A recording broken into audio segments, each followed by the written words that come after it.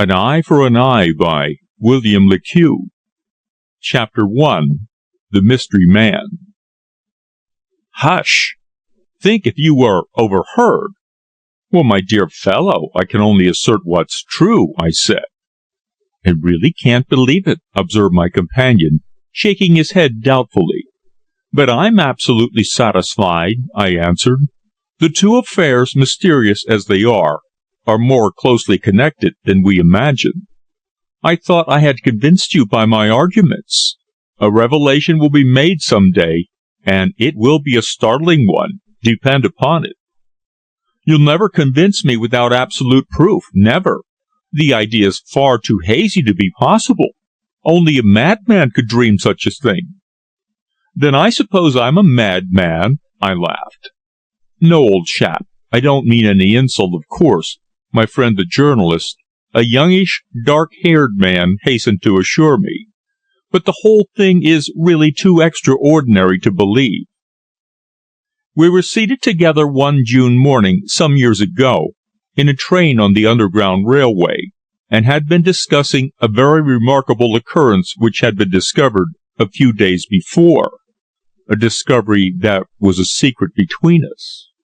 Scarcely, however, had he uttered his final denunciation of my theory, when the train ran into the sulphurous, ever-murky station at Blackfriars, for the electrification of the line was not then completed, and promising to continue our argument later, he bade me good-bye, sprang out, and hastened away in the crowd of silk-hatted city men on their way to their offices. He was rather tall, aged about 30, with a well-cut, clever face, a complexion unusually dark, a well-trimmed black moustache, and a smart gait which gave him something of a military bearing. Yet his cravat was habitually tied with carelessness, and he usually wore a light overcoat, except through the month of August. His name was Richard Clue, one of the sharpest men in Fleet Street, being special reporter of London's most up-to-date evening paper, The Comet. When alone, I sat back in the ill-lit railway carriage, and, during my short journey to Cannon Street, reflected deeply. The affair was, as he had said, absolutely bewildering. Indeed, this chain of curious facts, this romance of love and devotion, of guile, intrigue, and of the cardinal sins which it is my intention to here record, proved one of the strangest that has ever occurred in our giant London. It was an absolute mystery. Readers of newspapers know well the many strange stories told in courts of justice, or unearthed by the untiring liner and the reporter who is a specialist in the discovery of crime. Yet when we walk the streets of our metropolis, when the fevered crowd jostles in the mad race of life, there is more romance around us, and of a character far more extraordinary than any that has ever appeared in the public prints. The secrets of London's ever-throbbing heart and her hidden and inexplicable mysteries which never get into the papers are legion. This is one of them. In order to understand the facts aright, it is necessary to here explain that I, Frank Irwin, am myself a member of that ubiquitous and much maligned profession, journalism, being engaged at the time of the opening of this narrative as special reporter of a highly respectable London daily newspaper, a journal which was so superior that it never allowed itself to make any sensational statement. Its conductors as studiously avoided sensationalism as they did libel, and although we were very often in possession of startling facts and sensational statements which would have sold the paper and caused it to be quoted next morning up and down the country, yet we of the staff, forbidden to write anything so undignified, kept our information to ourselves, or, as was once rumored, the office boy, a thrifty youth, went forth and calmly sold it to one of our more enterprising rivals. Hence, owing to the heaviness of its articles, which usually contained chunks of foreign quotations, and the paucity of its news, the paper was dubbed by its staff the magazine. Before being appointed to this pseudo-newspaper, where, by the way, work was light, and remuneration good, I had been for several years engaged upon one of the enterprising evening journals who print their specials on tinted paper, and by reason of my constant investigations I had become well known to the police, and perhaps something of a specialist in the revealing of hidden facts and the unravelling of mysteries. Dick Clew was my most intimate friend, for we shared chambers in Gray's Inn, a rather dingy and typical bachelor's abode, be it said, but it had the advantage of being in close proximity to Fleet Street, and situated as we were, flying all over London day after day, we could not afford to live out in the peculiarly journalistic suburb of Brixton.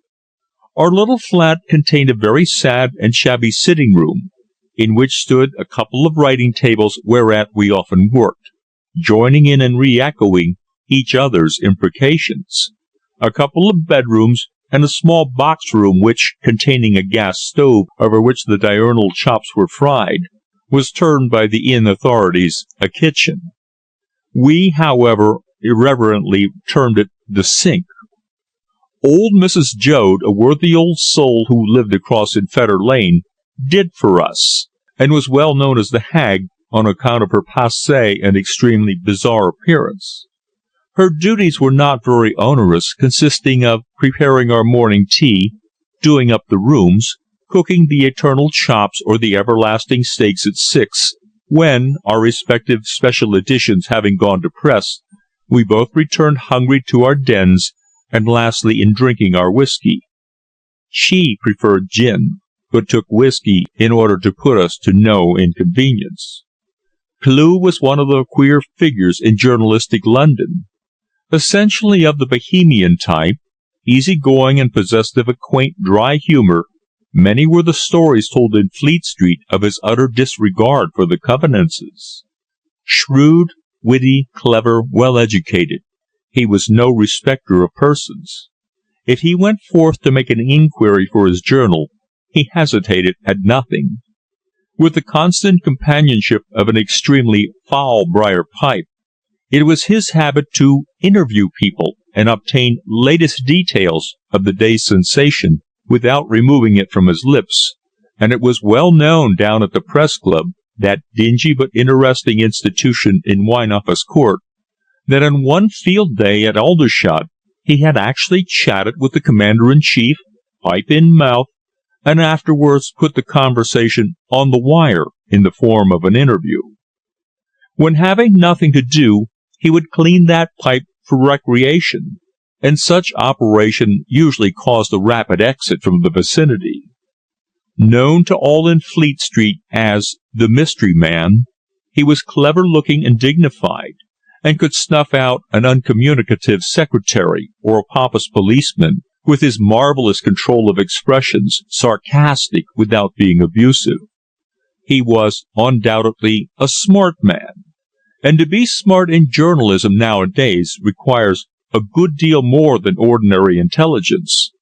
An ex-Jesus man, he had been a true blue, been ploughed for the army, studied medicine, and travelled pretty widely, until having been a brilliant failure, he had drifted into journalism like so many other men have drifted, commencing as an outside contributor or liner, and eventually, by dint of the swiftness and marvellous tact and ability with which he got at the bottom of the inquiries he made, he joined the regular staff of a popular evening sheet, which, by reason of having once tried the experiment of printing on scented paper, was known in press circles as the Stinker, and subsequently became chief of the reporting staff of the Comet, as smart a staff as could be found in London. In common with many other men in Fleet Street, that never-sleeping world of tape and flimsy, Dick had one failing. He had a penchant for the particular brand of whiskey sold at the Cheese, the ancient house of steak pudding fame, but he was always moderate, for his great pride was that his sub-editors could place the greatest reliance in him, as indeed they could. Dick Clew was certainly smart, even though his hair was often unkempt, and a bundle of copy paper usually poked out of the side pocket of his well-worn overcoat. Over and over again had he proved himself a very brilliant pressman, and had startled London by the latest details he had elicited where the police had failed. I had arrived at our chambers about 6, after a heavy day. I had visited Barking and Wadsworth, and had made an inquiry at Hammersmith, 3 districts far afield from one another. Therefore I felt fagged and hungry. The hag was engaged in fizzling the usual daily steak in the gas fumes, filling the place with a decidedly appetizing odor. Nevertheless, between Dick and I there was an arrangement that neither should eat without the other, unless a telegram arrived announcing a protracted absence. Therefore I lit a cigarette, cast myself into the trifle rickety but very comfortable armchair, and waited by the open window. I was just a trifle melancholy that evening, for there had come back to me recollections of a love bond long since severed, of a face which was once very dear to me. But I was a lonely bachelor now. All was of the past. Soon, however, as I sat thinking, I saw Clew hurrying across the square. His silk hat, a trifle rusty, tilted at the back of his head, and a few moments later he burst merrily into the room, saying, "Sorry to keep you so long, old chap, but we brought out an extra tonight. There's a bit of a row down in Parliament." Then, calling to Mrs. Joad, who was pottering in the sink beyond, he said, "Come along, mother. Look sharp with the horseflesh." We sat down and commenced our meal, while he, overflowing with spirits, told me how he had been out on an inquiry near to the Welsh Harp, spending a very pleasant afternoon there, and how he meant to write it up for the mornings. The old instinct of the liner was still upon him, and on his littered table he always kept his agate stylus and oiled tissue, known as flimsy, his blacks, and his square of tin whereon to write. The sub-editors of the morning papers, the judges of next day's intelligence, could always rely on Dick Clew's stuff. Therefore they used it, and he profited at a rate of a penny farthing per line. He was, in brief, purveyor of sensations to the newspaper-reading public. "I'm going to take Lil out tonight," my companion said between mouthfuls of steak, for he was ravenously hungry. "Smart girl, Lil." "Yes," I answered, "she's awfully nice. By Jove, old chap, I envy you." The mystery man smiled contentedly with a piece of meat poised gracefully on his fork. Then he began humming the latest love song which the barrel organs had made popular, beating time with his fork, at the same time placing his hand upon his heart in true operatic style. This proceeding was, however, interrupted by the entrance of the hag bearing a telegram for me. On opening it I found it contained only one word, "Come," signed by the initial P. I tossed it across to my companion without comment, and as I did so was surprised to notice a strange puzzled look upon his dark face. He glanced at it, then handing it back to me exclaimed, "Wonder what's up at Kensington?" "Something unusual or Patterson wouldn't have wired," I said. "You'll go, of course." "Yes, I'll just see what it looks like, and if there's anything in it, I'll let you know." "Well, old dawdler," he laughed, "if it's a good thing, leave a bit of the latest intelligence for me to pick up for my early edition tomorrow. Tonight I can't disappoint Lily, you know. She's a good girl and never worries. I'll tell you all about it when I come back. Then you can write up something in readiness for tomorrow. If it's a mystery, my people won't touch it, you know." "Of course," he said. "Your staff is only paid to look pleasant." The mysterious telegram had come from the police headquarters at Kensington, an early intimation that something unusual had occurred. In years of reporting in London, I had become friendly with many police inspectors and detectives, and had long ago made arrangements with some of them whereby they would send me a wire by day or a line by boy messenger at night with information of the latest sensation. The reason why all were signed with initials was because such intimation was contrary to the order of the Chief Commissioner.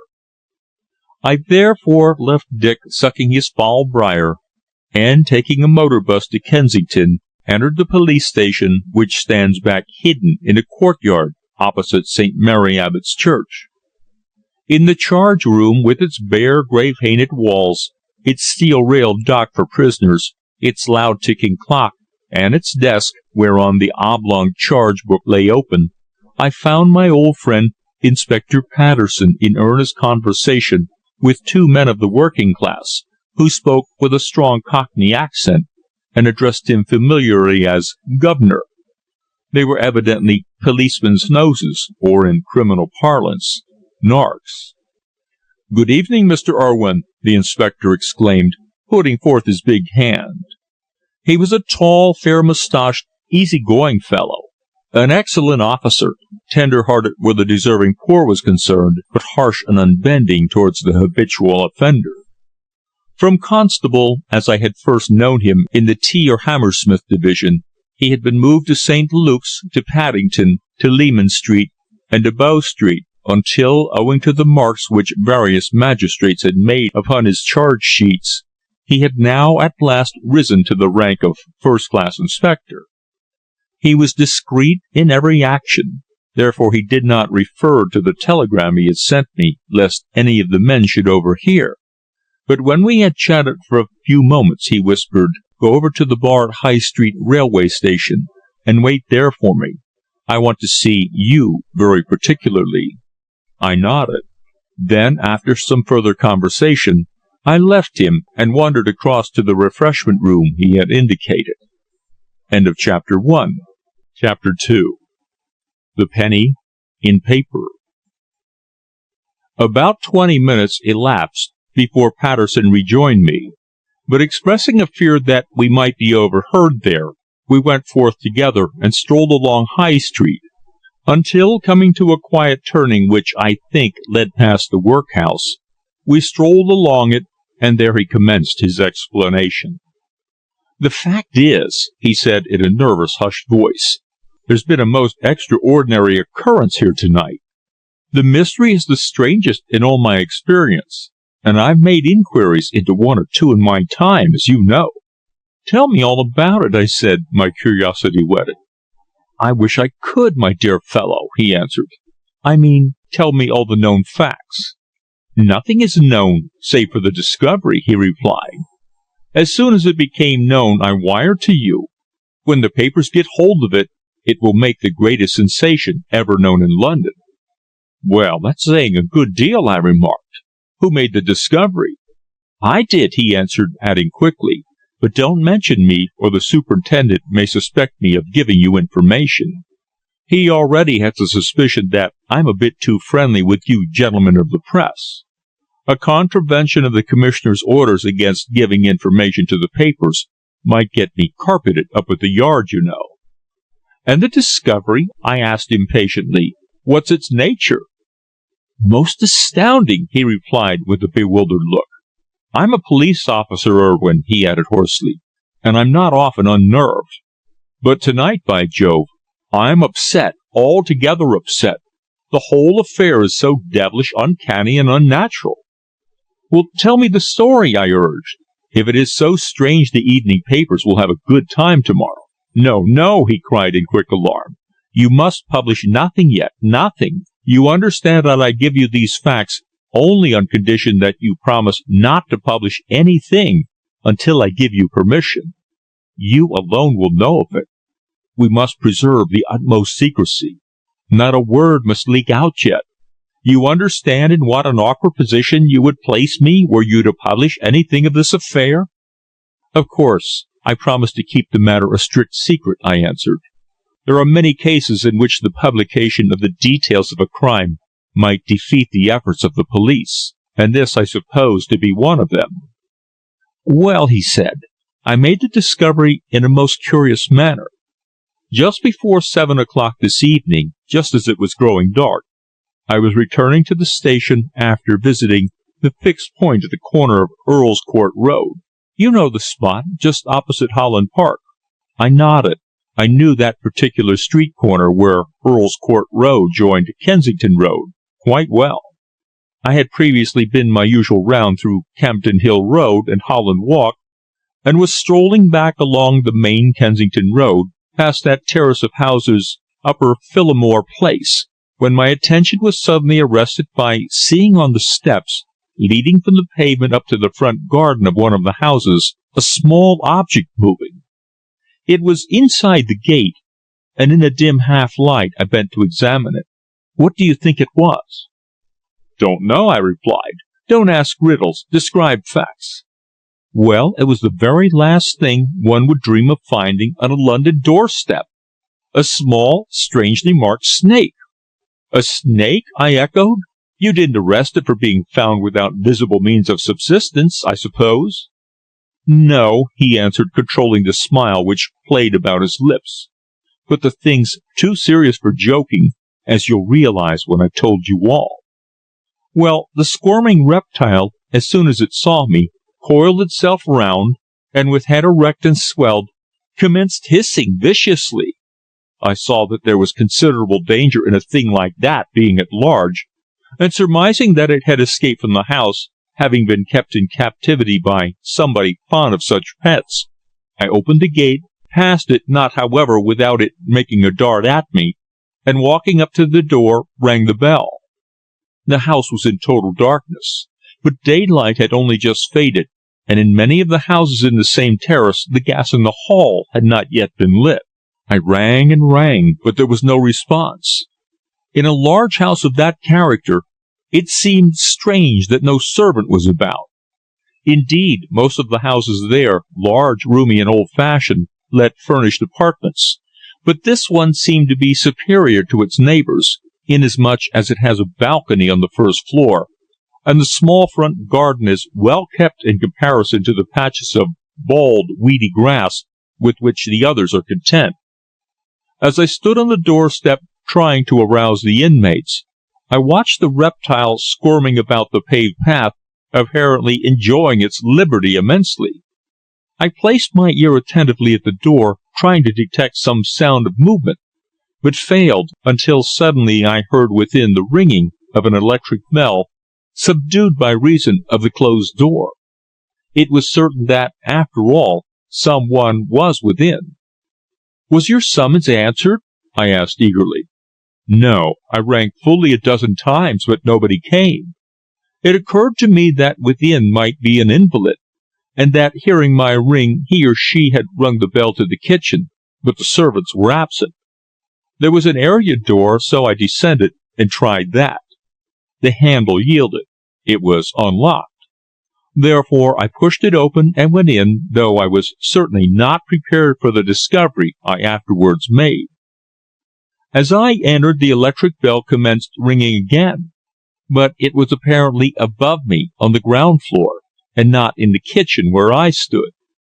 In the cooking stove the fire was dying out, and there were other signs that servants had been around recently.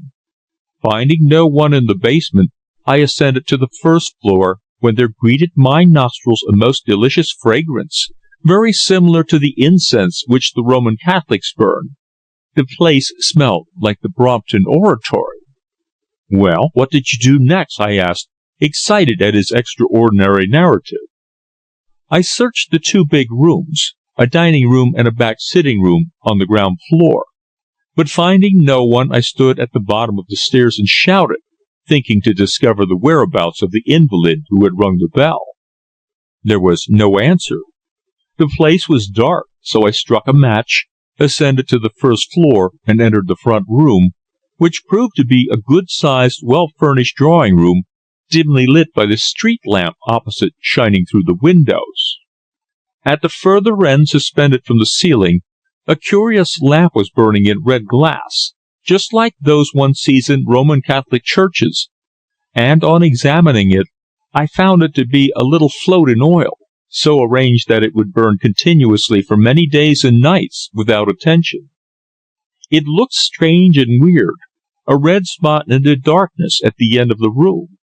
But what was stranger and more amazing was a discovery I made a moment later, when, my eyes having grown used to the semi-obscurity of the room, I discerned two human forms, one that of a woman lying back in an armchair as if asleep, and the other a man who had fallen close by and was lying outstretched upon the carpet.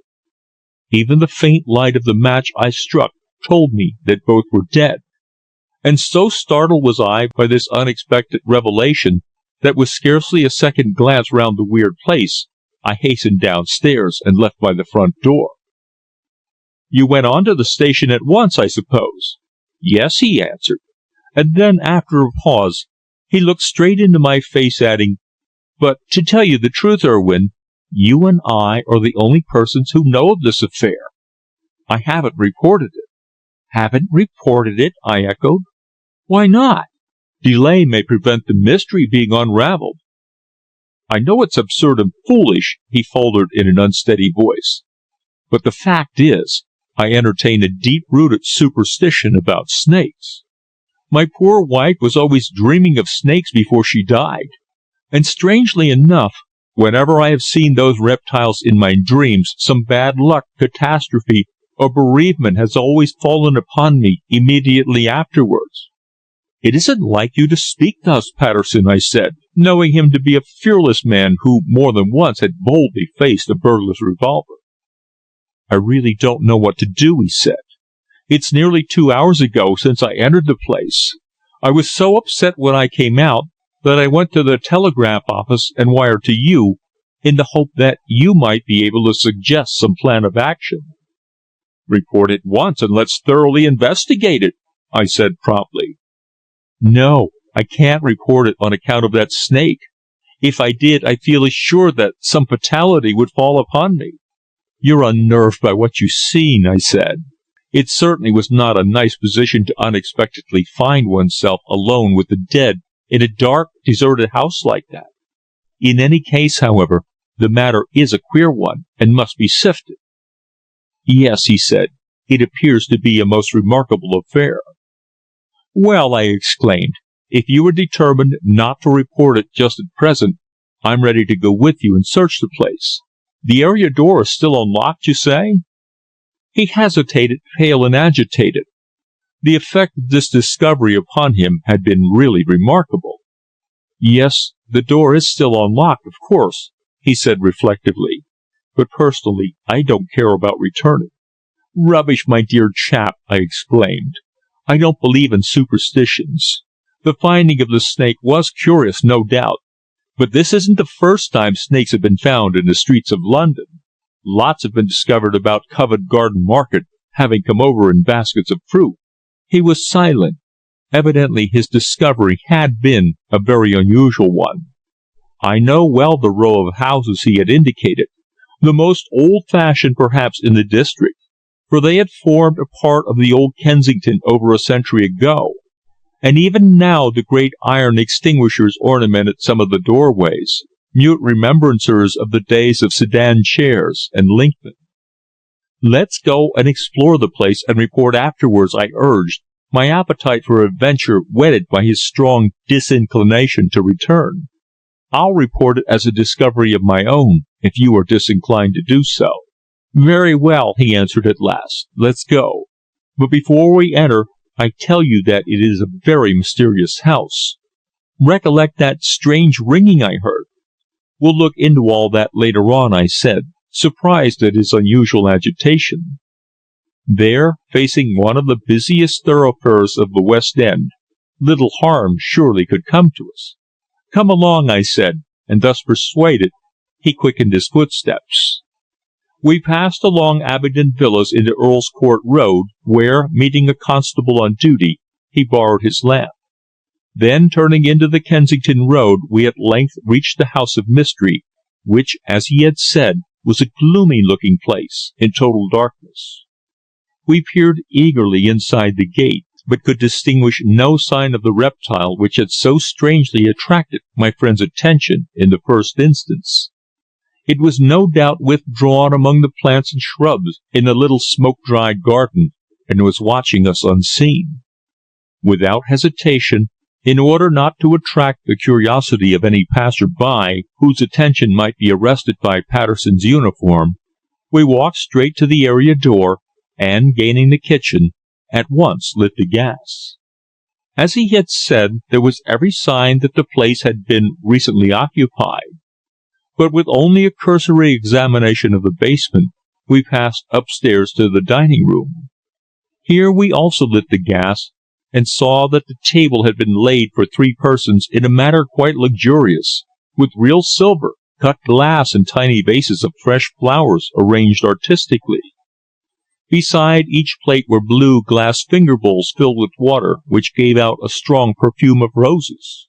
The chairs had been placed, the hors d'oeuvres, olives, anchovies, and caviar were already on the table, showing that all preparations for dinner had been made.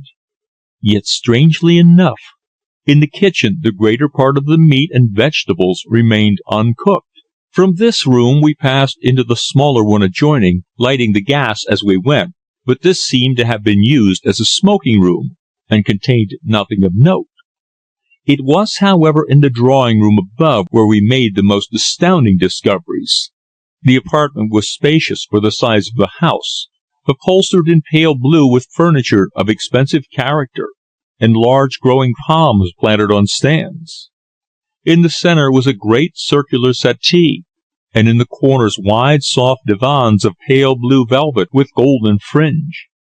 Comfort and luxury had been studied by whoever had furnished the place, for as we lit one of the side gas brackets we saw that it was really a very artistic room, the floor covered with a real Turkey carpet of softest hues, while the few paintings on the walls were choice examples of well-known artists.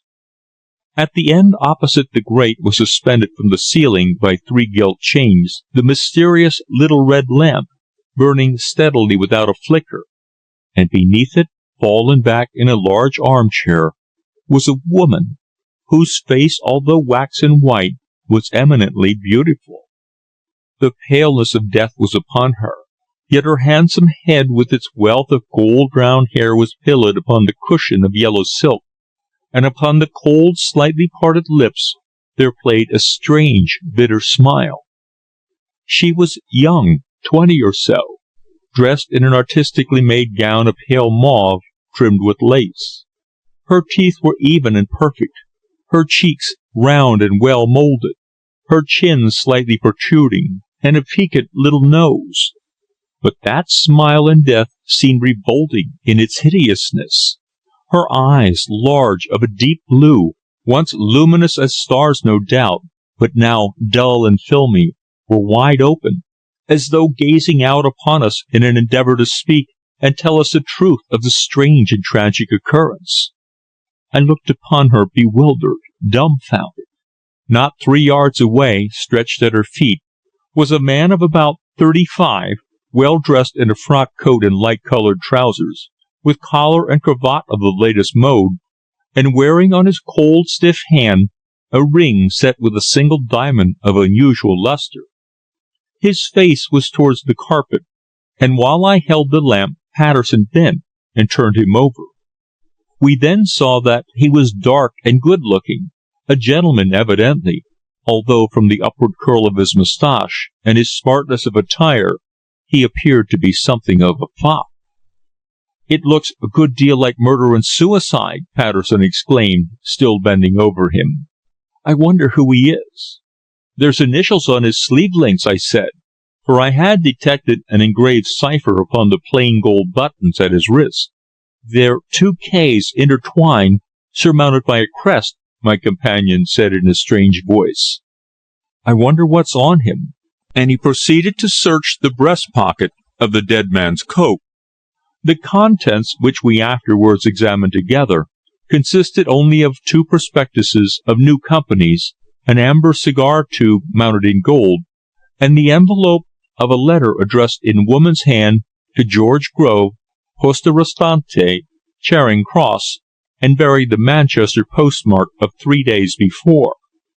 The letter had unfortunately been destroyed, only the envelope remained. But we both recollected that persons who have letters addressed to the Poste Restante do not usually give their correct names. In one of the vest pockets were 3 10-pound notes folded carelessly together, while in the trousers pockets was a quantity of loose silver. Beyond that, there was nothing else upon him. Contrary to the effect of death upon his unfortunate companion, his face was slightly distorted, the tip of the tongue protruding, and both hands clenched, showing that he had endured a momentary spasm of agony as the last spark of life died out, while from the fact that a small tripod table with painted plate glass top had been overturned and broken, it seemed apparent that he had staggered and clutched wildly at the first object within his reach. But on neither could we detect any wound, nor was there anything to show the cause of death. I examined the hand of the woman, a tiny, slim, cold hand, the contact of which thrilled me by its chilliness, and saw that her rings, set with emeralds, rubies, and diamonds, were of the finest quality.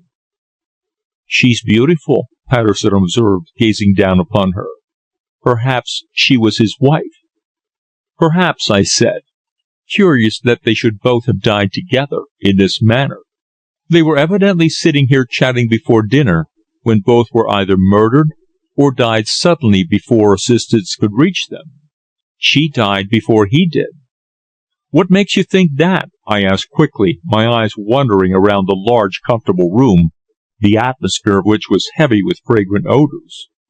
"Because he placed that cushion beneath her head," answered the shrewd, observant police officer. "He had kissed her, and she was in the act of smiling at his last act of love, when her heart suddenly failed, and soul and body parted." "And he died immediately afterwards, you think?" "Yes, that's what I surmise. What's your opinion?" "I can form no theory at present," I answered, bewildered. In the course of years spent in the investigation of crime for journalistic purposes, I had had my wits sharpened, and rather prided myself upon the soundness of the theories I propounded in the articles I wrote. Patterson knew this, and probably for that reason had invoked my companionship in this curious affair. Together we made a searching examination of the whole room, but there was absolutely nothing to show the motive or even the mode of the tragedy. The absence of servants was, of course, extremely suspicious, but neither of us attached much importance to that.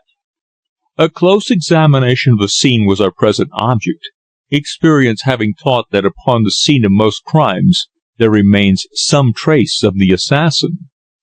The old saying that murder will out is truer than the majority of people believe, for even that night we had had a striking illustration in Patterson's attention being attracted by the snake in the gateway. Beside the dead woman's chair was lying a handkerchief, a tiny square of lawn and lace, which I picked up. It emitted an odor very sweet and subtle, such as I had never before smelt. Patterson sniffed it, but placed it down. "Some new scent," he said. "Women are always going in for the latest inventions in perfumes." "But this is an extraordinary one," I said, again smelling it. "Terribly strong, too," I added, for the odor had a strange, half-intoxicating effect upon me.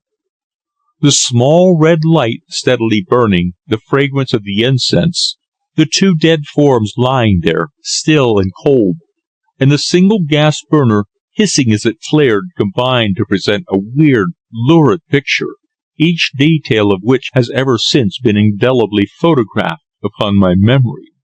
The smile of death upon that woman's lips was horrible. That look of hers has ever since haunted me, for now that I know the truth, and have realized all that had taken place in that room prior to the tragedy, that laugh of derision has a significance which renders its recollection bitter, gruesome, hideous.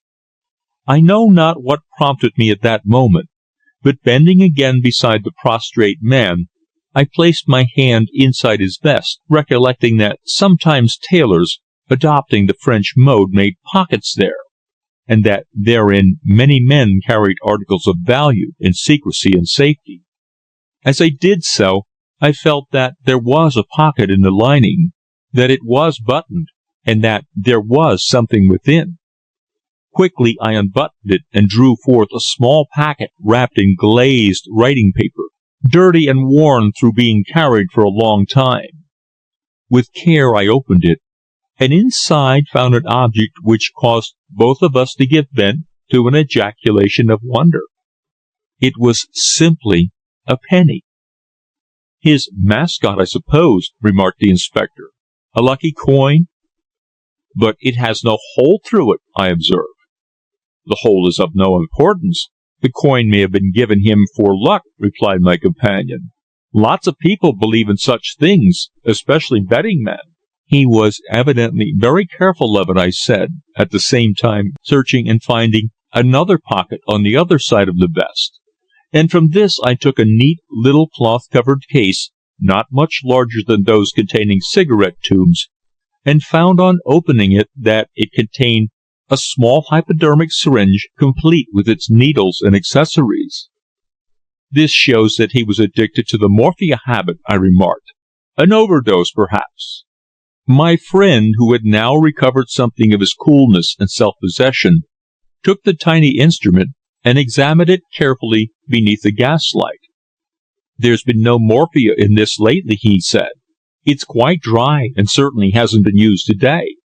"Let's search the whole house," I suggested. "We may find something which will give us a clue as to who and what these people were. Funny that the servants don't come back, isn't it?"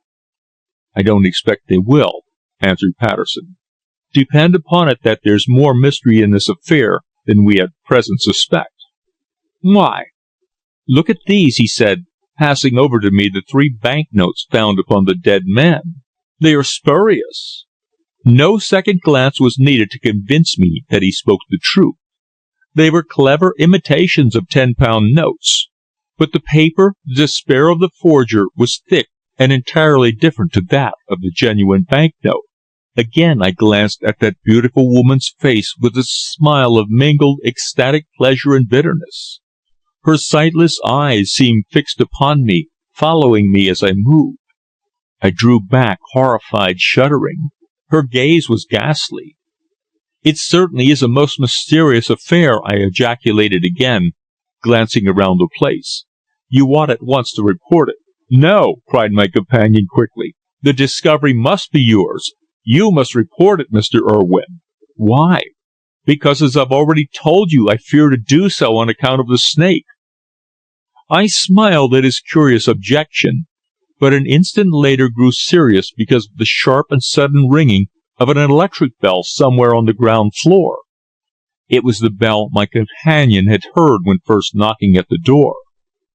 We both listened for a few moments while the ringing continued, until with sudden resolve I dashed downstairs to ascertain where the bell was. Without difficulty I found it, for there in the hall, revealed by the gas lamps we had lit, was a telephone instrument with its bell agitated violently. Without a second's delay, I placed the receiver to my ear and gave the usual signal. "Hello! Hello!" The whir and clicking stopped, and a voice, squeaky as that of an elderly person, said petulantly, "I've been ringing up for an hour or more. What's wrong that you haven't replied? You're at 58, aren't you?" "Yes," I answered, recollecting that 58 was the number of that house. "Nothing is wrong. Why? Can't you be patient?" "I felt uneasy," answered the mysterious voice apologetically. "I thought there might possibly have been some hitch, as you haven't rung up." "No," I responded, "none." "Then, of course, it's all over?" inquired the voice. I started at this strange query. This unknown inquirer was evidently in possession of the truth, and believed himself to be talking to an accomplice. He knew of the commission of the crime. Therefore it occurred to me that by the exercise of due caution I might be able to discover his identity. "Yes," I answered, breathless in excitement. "Both?" asked the voice. "Both," I responded. "Good. Then I shall see you at the place we arranged, eh?" "Of course," I answered. "But when? I've forgotten." "Forgotten!" echoed the squeaky voice in a tone of undisguised disgust. "Take care or you'll blunder yet. You're a confounded idiot. Why, tomorrow at midday." "I know I'm a fool," I replied, "but in the excitement it's quite slipped my memory where you said I was to meet you." Then, holding the receiver tremblingly to my ear, I listened with quick heart beating for the response of that mysterious, far distant voice which squeaked so strangely, sounding thin and high-pitched, more like that of a woman than of a man. "You're a confounded fool to waste time like this if you're still at 58, said the voice. "You said so before," I responded. "But where shall I meet you?" End of Chapter 2. Chapter 3. An Appointment. The voice answered at last. "I'll meet you beside the lake at St. James's Park, Buckingham Palace End, at 12 tomorrow. Remember that." "Very well," I responded eagerly. "Anything more?" "No," was the reply. "Be careful how you get out and where you go. So long." Then, next instant, I knew by the sound that the connection had been switched off. "What's the matter?" asked Patterson, now beside me. "Wait, and I'll tell you afterwards," I said, at the same time ringing up again. In response, I was answered by a feminine voice at the exchange, who inquired what number I desired. "Tell me, miss, who was just speaking to me.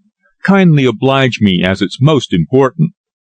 There was silence for a few moments, then the female voice inquired, "Are you there?" To which I responded, "You were on a moment ago with 14,982, the public call office at Putney." "How long was I on?"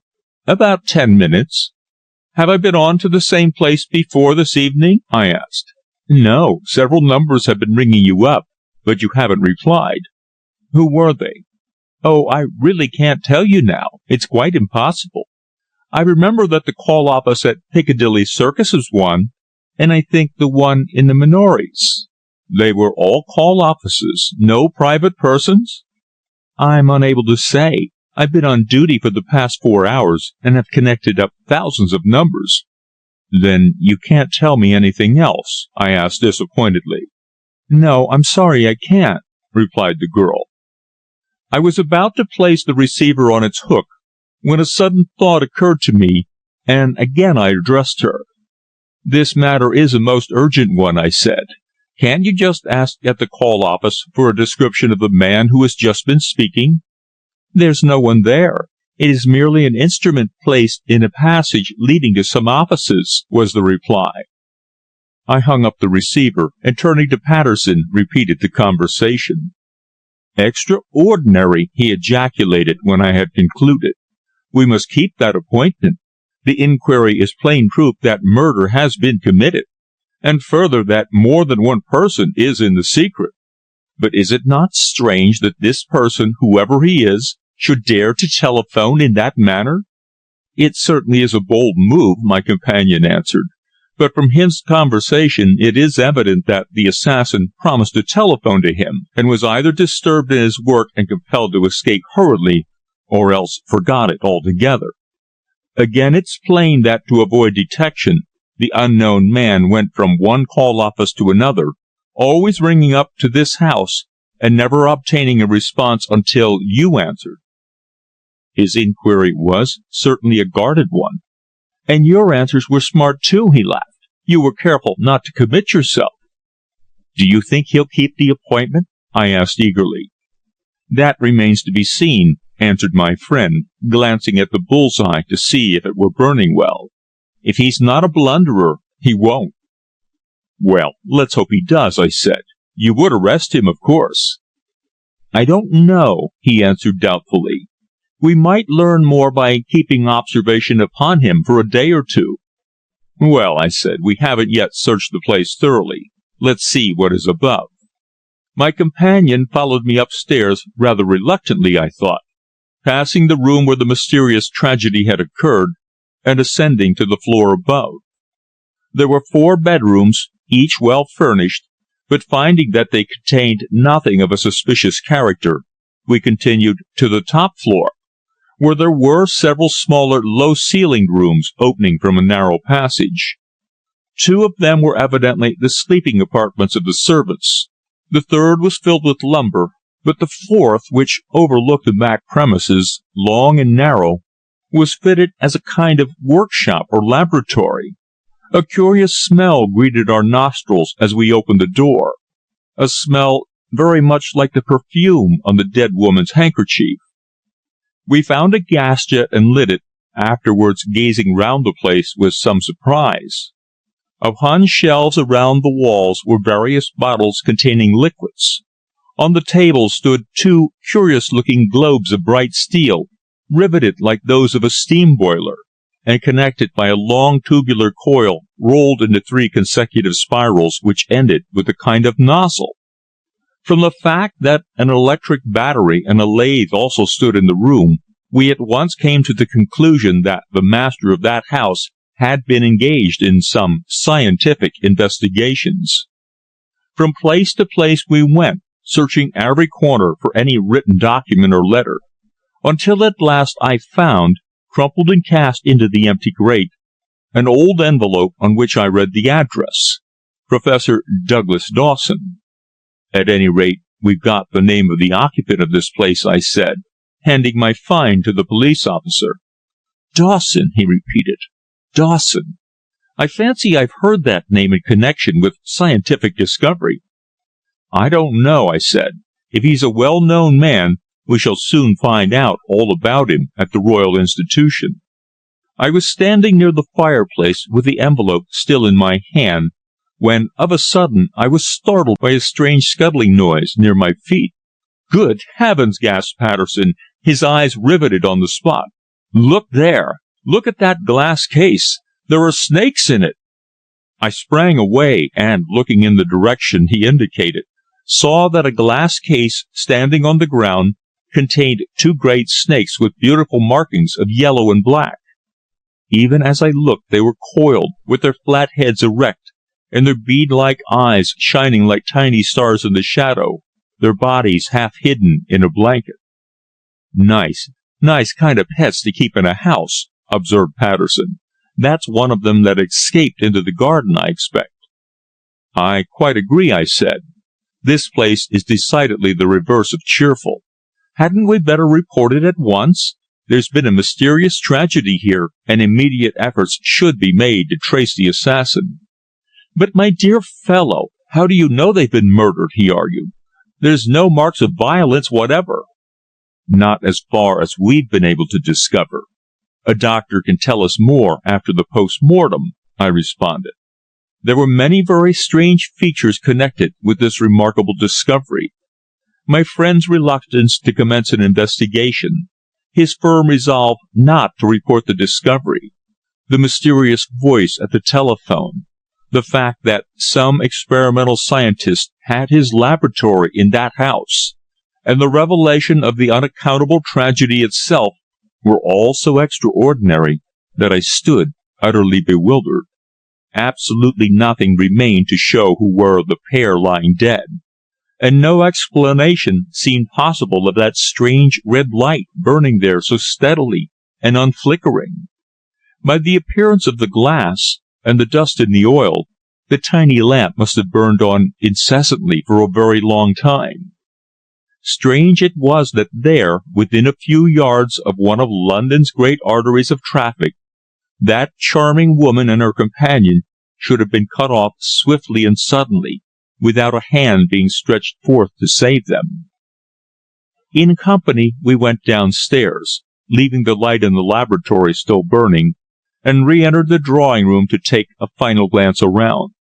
As I approached the prostrate body of the man, I felt something beneath my foot, and glancing down saw that some coppers had evidently fallen from his pocket, and were lying strewn about the carpet. Then, having remained a few minutes longer, we both went out by the door we had entered, locking it and taking the key. We must report it, Patterson, I said. It certainly has some queer and very extraordinary features. Yes, he responded, adding slowly, Did you notice anything strange up in that top room where the chemicals and things were? Yes, a good deal, I answered. It isn't everyone who keeps snakes as pets. I don't mean that, he answered. But did you notice on the table a glass full of liquid like water? Yes. Well, that stuff was bubbling and boiling without any heat beneath. Perhaps the man who experiments there is a conjurer, I suggested, smiling at his surprise at seeing liquid boil when exposed to air. Police officers know little of any other science save that of self-defense. "Now," he said seriously, as we strode forward together in the direction of Kensington Church, "you must go to the station and report the discovery as if made by you. You understand? Remember, the snake attracted your attention, you entered, found the man and woman lying dead, lit the gas, searched the house, then left to get assistance, and met me." "That's all very well," I answered, "but you forget that you borrowed that lamp from one of your own men, and that I called on you first." "Ah," he gasped, turning slightly pale, "I never thought of that." "Why don't you report it yourself?" I urged. "For superstitious reasons," he laughed nervously. "Hang superstition," I cried, adding, "Of course, I'll report it if you like, but it would be far better for you to do so and risk this mysterious bad luck that you fear." He was silent for a moment, thinking deeply, then answered in a strange, hard voice, "Perhaps you're right, Irwin. I'm a confounded fool to be afraid." And with an effort quite apparent, he braced himself up, and we entered the police station.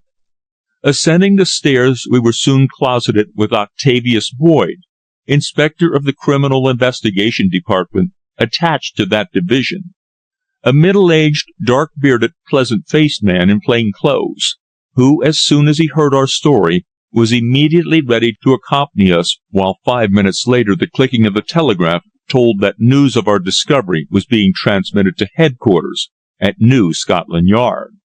Patterson took down the London directory, and turning it up at Upper Phillimore Place, found that the occupier of the house in question was Andrew Callender. He made inquiries in the section house of the men off duty as to what was known of that house, but only one constable made a statement, and it was to the effect that he had, while on duty at Kensington Road, seen a youngish lady with fair hair, whose description tallied with that of the dead woman, come out and go across to the shops on the opposite side of the road. "Do you know anything of the servants?" inquired Patterson. "Well, sir," the man answered, "one was a man, and the other a woman." "How do you know?" "Because the servant of the house next door told me so. The woman was the cook, and the man did the housework. She said that the house was a most mysterious one." "Is she there now?" my friend asked. "No, sir. She was discharged a fortnight ago. Dishonest, I think." "And you don't know where she is?" Boyd had by this time called one of his plainclothesmen, who had obtained lamps, turning the dark slides over the flame. The station sergeant had carefully ruled a line and written something in that remarkable register kept in every London police station, wherein is recorded every event which transpires in the district, from a tragedy to the return of a sub-divisional inspector from his rounds, or the grooming of the horses. Then, after a short conversation with one of the second-class inspectors, we all four, accompanied by a sergeant, started for Upper Phillimore Place. In order not to attract attention, we separated, Patterson walking with me to the opposite side of the road, while the detectives walked together, and the sergeant alone. Little did the passers-by suspect when they saw Patterson and me strolling leisurely along that we were on our way to investigate what afterwards proved to be one of the strangest and most remarkable mysteries that had ever puzzled the Metropolitan Police. End of Chapter 3. Chapter 4. The Three Cards. On reaching the house, Boyd, an expert officer who had spent years in the investigation of crime, ascended with his subordinate to the drawing-room, while we remained on the ground floor to complete our search, the sergeant being stationed inside the hall. Our further investigations were not very fruitful. The fact that dinner was laid for 3 indicated that a third person had been present, or was expected. The room did not differ from any other, except that it was perhaps better furnished than one would have expected in such a house, for although in a first-class and rather expensive neighborhood, the row of houses had declined in popularity of late years, and was now inhabited mostly by the lodging-house fraternity. In moving about the room, however, my coat caught the plate laid for the person who was to occupy the head of the table, and it was nearly swept off. I saved it, however, but beneath was revealed a plain white card which, until that moment, had been concealed. Patterson caught sight of it at the same moment, and taking it in my hand I examined it, finding that it was a plain visiting card of lady's size, one side being blank, and the other bearing a roughly drawn circle in ink. There was nothing else. "That's certainly curious," my companion remarked, looking over my shoulder. "Yes," I said, lifting a second plate to see what was there concealed, and finding another card, in all appearances similar, plain, but bearing across its reverse a single straight line drawn with a pen. "By Jove!" observed Patterson, lifting the other plate, and finding a third card. "This is certainly very strange." He turned the card over, but it was blank on both sides. "I wonder what game is this, or whether these have any connection with the crime," I exclaimed, holding all three of the cards in my hand, turning them over and examining them carefully beneath the light. "By the ink they have the appearance of having been prepared long ago. See," I added, holding one of them towards him, "the corners of this one are slightly turned up and soiled. It has been carried in someone's pocket, and is not a fresh card." Again Patterson took it and examined it. It was the one with the line drawn across it. The others were quite clean, as if just taken fresh from a packet. "There's some mystery about these," he said reflectively, as though speaking to himself. "If we could but solve it, we should likewise solve the problem of the crime, depend upon it." "No doubt," I assented, "each of them having some meaning, occult but extraordinary." They were turned face downwards, so that the accidental removal of the plate would not reveal the device upon them. "The devices are simple enough, but undoubtedly they have some hidden meaning," my friend said. "They were evidently concealed there, and the three persons unsuspecting were to discover them when the first plates were removed," I suggested. He placed them together on the table, saying, "Better let Boyd see them when he comes down. This affair grows more queer and complicated as we proceed." "Don't you recollect," I said suddenly, "in the dead man's pocket was a card exactly similar, but quite blank? You threw it into the fireplace." "Ah, of course," he answered quickly. "That fact shows that he had something to do with these mysterious symbols. I wonder what is their real meaning?" "I wonder," I said. "As you say, the mystery grows each moment more and more inexplicable. Curious, too, that the snake in the garden path should have directed your attention to it." "No," he said quickly, his face in an instant pale and serious. "Don't mention that, there is a good fellow. I'm trying not to think of it, for when I recollect all that it means to me, I'm unnerved." "Bah!" I laughed. "Surely there's nothing to fear. It only shows that however careful the assassin is to cover his crime, it must be unearthed sooner or later. The finger of fate always points to the crime of murder, however well it may be concealed." "True," he sighed, his brows knit in serious thought. "But the finger of fate has in this case shown me an omen of evil." "You're a fool, Patterson," I said bluntly. "You have here every chance to distinguish yourself as a shrewd officer, yet you calmly stand by talking of omens and all that rot." "Yes," he answered, "I know I'm an idiot, Mr. Irwin, but I can't help it. That's the worst of it." "Well," I suggested, "while Boyd is upstairs, why not make inquiries of the next-door neighbors regarding those who occupied this place?" He at once acted on my suggestion, and together we went out and rang the bell of the house adjoining on the right. My friend's curious apathy in this matter surprised me, for usually he was a quick, active fellow, who prosecuted his inquiries methodically, and worked up evidence in a manner that had more than once called forth the commendation of the judge at the Old Bailey. That night, however, he was plainly upset, nervous, trembling, and agitated, in a manner quite unusual to him. Boyd, the keen-eyed, quick-witted detective inspector, had noticed this when at the police station, but Patterson had only replied, "I'm a bit unwell, that's all." Our summons at the house next door was answered by the occupier's wife, a rather stout, white-haired, gaily capped old lady named Luff. The appearance of Patterson in uniform surprised her, but when she had asked us in, and we were seated, he said, "There is no occasion to be alarmed, madame. I have merely called to make an inquiry of you. It is in your power to render us assistance in a rather confidential matter regarding the occupiers of the house next door, your neighbors on the left. What do you know of them?" "Nothing," she answered. "They came about 6 months ago, a young lady and a very old gentleman with a single maidservant.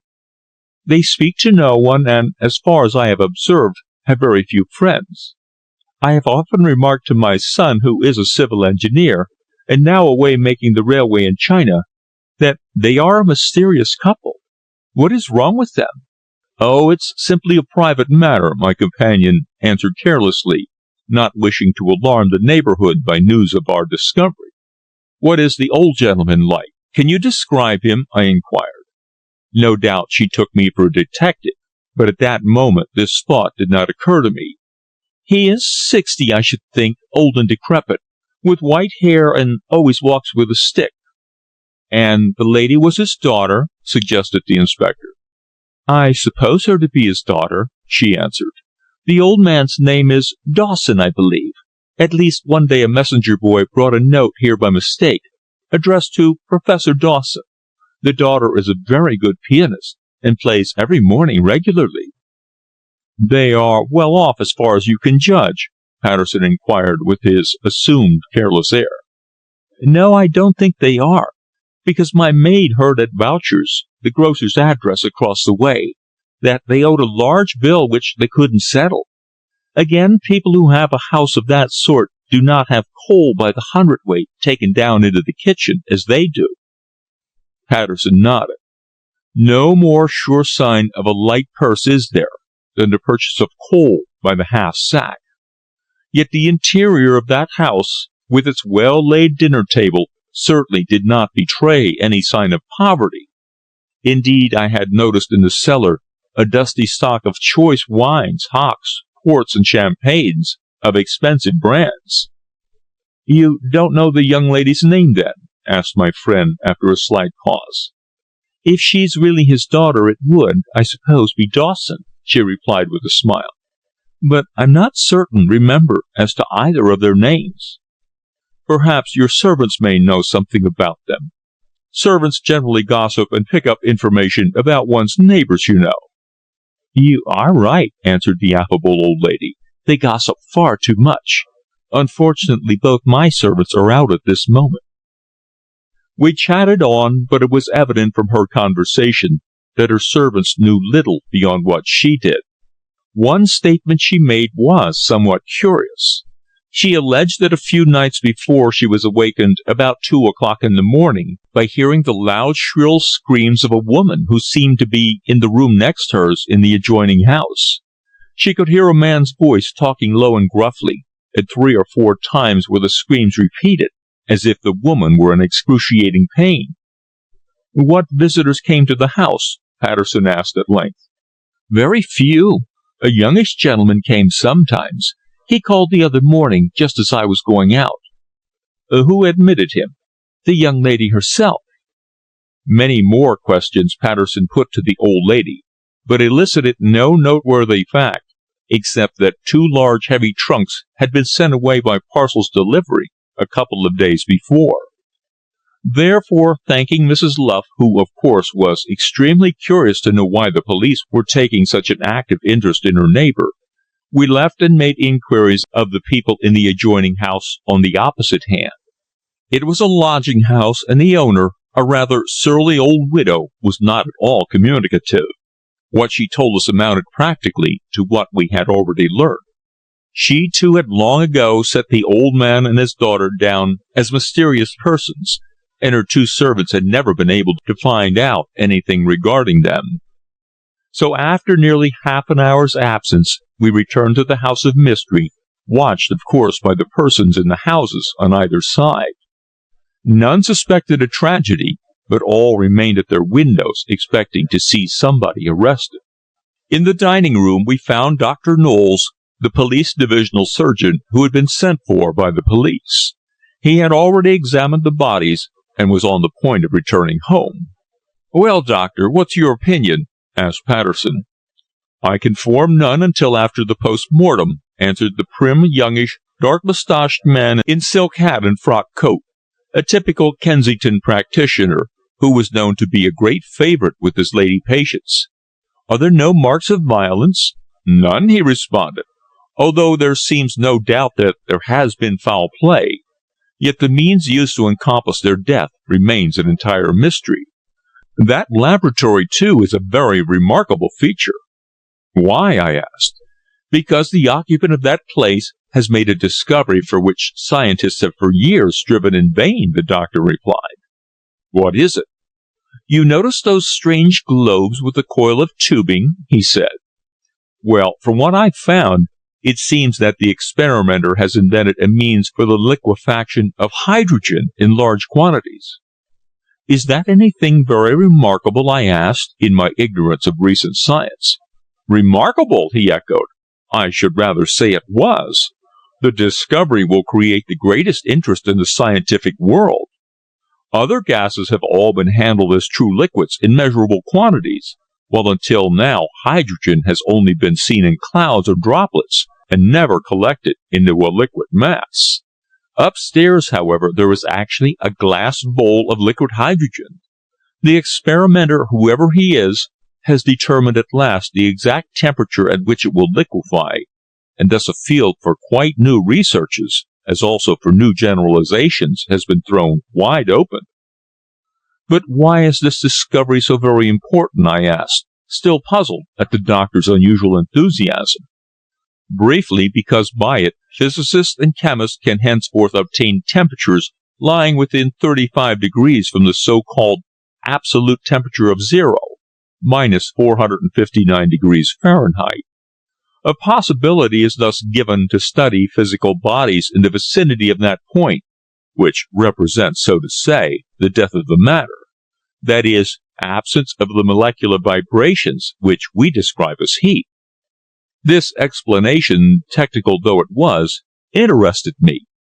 I knew Dr. Lees-Knowles to be a rising man, and reporting lectures at the Royal Institution had often noticed him among the audiences. There was no doubt that he was highly excited over the discovery, for like myself, he had seen the liquid hydrogen boiling without any visible heat. In the papers there had been lots about Professor Dewar's experiments in the liquefaction of oxygen, fluorine, and the newly discovered helium, and I remembered how all his efforts to bring hydrogen to a liquid state had failed.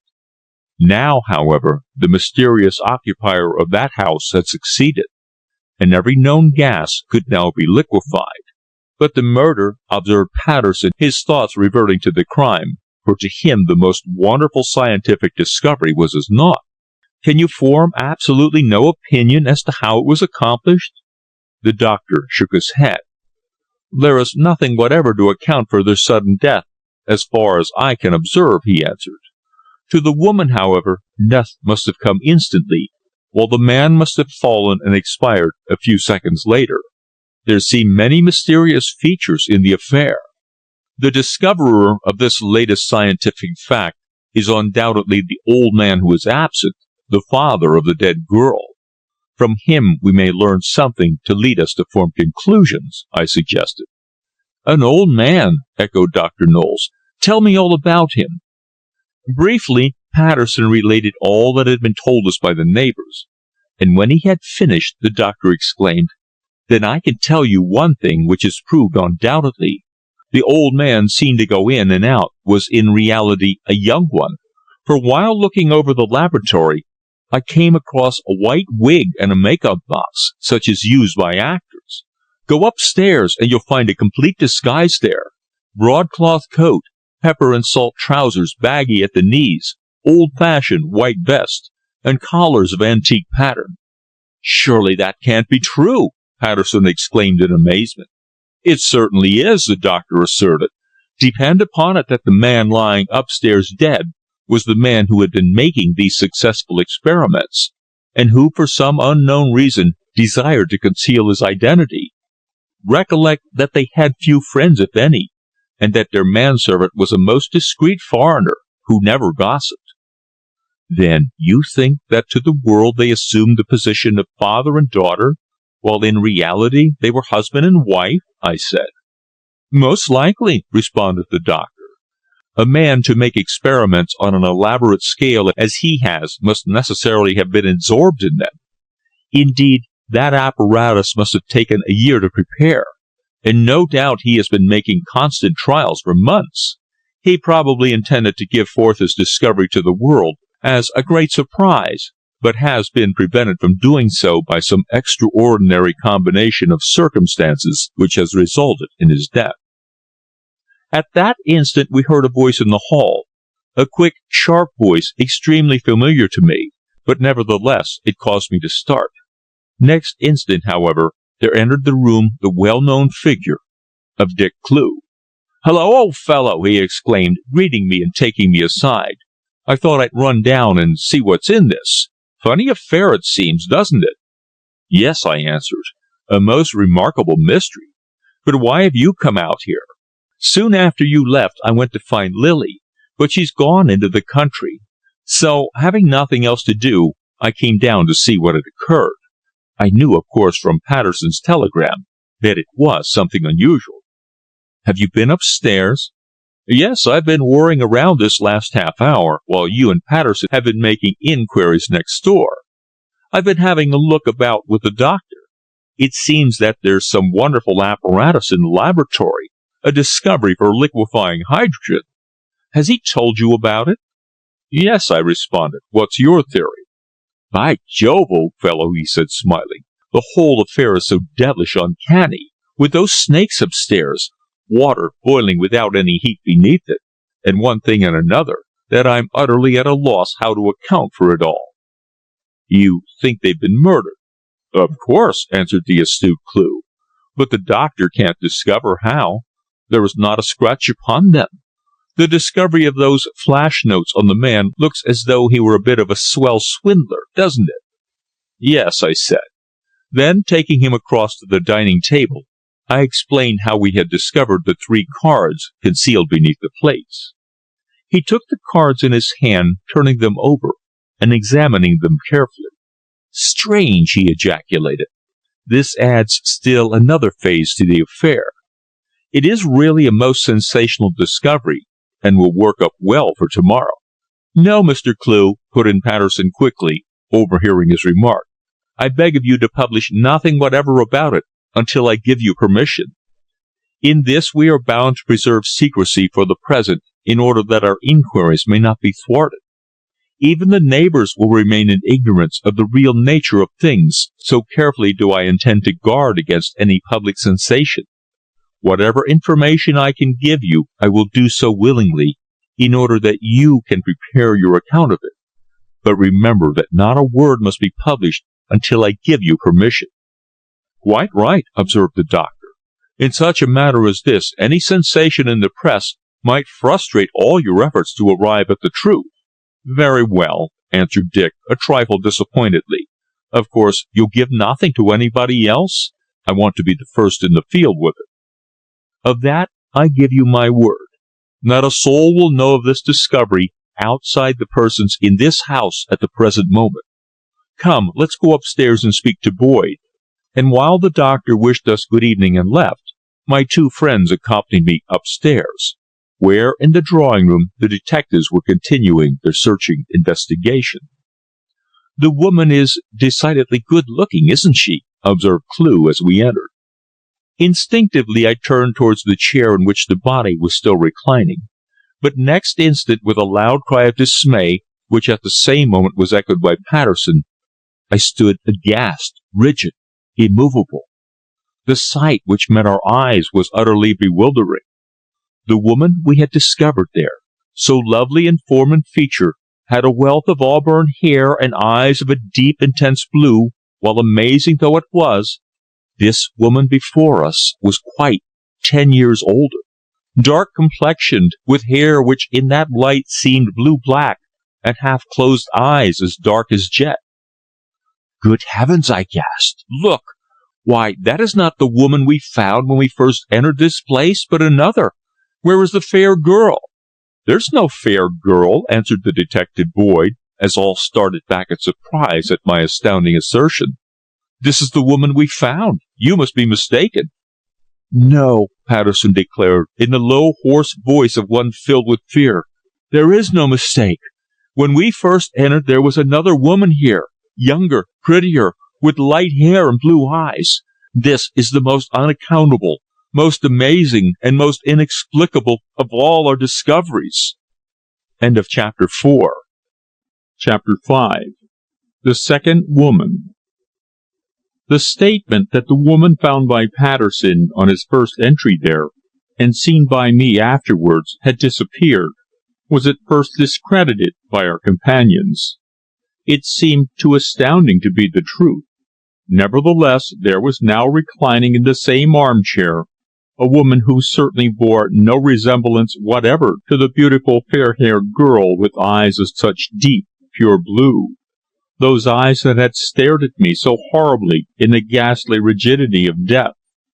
I recollected that smile upon her lips, half of sarcasm, half of pleasure, that strange expression which had held me entranced, yet horrified. She had disappeared, and here in her place was a dark-complexioned woman, older, nevertheless handsome, a woman in whose refined face was an air of romance and tragedy, and upon whose hand was the marriage bond. She, too, was dead. The doctor had examined her and pronounced life extinct. "How could this have occurred?" I exclaimed, turning to Patterson as soon as I had recovered from the shock of the astounding discovery. "It's simply amazing," he declared. "I'm utterly at a loss to account for it. The woman we found here was most distinctly another person." "Then there must have been a triple tragedy," observed Boyd. "The body of the first woman must have been conveyed away during the time you were absent at the police station." "But why?" I asked. "What on earth could be the motive?" "Impossible to tell," Patterson answered. "Perhaps the body is hidden somewhere in the house." "No," Boyd replied. "We've made a complete search everywhere. It has undoubtedly been taken away. This fact in itself shows, first, that there is more than one person implicated in the crime, and secondly, that they were absolutely fearless, while further the incident of the telephone is in itself sufficient proof that they had taken the utmost precautions against detection." "Are you quite certain that every cupboard and wardrobe has been looked into?" I asked doubtfully. "Quite. From garret to cellar we've thoroughly overhauled the place. There are a couple of large trunks in one of the bedrooms, but we examined the contents of both. They contain books." "But loose boards, or places of that sort?" I suggested. "When we search a place," responded the Scotland Yard inspector with a smile, "we're always on the lookout for places of concealment. I've superintended the investigation myself, and I vouch that nothing is concealed within this house." "Do you think that the assassin was actually in the house when we first entered?" "That's more than likely," he answered with a pensive air. "Evidently the instant you'd gone the body of the fair-haired girl was somehow spirited away." "Where?" "Ah, that's what we must find out. Perhaps the taxi driver will be able to throw a light upon the matter." "This is certainly a first-class mystery," observed Dick with journalistic instinct, and a keen eye to those special interviews and latest revelations in which readers of his journal always revel. "It will make no end of a stir. What a godsend now that the gooseberry season is coming on." A good murder mystery is always welcome to a certain class of London daily journals, but more especially in the season when Parliament is up, the courts are closed for the vacation, and the well of sensations runs low. This season is termed, in journalistic parlance, the gooseberry season, on account of the annual appearance of the big gooseberry, that mythical monster of our youth, the sea serpent, and the starting of the usual silly correspondence upon "Why Should We Live?" or some equally interesting controversial subject. We were all held in blank astonishment at this latest development of the extraordinary affair. It had so many remarkable phrases that, Even to Boyd, one of the shrewdest officers of the Criminal Investigation Department, it was bewildering. To me, however, the disappearance of that dead woman with the fair, pure face was the strangest of all that tangle of astounding facts. That face had impressed me.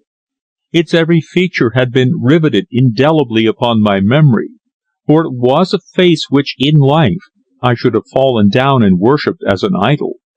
For there was about it a purity and charm which must have been highly attractive, a vivacity in those eyes which, even in death, had held me spellbound. "I don't see that we can do any more just now," Boyd remarked in a businesslike tone to his subordinate. "You've seen the 3 cards which were beneath the plates on the dining table?" I asked. "Yes," he responded. "There's some hidden meaning connected with them, but what it's impossible at present to guess. In order to prosecute our inquiries, we must preserve secrecy. Nothing must be published yet. Indeed, Patterson, you'll apply to the coroner at once to take steps to withhold the real state of affairs from the public. If the assassins find that no hue and cry is aroused, we may have a far better chance of tracing them, or they may betray themselves." "It's a pity," observed Dick, deeply disappointed. "A first-class sensation of this sort don't occur every day. Why, it's worth 4 columns if a line." "Be patient," Patterson urged. "You shall have an opportunity of publishing it before long, and I'll see that you are a long way ahead of your contemporaries. Don't let the news agencies have a word. They always try and get in front of us," said Clew, whose particular antagonists were the Central News and the Press Association, which possessed facilities for the collection of news and its transmission by wire to the various newspapers that form one of the most marvellous organizations in unknown London. "Leave it to me," said the inspector. "As soon as it's wise to let the public know anything, I'll give you permission to publish. The Comet shall be the first in the field with it." "Very well," answered Dick, satisfied with Patterson's answer.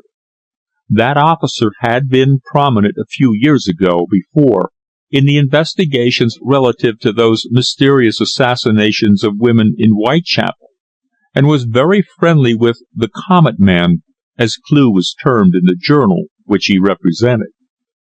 Many were the suggestions we put forth as to how the bodies of the victims could have thus been changed, but no theory we could advance seemed likely to have any foundation in fact. The mystery was certainly one of the strangest that had ever puzzled the crime investigators of London. The cause of its discovery was a most remarkable incident, and at every turn as the investigation proceeded, mystery seemed to follow upon mystery, until the whole affair presented so many curious features that a solution of the problem seemed utterly impossible. I bent beside the body of the woman who, reclining in the armchair with one arm fallen by her side, presented the appearance of one asleep. Her presence there was a profound enigma. A thought, however, occurred to me at that moment. The dining table below had been laid for 3. Perhaps she was the third person. For the greater part of an hour we remained in that house of grim shadows, discussing the various phases of the astounding affair, until at last, about 11, we all left, 2 constables in uniform being stationed within. So secretly had this search been carried out, that the neighbours, though perhaps puzzled by Patterson's inquiries, entertained no suspicion of any tragic occurrence. In Kensington Road, all the shops facing Upper Phillimore Place were closed save the tobacconists and the frequent public houses. The foot passengers were few, and at that hour the stream of taxis with homeward-bound theatre-goers had not yet commenced. Market garden carts from Hounslow or Feltham, piled high with vegetables, rumbled slowly past on their journey to Covent Garden, and a few empty motor buses rattled along towards Hyde Park. But beyond all was quiet, for that great artery of western London goes early to rest. At the police station we took leave of Patterson and Boyd, and entering a motor bus at Kensington Church, arrived at our chambers shortly before midnight. "There's something infernally uncanny in the whole business," said the mystery monger, as we sat smoking prior to turning in. It was our habit to smoke and gossip for half an hour before going to bed, no matter what the time. Our talk was generally of shop events in our world of journalism, the chatter of Fleet Street intermingled with reminiscences of the day's doing. Dick was sitting in the armchair, reflectively sucking his eternal briar, while I sat at my table pondering over a letter I had found there on my return. It was from Mary Blaine, for whom I had once long ago entertained a very strong affection, but who had since gone out of my life, leaving only a shadowy recollection of a midsummer madness, of clandestine meetings, of idle, careless days spent in company with a smart, eminently pretty girl in blue serge skirt, cotton blouse, and sailor hat. All was of the past. She had played me false. I was poor, and she had thrown me over for a man richer than myself. For nearly 3 years I had heard little of her.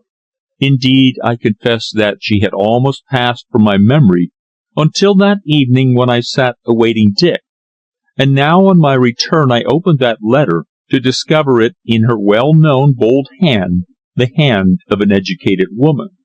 The letter, which had had some wanderings, as its envelope showed, and was dated from her father's house up the river, merely expressed a hope that I was in good health, and satisfaction at hearing news of me through a mutual friend. Such a letter struck me as rather strange. I could only account for it by the fact that she desired to resume our acquaintanceship, and that this was a woman's diplomatic way of opening negotiations. All women are born diplomatists, and woman's wit and powers of perception are far more acute than man's. The letter brought back to me vividly the memory of that sweet, merry face beneath the sailor hat, the wealth of dark hair, the laughing eyes so dark and brilliant, the small white hands, and their wrists confined by their golden bangles. Yes, Mary Blaine was uncommonly good-looking. Her face was 1 in 10,000, but she was utterly heartless. I recollected how, when with her mother she had spent a summer at Eastbourne, what a sensation her remarkable beauty caused at Sunday parade on the Esplanade. She was lovely without consciousness of it, utterly ingenuous, and as ignorant of the world's wickedness as a child. The daughter of a wealthy city man who combined company promoting with wine importing, she had from childhood been nursed in the lap of luxury, and, being the only child, was the idol of her parents. Their country house at Harwell, near Didcot, was in my father's parish, and from the time when her nurse used to bring her to the rectory, until that well-remembered evening when in the leafy by-lane I had for the last time turned my back upon her with a hasty word of denunciation, we had been closest friends. She had played me false.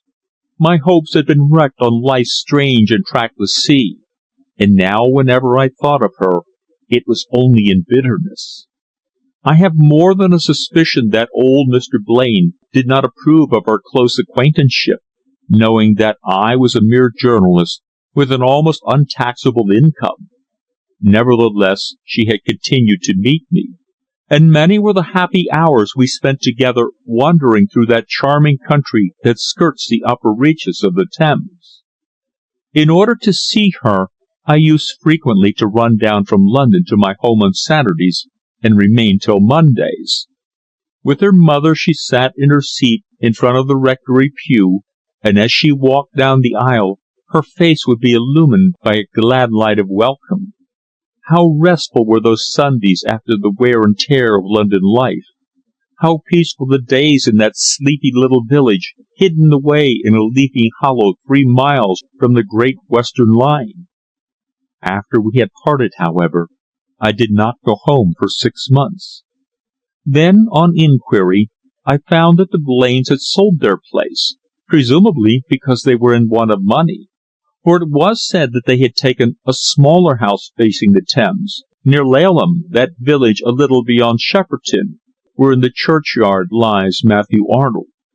From all accounts, old Blaine had lost heavily in speculation, and had been compelled to sell his carriages and horses, dispose of many of his pictures, and even part with some of the Louis XVI furniture at Shenley Court, where they had lived.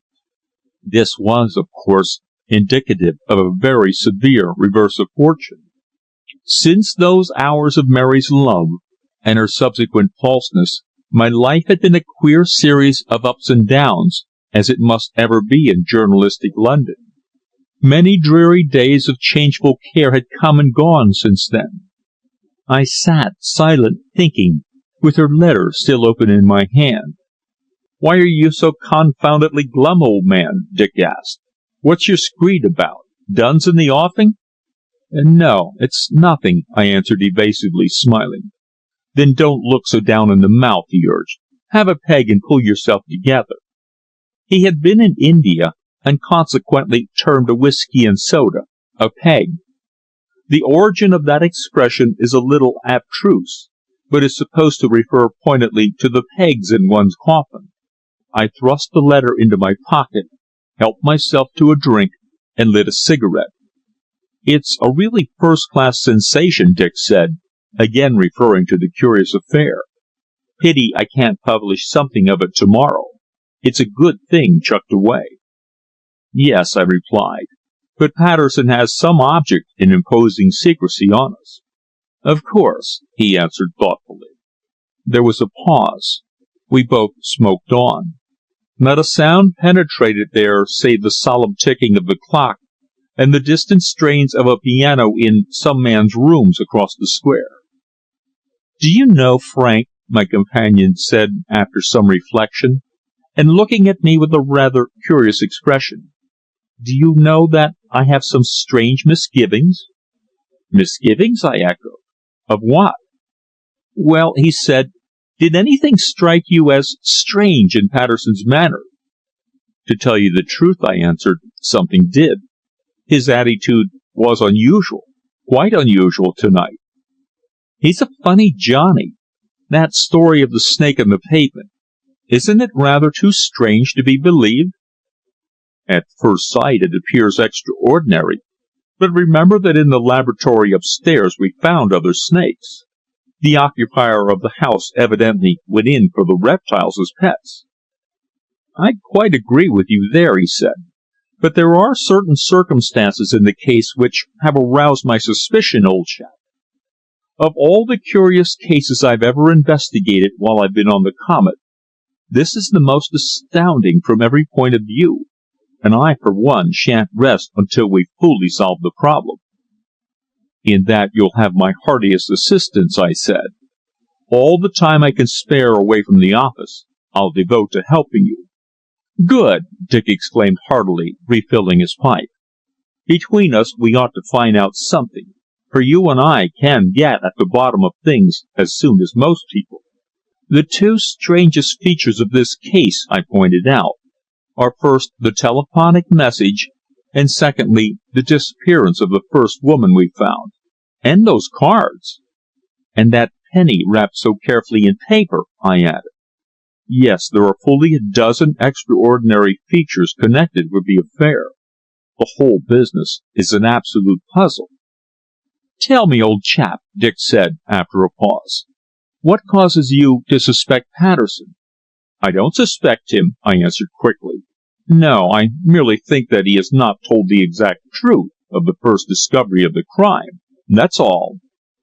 "Exactly my own opinion," responded Dick. "He's concealing some very important fact from us. For what purpose we can't yet tell. There's more in this than we surmise. Of that I feel absolutely confident." "The snake story is a little too good," I said, rather surprised that his suspicions should have been aroused, for I had not related to him my conversation with Patterson, and his very lame excuse for not making a report of the discovery at the police station. What had aroused Dick's suspicions I was extremely puzzled to know. But he was a shrewd, clever fellow, whose greatest delight was the investigation of crime, and the obtaining of those revelations which middle-class London so eagerly devours. "A very happy invention of an ingenious mind, my dear fellow," exclaimed the mystery-monger. "Depend upon it, Patterson, being already aware that there were snakes in that house, invented the story, knowing that when the place was searched it would appear quite circumstantial." "Then you think that he's not in absolute ignorance who lived there?" I exclaimed, surprised at my friend's startling theory. Dick nodded. "I shouldn't be surprised if it be provided that he knew all along who the dead man is." "Why?" "Well, I noticed that he never once looked at that man's face. It was he who covered it with a handkerchief, as though the sight of the white countenance appalled him." "Come, come," I said, "proceed. You'll say that he's the guilty one next." "Ah, no, my dear fellow," he hastened to assure me. "You quite misunderstand my meaning. I hold the theory that in life these people were friends of Patterson's, that's all." "What makes you suspect such a thing?" "Well, I watched our friend very closely this evening, and that's the conclusion I've arrived at." "You really think that he is concealing facts which might throw light on the affair?" I exclaimed, much surprised. "Yes," he answered. "I feel certain of it. Absolutely certain."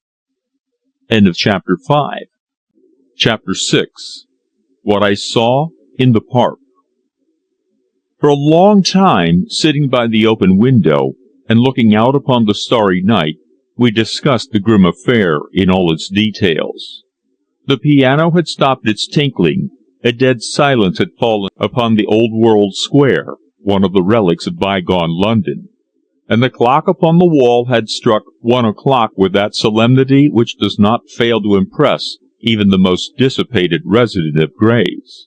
As a bachelor abode, Gray's Inn is as comfortable and convenient a spot as there is in London, for there is always a quiet, restful air within.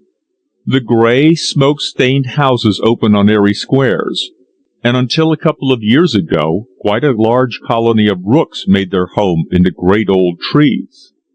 It is an oasis of peace and repose in the very centre of that gigantic, fevered city, where the whirl of daily life is unceasing, where in the east and south toiling millions struggle fiercely for their bread, while in the west is greater wealth and extravagance than in all the world besides.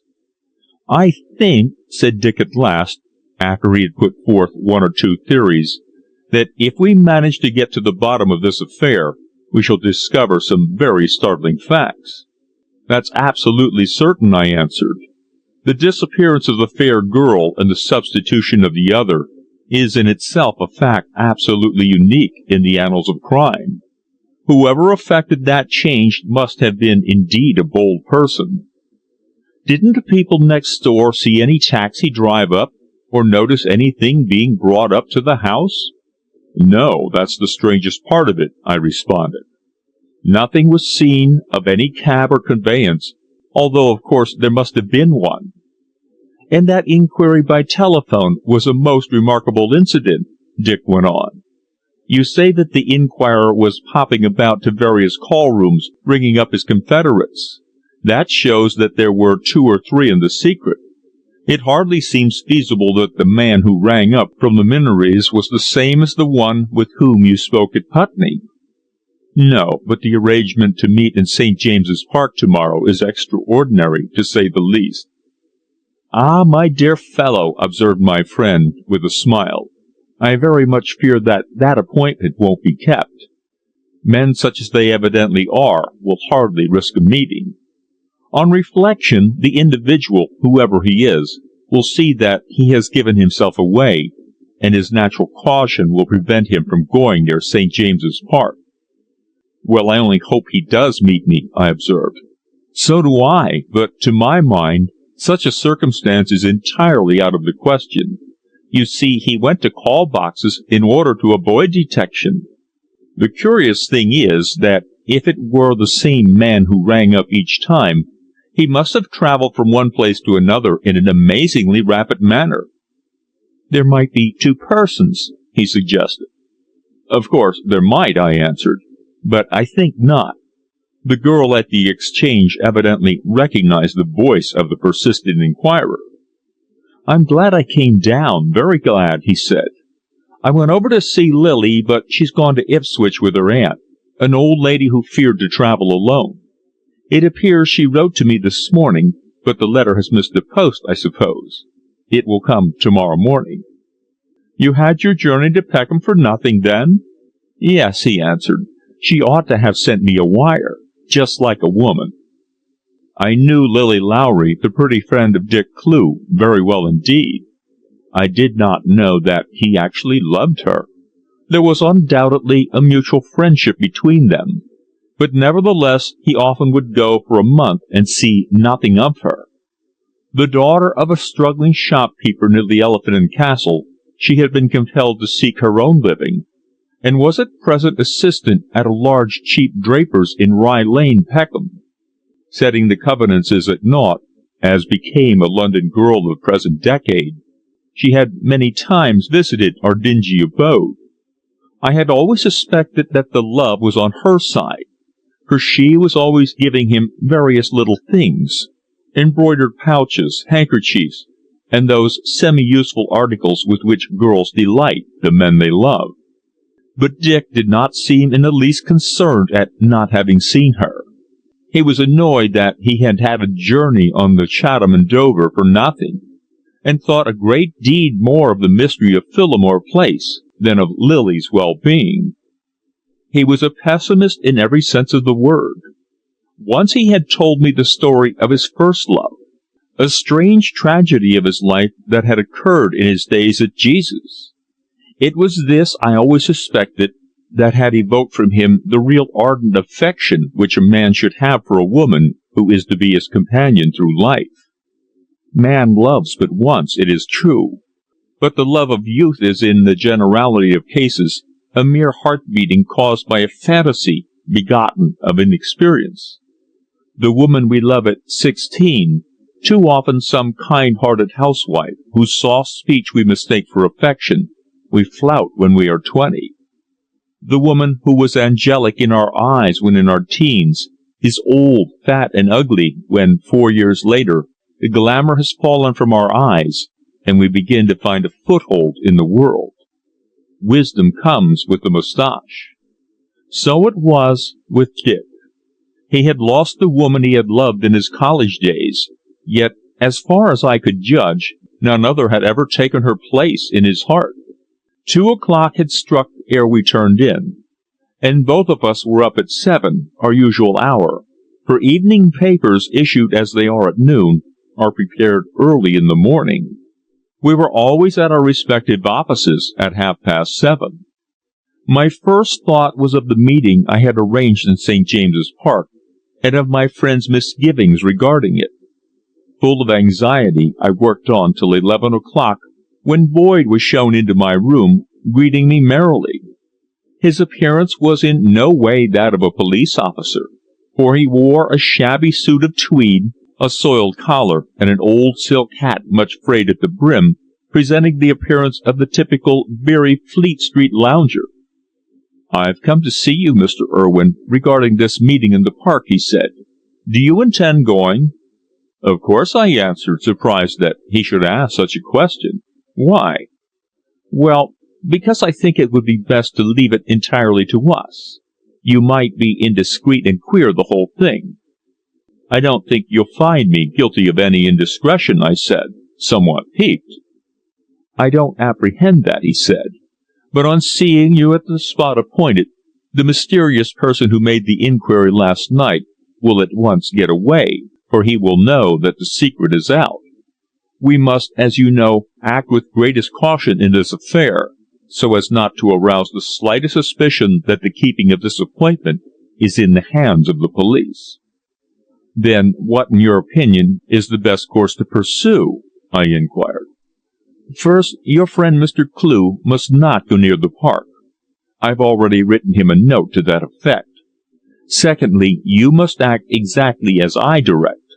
A single slip will mean that the individual will escape, and in this we must not court failure by any indiscreet move." "And how do you intend that I should act?" I asked, sitting back in my writing chair and looking at the shrewd detective who was known throughout London as one of the cleverest unravellers of crime, and who had been successful in so many cases wherein human life had been involved. "Well," he said hesitatingly, "truth to tell, I would rather that you didn't go to the park at all." "Why?" "Because you could not wait about in the vicinity of the spot indicated without betraying a sign that you were in expectation of someone," he answered. "Remember, you are not a detective." "No," I answered, "I'm not a detective, but I've had a few years' training in investigations. I think I could disguise my anxiety sufficiently."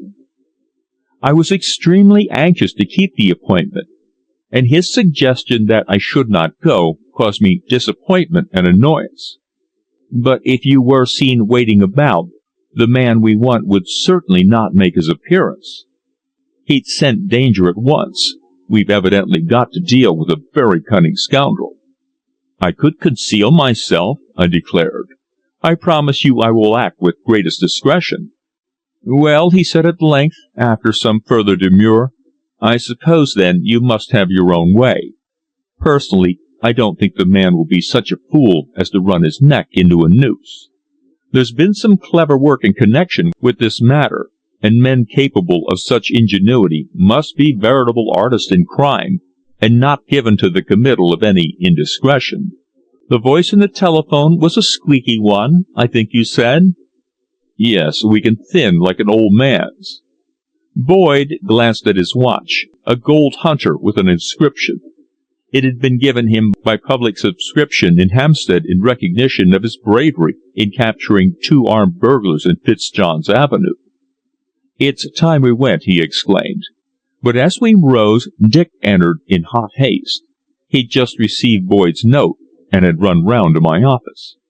"I've been out making an inquiry," he said, having greeted us and expressed disappointment at Boyd's decision.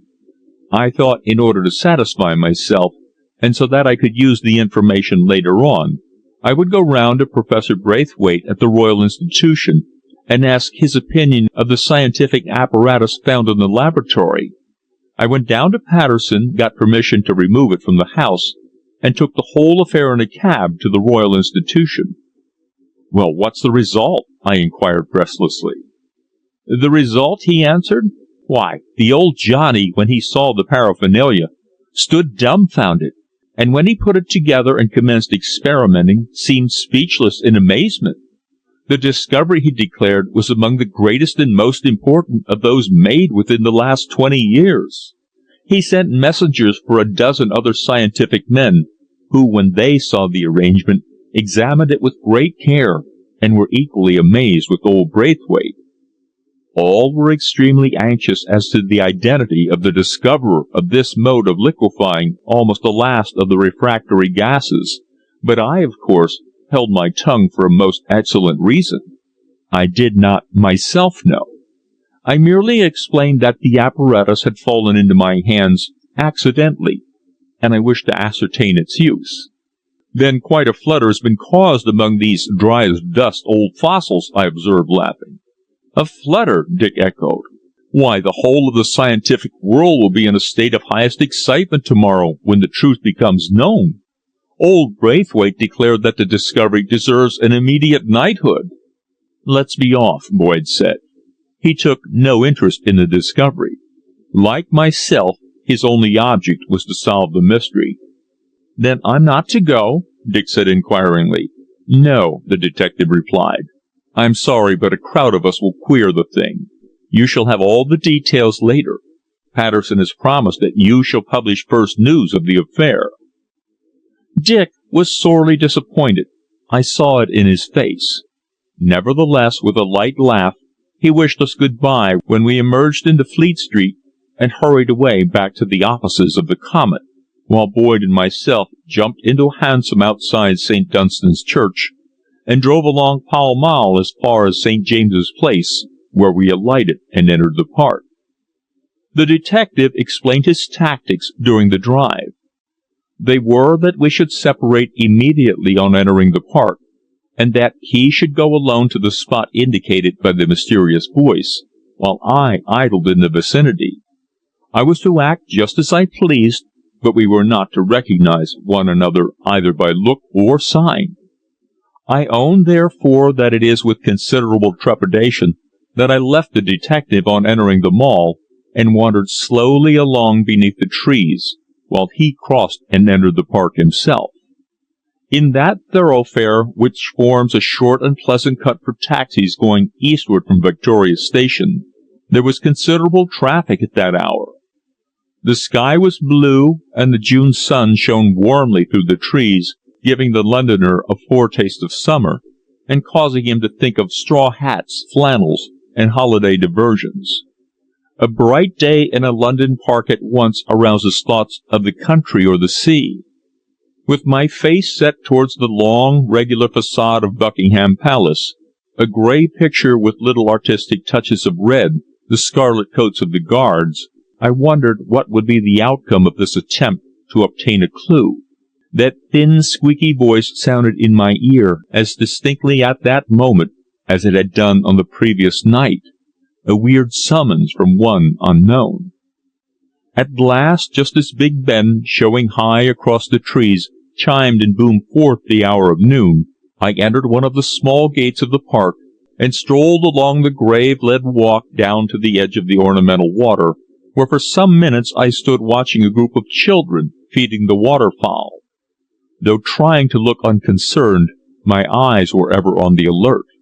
I had expected to see Boyd, but there was no sign of him, therefore I strolled along, passing the end of the water, the exact spot indicated. There was no one there beyond half a dozen school children feeding the birds with portions of dinners brought with them from distant homes. Undecided whether to halt there, I kept my attention fixed upon the children. Then, fearing to annoy Boyd by remaining at that point, I strolled slowly along the shore in the direction of Birdcage Walk. The detective had certainly concealed himself successfully, for although I kept my eyes on the watch, I could discover no sign of him. The hour of the appointment had passed, but, not daring to turn back to look, I kept straight on until, at some distance beyond, I came to a seat beside the path, and there I rested, drawing a newspaper from my pocket and pretending to read. Unfortunately, from where I sat, at a point opposite the Wellington Barracks, I could obtain no view of the meeting place, and although Big Ben struck the quarter, I was compelled to remain there, inactive, watching furtively the few passers-by. With a diligence perhaps unworthy of a journalist, I read and reread my newspaper for nearly half an hour, and in the course of that time the people who went along did not number a dozen. Of none of these did I entertain any suspicion. They included a couple of soldiers, 2 or 3 old women, a lady with a small child, a couple of nurses with children, a park keeper, and a bank clerk with his wallet chained to his belt. Secreted somewhere in the vicinity, Boyd was watching, but where I knew not. His surmise had unfortunately proved correct, I reflected, as the half-hour chimed. The man, whoever he was no fool. For 5 minutes longer I remained, when a sudden impatience seized me, and I folded my paper and rose. As I did so, there came round the bend of the path, from the direction of the spot the mysterious voice had indicated, a slim figure in deep mourning, evidently a lady. She walked with an even swinging gait, not as one who was idling there, but as though with some fixed purpose. On her approach I saw that she was attired entirely in black, wearing a dress of the latest mode, the wide skirt of which rustled as she walked. A large hat with swaying feathers which at that moment struck me as somewhat funereal, and a thick spotted veil.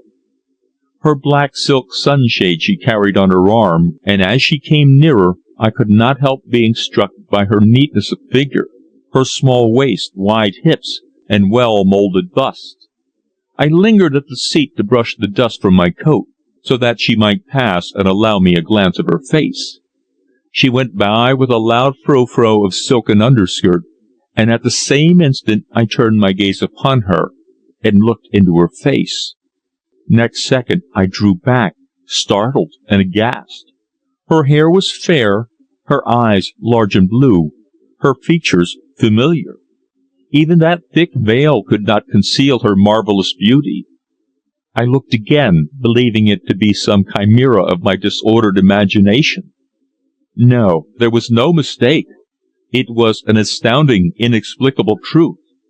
She was the woman I had discovered cold and dead in that house in Kensington on the previous night, the woman whose body had so strangely disappeared.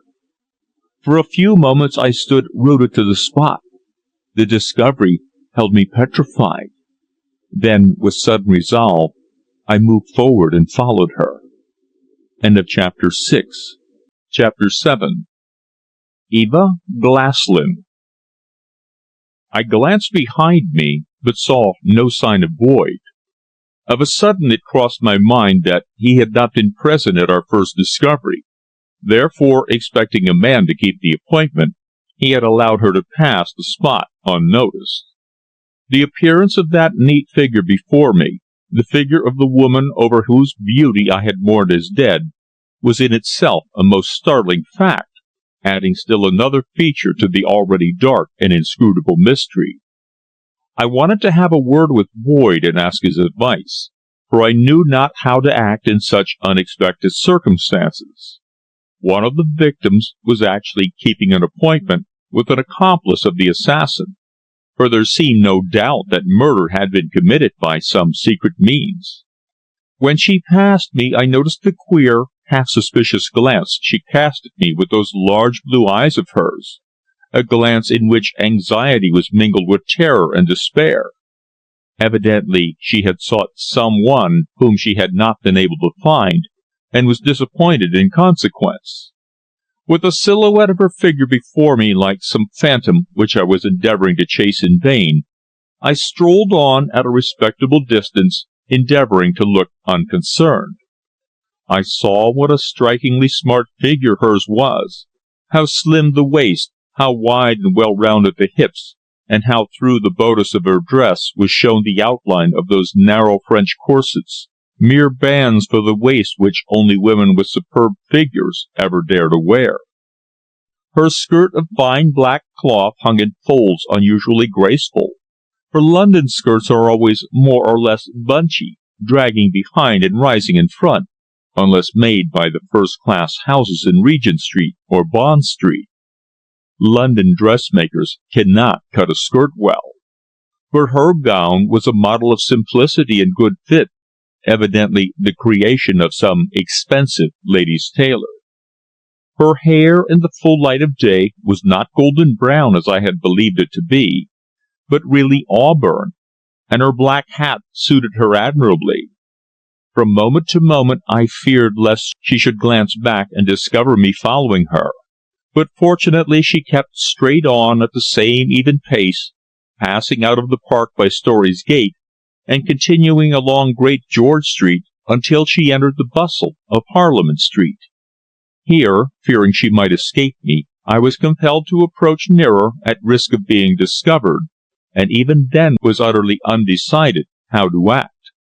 My first impulse was to walk up to her, introduce myself, and tell her of the circumstances in which I had discovered her in that house, apparently lifeless. On reflection, however, I judged that by her presence in the park she was acquainted with the assassin or his associate, and that by keeping close watch upon her I might discover more than by at once exposing my hand. There seemed in her very appearance in that deep mourning something grim, weird, mysterious. At the corner of Parliament Street, outside the steamy tea-rooms, she stood for a few moments gazing anxiously up and down, as if in search of an omnibus. A man approached her, crying the second edition of the Comet, a copy of which she purchased eagerly, holding it small and placing it within the folds of her sunshade. Why had she done that? I wondered. Did she expect to find in that paper an exposure of the secret tragedy of the previous night? I stood reading some excursion timetables outside the railway booking office on the opposite corner, watching her furtively. From her manner I could plainly see how nervous and excited she was. After some hesitation, she turned and walked along to King Street, where she entered the telegraph office and dispatched the telegram. She evidently knew that part of London, or she would not have known the whereabouts of that office hidden down the short side street. I waited in Parliament Street until her return, and unnoticed strode back behind her to the corner of Bridge Street, where she at length entered a taxi and drove off. From the telegram I might, I thought, obtain some clue, but alas, telegrams are secret, and I should be unable to get a glance at it. To apply at the office would be useless. The police might perhaps obtain permission to read it, but so many dispatches are daily handed in there that to trace any particular one is always a difficult matter. I was divided in my impulses. Should I go back to King Street and make instant application regarding the telegram, so that it might be marked and easily traced afterwards? Or should I follow the taxi which at that moment was crossing Westminster Bridge? I decided upon the latter course, and jumping into another motor, pointed out the taxi I desired to follow. Our drive was not a long one, only to Waterloo Station, the busy platform of the Loop line. Here I could easily conceal myself in the crowd of persons every moment arriving and departing, and as I stood near the booking office, I heard her ask for a first-class ticket to Fulwell, a rather pleasant and comparatively new suburban district between Twickenham and Hampton. The Shepperton train was already in the station, therefore she at once took her seat while I entered another compartment in the front of the train. I did this in order to be able to alight quickly, leave the station before her, and thus avoid recognition.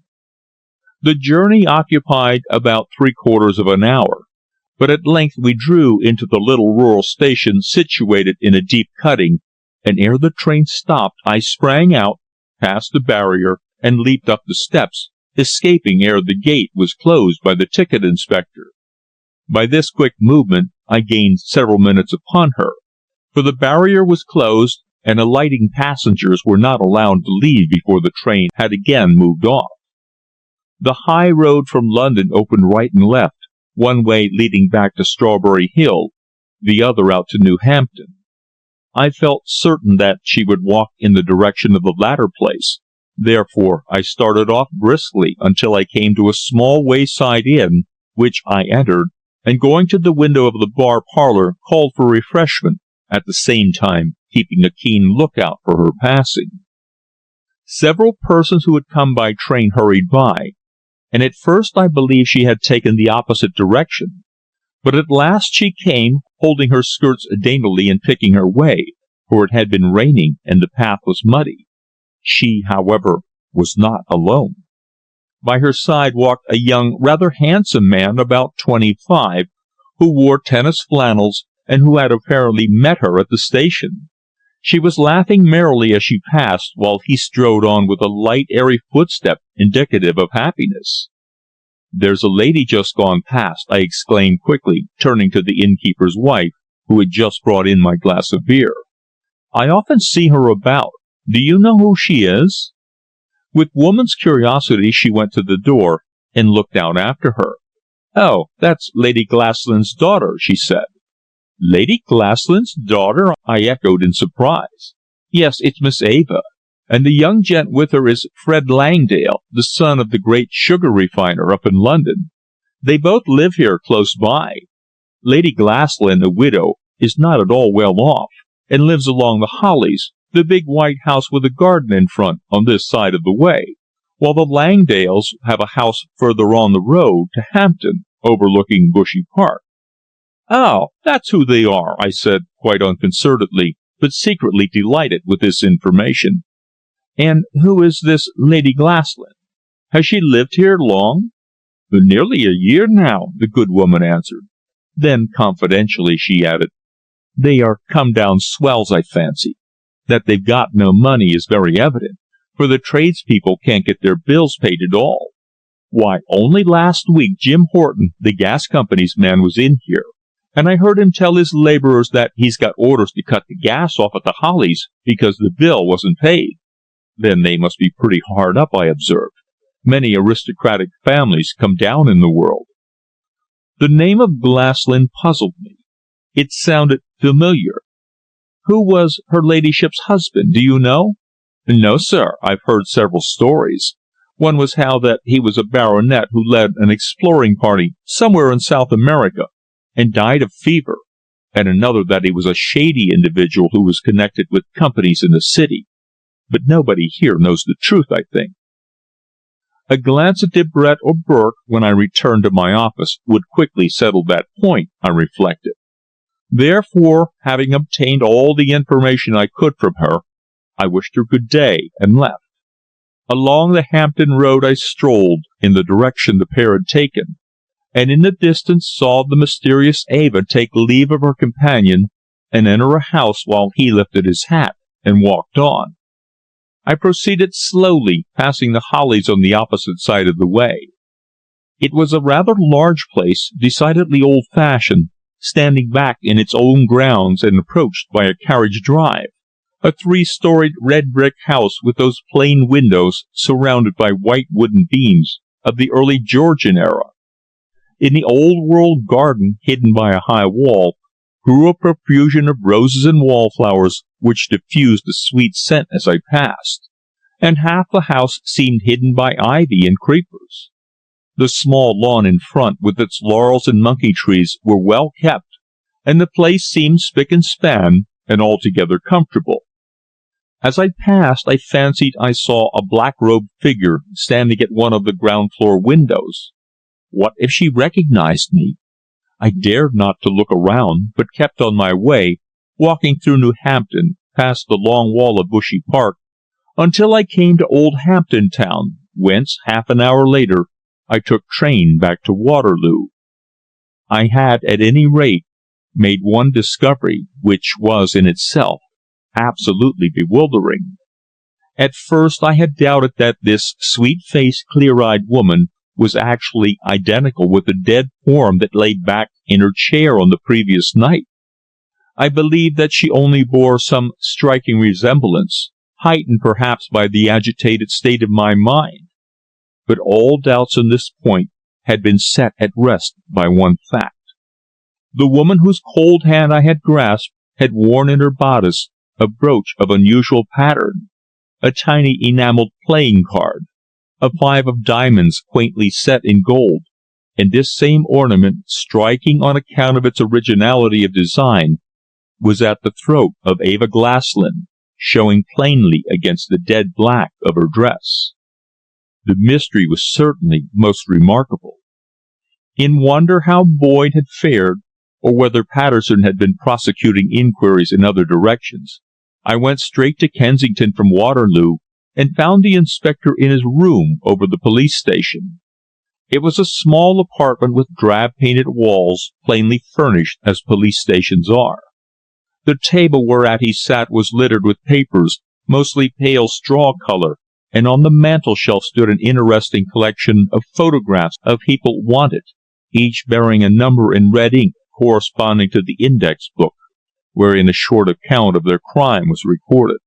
"Why," he cried as I entered, "wherever have you been? I've been hunting high and low for you." "I've been down to Hampton," I laughed. "To Hampton?" he echoed. "What on earth have you been doing down there?" "Making inquiries," I answered, affecting an air of unconcern. "I've made a rather queer discovery." "What is it?" he asked, as I took a seat before him. "I've found the woman whom Patterson and I discovered late last night, and the strangest part about it is that she's alive and quite well." "My dear fellow, are you mad?" he asked, looking at me strangely. "People aren't in the habit of coming to life again, you know." "I'm well aware of that," I responded. "Nevertheless, the fact remains that the woman seen by Patterson and by myself is actually alive. I met her in the park, and followed her home to New Hampton." "Met her in the park?" he cried. "There was one woman I noticed, fair-haired and dressed in black. "The same," I answered. Fortunately, I recognized her, and kept her under observation. Then, in response to his demand, I related to him the whole circumstance in detail. "And her name?" he inquired when I had concluded. "Eva Glaslyn, daughter of Lady Glaslyn." "Glaslyn!" he ejaculated. "Good heavens! Surely it can't be the same." "Why the same?" I inquired. "Oh, nothing," he answered evasively, quickly seeking to allay my suspicions. "There was some mystery or scandal, or something connected with that family once, if I recollect all right. I may, however, be mistaken in the name. At any rate, Mr. Urwin, you've acted with tact and discretion, and discovered a most important fact." "What have you been doing?" I asked. "Well," he answered in hesitation, "the fact is I've had a somewhat exciting experience." "Did you, then, discover the man?" I inquired anxiously. "I met a man, but whether he was the one who made the appointment by telephone, I don't yet know," he said. "I waited until 1:45, concealed behind some bushes, and presently saw a grey-haired old gentleman, well dressed in frock coat and silk hat, strolling in my direction. He was quite a dandy, with well-pressed trousers, varnished boots, gold-headed cane, and single eyeglass. His air was that of a lawyer or doctor. As if in search of someone, he lingered in the vicinity, subsequently sitting upon a seat at the very end of the lake, the exact spot which had been indicated." "And what did you do?" "I waited and watched. There was no one near, yet from his sharp glances in all directions I saw that he was in fear lest some one might approach whom he didn't wish to see. He appeared violently agitated, and at last, when he was entirely alone, he placed his hand in his inner pocket, took out something, and rising from the seat with a swift movement, cast the object far away into the water." "Something he wanted to get rid of. Suspicious, wasn't it?" "Of course," said the detective. "After that, you may rest assured that I didn't lose sight of him. When the object he had thrown away had fallen into the lake, he turned, and, glancing up and down in fear that his action might have been observed, he returned to his seat and waited until Big Ben struck again. Then he rose and left the park, strolling airily along the Buckingham Palace Road, peering a good deal under the bonnets of the pretty women who were looking in the windows of the shops. He entered the bar of Victoria Station, drank a whisky and soda, and then, continuing along to Ebury Street, passed twice or three times up and down in front of a house on the left-hand side. There were a number of people in that street at the time, but the instant he thought himself unobserved, he dived down the area of the house he kept passing and repassing. In a moment I noted that the number was 22, and having done so, placed a watch upon the house, well satisfied that I had taken the first step towards unravelling the mystery. "Remarkable," I said. "I wonder what it was he threw away." "That's impossible to tell without dragging the lake, and to do that at the present would excite suspicion. He evidently went there in order to meet the assassin, but as the latter did not keep the appointment, this unknown object, which might prove convicting if found upon him, he resolved to get rid of, and no better place could there be than at the bottom of the lake. There's lots of pieces of evidence there, you bet." "Then there must be some mysterious connection between the appearance of Eva Glaslyn at that spot and this man who got rid of some evidence of the crime," I observed. "Most certainly," the detective said. "It almost seems as though she came there for the purpose of meeting him, but he being late, she grew impatient and left before his arrival. At every step we take, the enigma becomes more complicated, more extraordinary, more bewildering." End of Chapter 7. Chapter 8. Some Remarkable Evidence. 3 days went by, days full of wonder and anxiety. Many were the discussions between Patterson, Dick, and myself regarding the extraordinary development of the mystery which had now resolved itself into as complete a puzzle as ever occupied the attention of Scotland Yard. In Ebury Street and at Hampton, most careful observation was being carried out on night and day, but according to Boyd, absolutely nothing suspicious could be discovered. Lady Glaslyn was, according to Derbret, widow of a Sir Henry Glaslyn, a Scotch baronet who had died several years before, leaving no heir to continue the title, and only one daughter, Eva. In the meantime, the bodies of the man and the woman had been removed to the mortuary secretly in the early hours of the morning, in order not to arouse the suspicion of the neighbors, and a post-mortem had been held by 2 local doctors, with the result that it was found possible to hold the inquest on the afternoon of the 3rd day. The coroner held his inquiry in a small back room in the Kensington Town Hall, not far from the scene of the tragedy, and in opening made a short address to the jury, pointing out the necessity for preserving the utmost secrecy in the matter, and expressing a hope that no one present would defeat the ends of justice by giving any facts to the newspapers. "Pardon me, sir," exclaimed the tradesman who had been elected foreman, "but I see 2 gentlemen of the press present." "Both have assisted us in our inquiries," Patterson briefly explained to the coroner. "Of course," the coroner answered, "this is a public court, and therefore we cannot exclude anyone. Yet I am confident the reporters will respect my wishes." This we both promised to do, Clew, well known to the coroner, speaking first. The coroner, when the jury had returned from viewing the bodies, made a few further observations, pointing out to the jury that although the affair was one of the most mysterious and inexplicable that had ever come beneath his notice in the course of his 20 years' experience as a London coroner, yet they were there to try and decide the cause of death alone. They had no concern with any other facts except the cause of death, and he trusted they would give the matter their undivided attention. Patterson was the first witness. In terse language he gave an account of his discovery, and of his second visit to the house in my company. Then, when he had concluded, I was called and bore out his statement, relating how we had entered the laboratory and found the marvelous scientific apparatus, and how in the pocket of the dead man I had found a penny wrapped in paper. The cards with the strange devices which had been beneath the plates on the dining table were handed round to the jury for their inspection, and that a statement which I made startled even the coroner. It was how the body of the woman at present in the mortuary was not the same as the one we had at first discovered. "Impossible!" exclaimed the coroner, while the 12 jurymen stood aghast at my statement. "That is quite true, sir," exclaimed Patterson, rising from his seat. "The lady we first discovered was younger, with fair hair." "Then there must have been a triple tragedy," observed the coroner, astounded. "This is most extraordinary."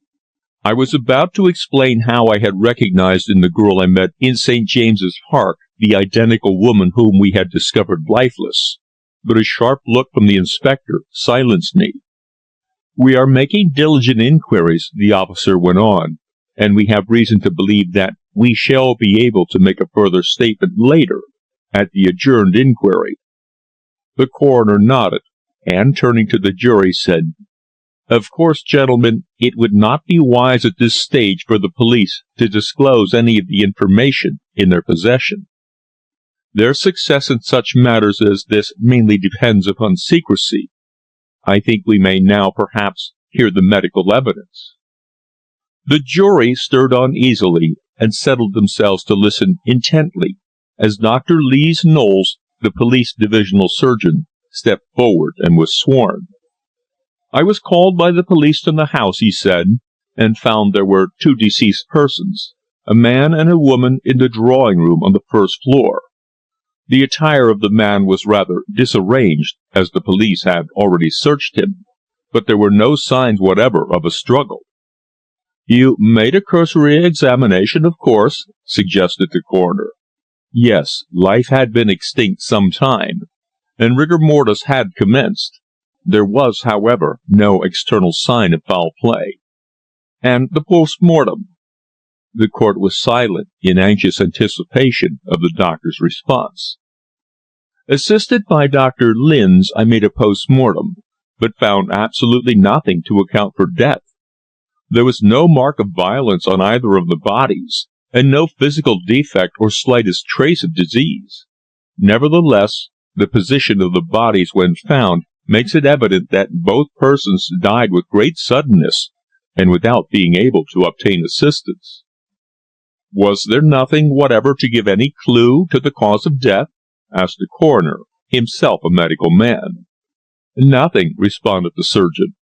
One thing, however, struck us as peculiar. On the inside of the right forearm of both the man and the woman were identical tattoo marks. The device, nearly an inch in diameter, represented a serpent with its tail in its mouth, the ancient emblem of eternity. The mark on the man had evidently been traced several years ago, but that on the woman is comparatively fresh, and could not have been completely healed over more than a month ago. It is as though the mark on the man has been copied upon the woman. And what do you think is the signification of this mark? Inquired the coroner, looking up from the blue fool's cap whereon he had been writing down the depositions. I'm utterly at a loss to know, the doctor answered. Yet it is very curious that upon one of these cards we found beneath the plates there was a circle drawn, while it also seemed that snakes were kept in the house as pets. To my mind, all three circumstances have some connecting significance. The jury bent together and conversed in whispers. This theory of the doctor's seemed to possess a good deal of truth, even though the mystery was increased rather than diminished. Many more questions were put to the doctor, after which his colleague Dr. Linz was called and corroborated the police surgeon's evidence. He, too, was utterly unable to ascribe any fatal cause.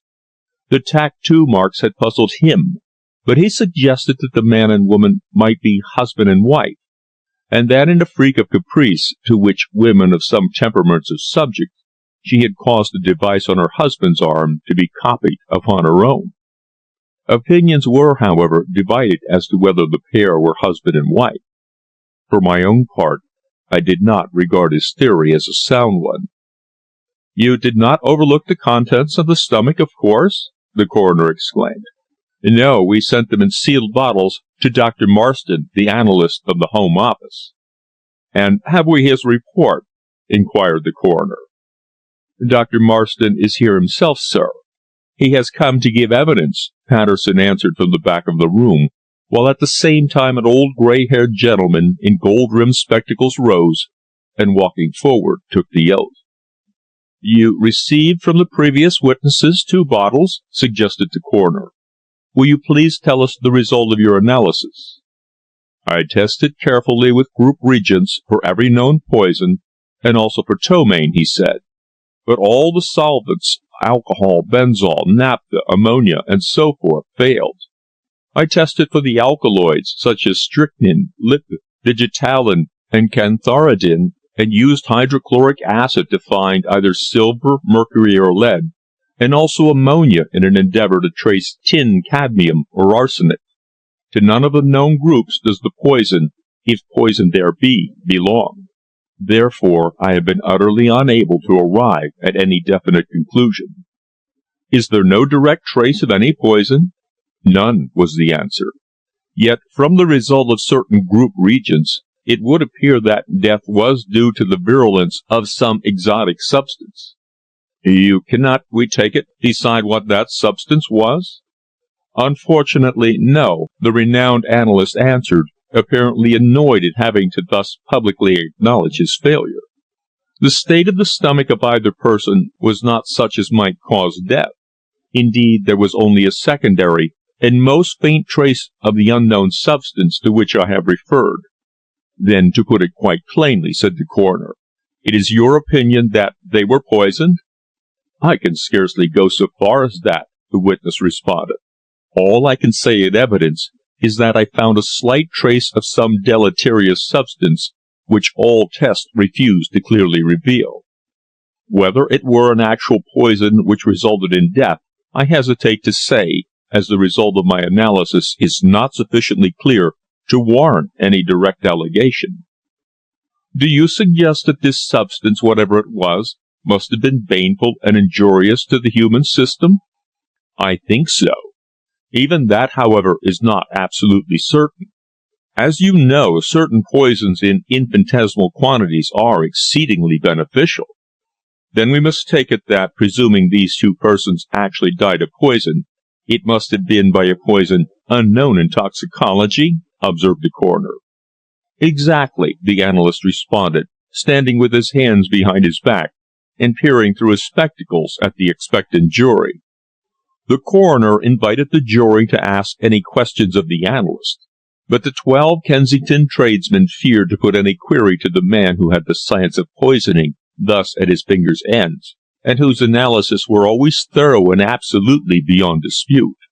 He was the greatest authority on poisons, and they could think of nothing further to ask him. Therefore, the coroner politely invited him to sign his depositions. After he had withdrawn, the coroner, placing down his pen, sighed, leaned back in his chair with a puzzled expression, and once more addressed the 12 men who had been summoned and warned before him. They had heard the evidence, he said, and it was now for them to decide whether the two persons had died from natural causes or whether they had met with foul play. In the circumstances, he acknowledged that a decision was extremely difficult on account of the many mysterious side issues connected with the affair.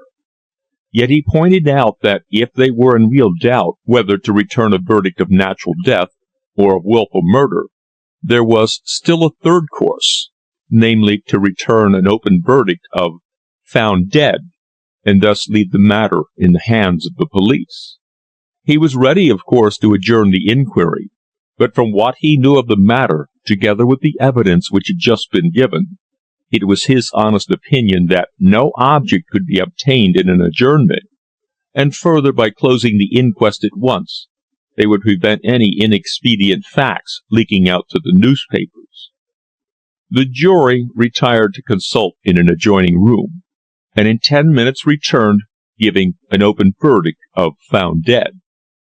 Thus ended the inquiry, and while the law had been complied with, public curiosity remained unaroused, and the police were enabled to work on in secret. With Clue, I lingered behind, chatting with Patterson and Boyd. "We're keeping observation at Upper Phillimore Place," Boyd explained, in response to my inquiry. "Funny thing that nobody else calls there, and that the servants have never come back." "Have you found the snake that was in the garden?" Clue asked of Patterson, with a significant glance at me. "No," he responded, rather confused. "You see, any search there might arouse suspicion. Therefore, we are compelled to be content with watching for the return of anyone to the house." "But you haven't yet succeeded in establishing the identity of the pair," Dick observed. "No, that's the queerest part of it," Boyd exclaimed. "The owner of the house, a builder who has an office in Church Street close by, says that the place was taken furnished by a Mrs. Blaine, who gave her address at Harwell, near Didcot. She paid 6 months' rent in advance." "Harwell!" echoed Clue, turning to me. "Isn't that your home, Irwin?" "Yes," I gasped. The name of Blaine caused me to stand immovable. "Why," Dick exclaimed, noticing my agitation, "what's the matter, old fellow? Do you know the Blaines?" "Yes," I managed to reply. "They must be the Blaines of Shenley Court. If so, they are friends of my family." I had never told my companion of my bygone love affair, because it had been a thing of the past before we had gone into diggings together. "Who are they?" inquired Boyd quickly. "Tell me all you know concerning them, as we are about to prosecute inquiries in their direction." "First, tell me the statement of the house owner," I said. "Well, he describes Mrs. Blaine as a middle-aged, rather pleasant lady, who came to his office about a year ago in response to an advertisement in the Morning Post. She appeared most anxious to have the house, and one fact which appears to strike the old fellow as peculiar is that she took it and paid a £10 note as deposit without ever seeing the interior of the premises. She told him that it was for some friends of hers from abroad, and that they not having arrived, she would sign the agreement and accept all responsibility." "Anything else?" "Yes," the detective replied. She was accompanied by a young lady whom old Tritton, the landlord, took to be her daughter. Now, tell me what you know." I paused, looking at him fixedly. The disclosure that Mrs. Blaine was the actual holder of that house of mystery was certainly startling. It was remarkable, too, that on the very night of the crime I should receive a letter from Mary, the woman who had so long lingered in my memory. Was that, I wondered, anything more than a mere coincidence? "I don't know that I can tell you very much about the family," I answered, determined to put him off the scent and make inquiries myself. "They were very much respected when at Shenley, where they kept up a fine country house, and entertained a great deal. They were parishioners of my father, therefore I went there very often." "Do you know Mrs. Blaine well?" "Quite well." "And her daughter," suggested Dick, much interested. "What's she like? Pretty?" "Passable," I answered, with affected indifference. "Then they are not a shady family at all?" suggested the detective. "Not in the least. That is why the fact of Mrs. Blaine having taken the house is so surprising." "It may have been sublet," Clew observed. "Her friends from abroad may not have arrived after all, and she might have relet it, a circumstance which seems most likely, as no one appears to have seen her enter the place." "At any rate, it's most extraordinary," I said. Then, turning to Boyd, I asked, "Why not leave the inquiry in that quarter to me? Knowing her, I can obtain information far more easily than you can." "Yes," Clew urged. "It would be a better course, much better." "Very well," answered the detective, not, however, without some hesitation. "But be careful not to disclose too much. Try and find out one fact only, the reason she took the house. Leave all the rest to us."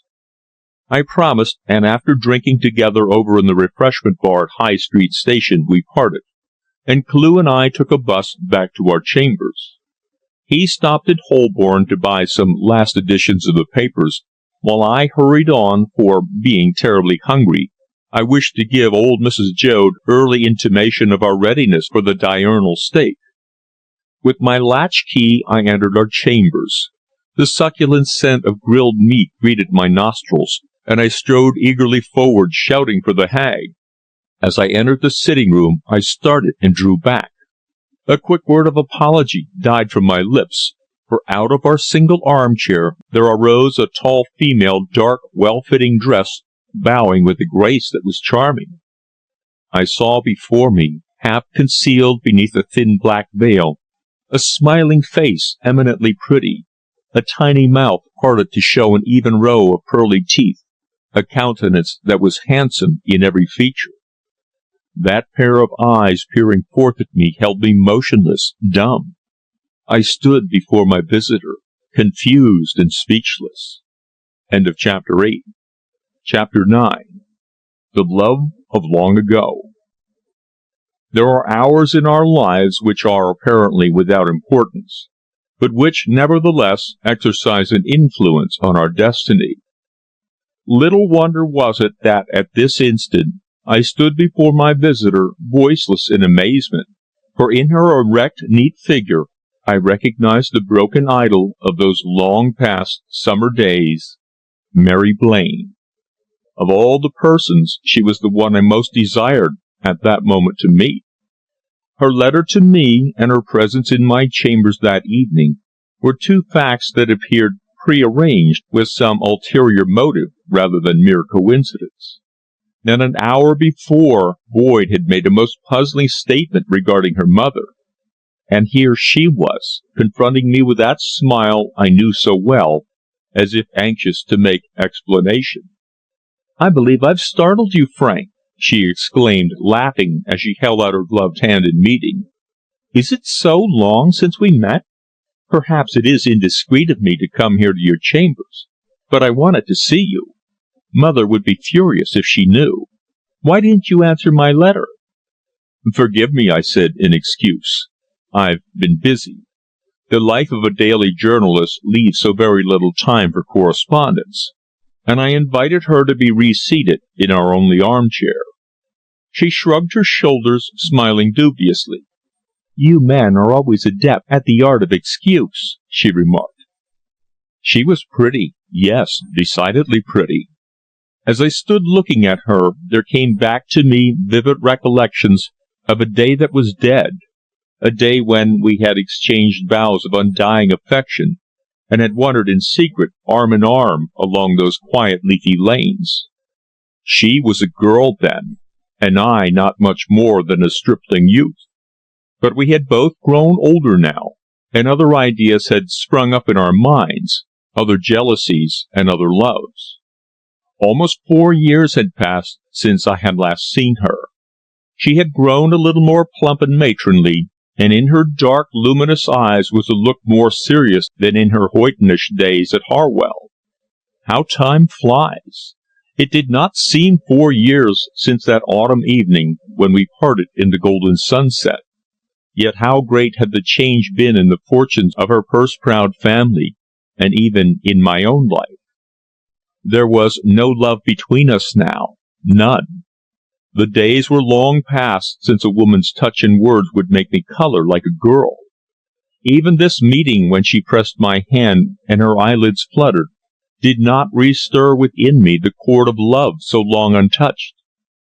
I had heard of her only as a flirt and fortune hunter, and had read in the newspapers a paragraph announcing her engagement to the elder son of a millionaire iron founder of Wigan. Nevertheless, a month ago the papers contained a further paragraph stating that the marriage arranged would not take place. Since we had parted, she had evidently been through many love adventures. Still, she was nevertheless uncommonly good-looking, with a grace of manner that was perfect.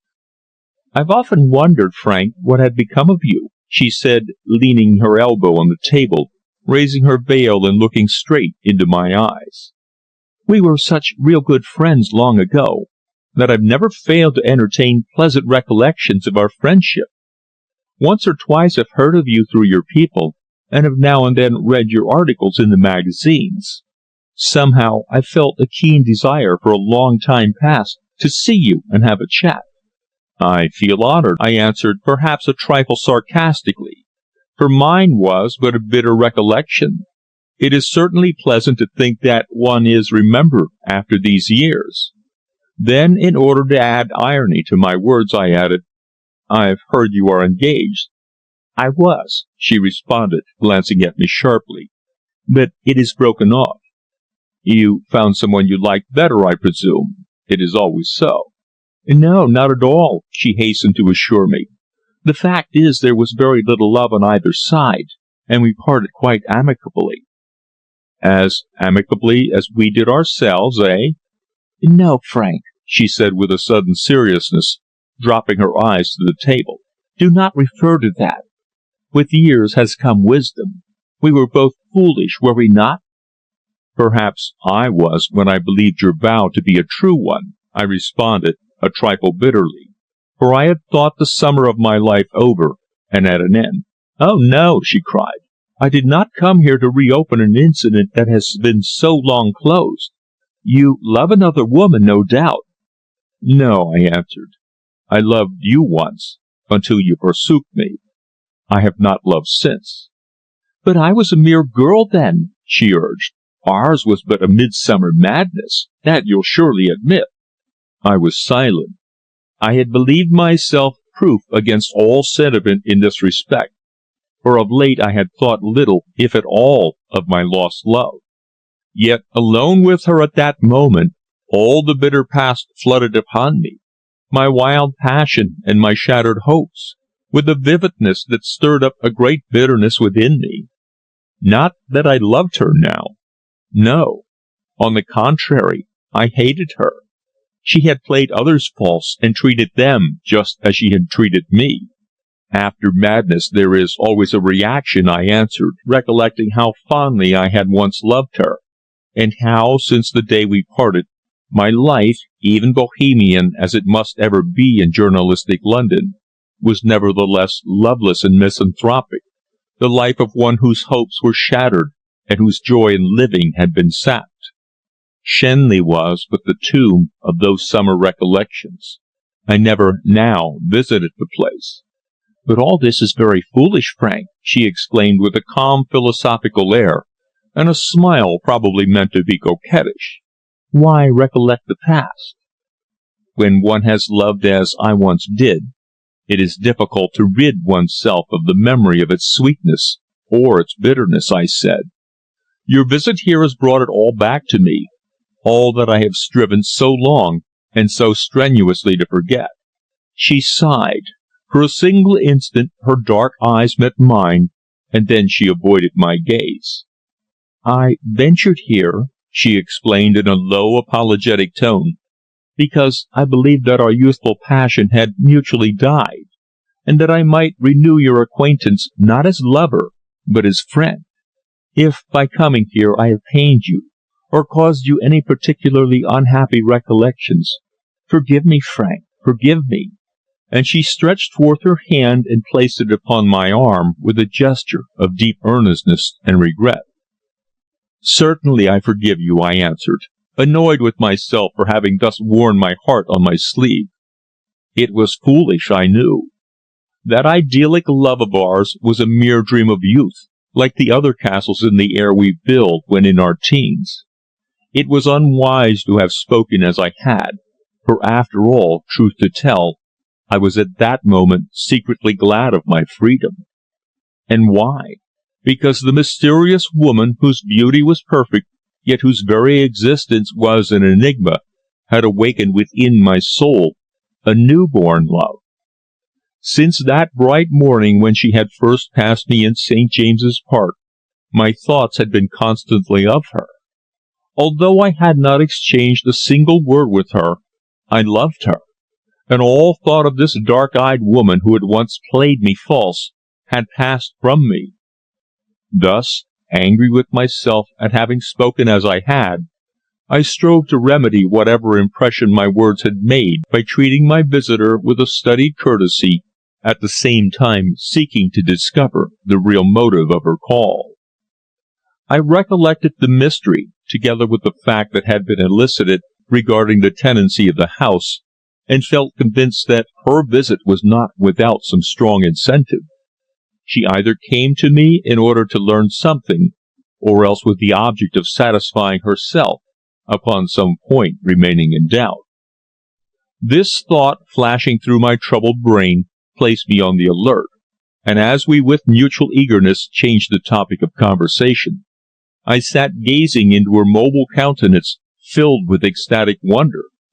"As you know," she chattered on quite frankly in a rather high-pitched key, "before we left Shenley, Father had some very heavy losses in the city.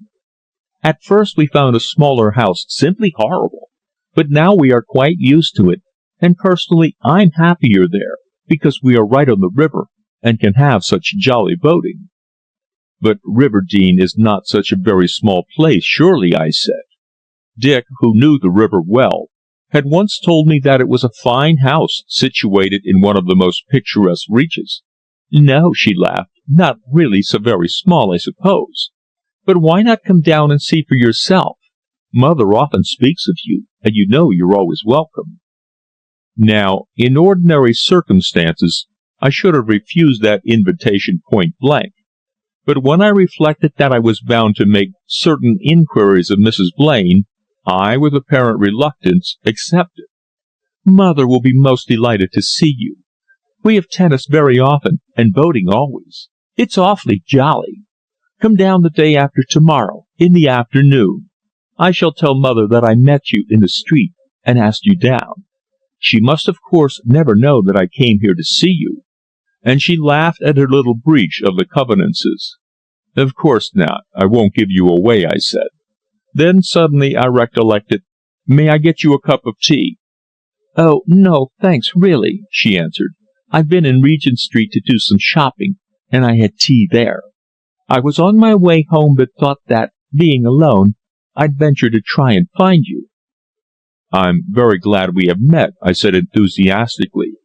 For truth to tell, I saw in her opportune invitation a means by which I might get at the truth I sought. There was something extremely puzzling in this allegation that the calm-mannered, affable Mrs. Blaine, whom I had known so well, was the actual tenant of the mysterious house in Phillimore Place. Then, looking at her steadily, I added, "In future our relations shall be, as you suggest, those of friendship and not of affection, if you really wish." "Of course," she replied. "It is the only sensible solution of the situation. We are both perfectly free, and there is no reason whatever why we should not remain friends, is there?" "None at all," I said. "Tell your mother that I shall be most delighted to pay you a visit. You have a boat, I suppose?" "Oh, yes, and a punt, too. This season I've learned to punt quite well." I smiled.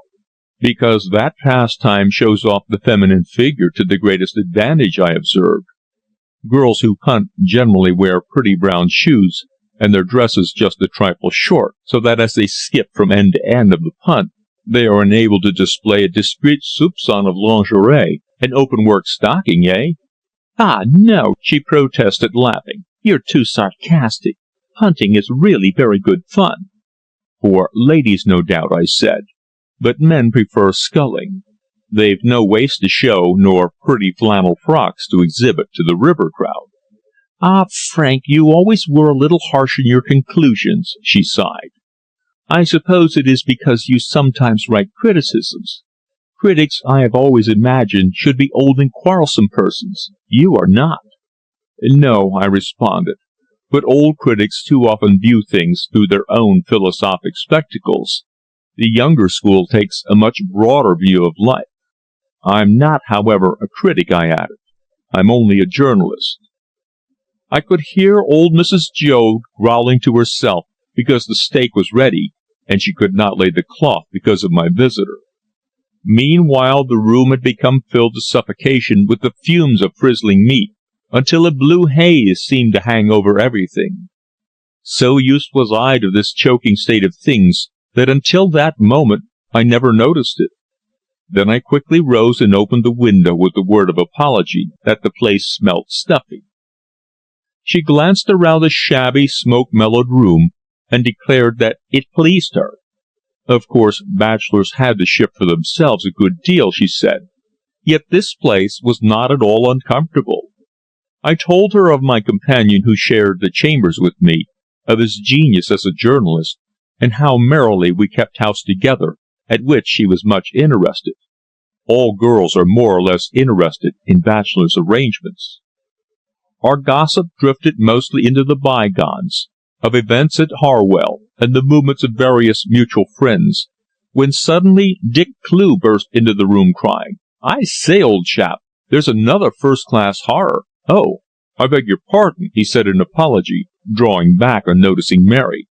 "I didn't know you had a visitor. Forgive me." "Let me introduce you," I said, laughing at his sudden confusion. "Mr. Clew, Miss Bain." The pair exchanged greetings, when Clew, with that merry good humour that never deserted him, said, "Ladies never come to our den, you know, Miss Blaine. Therefore please forgive me for blaring like a bull. Our old woman who cleans out the kennels is as deaf as a post, therefore we have contracted a habit of shouting."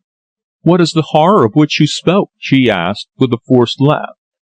I was looking at her at that instant, and noticed how unusually pale and agitated her face had suddenly become. "Oh, only a startling discovery in tonight's special," he answered. "A discovery?" she gasped. "Where?" He glanced at the paper still in his hand, while she bent forward in her chair with an eagerness impossible of concealment. Her cheeks were pallid, her eyes dark, wild-looking and brilliant.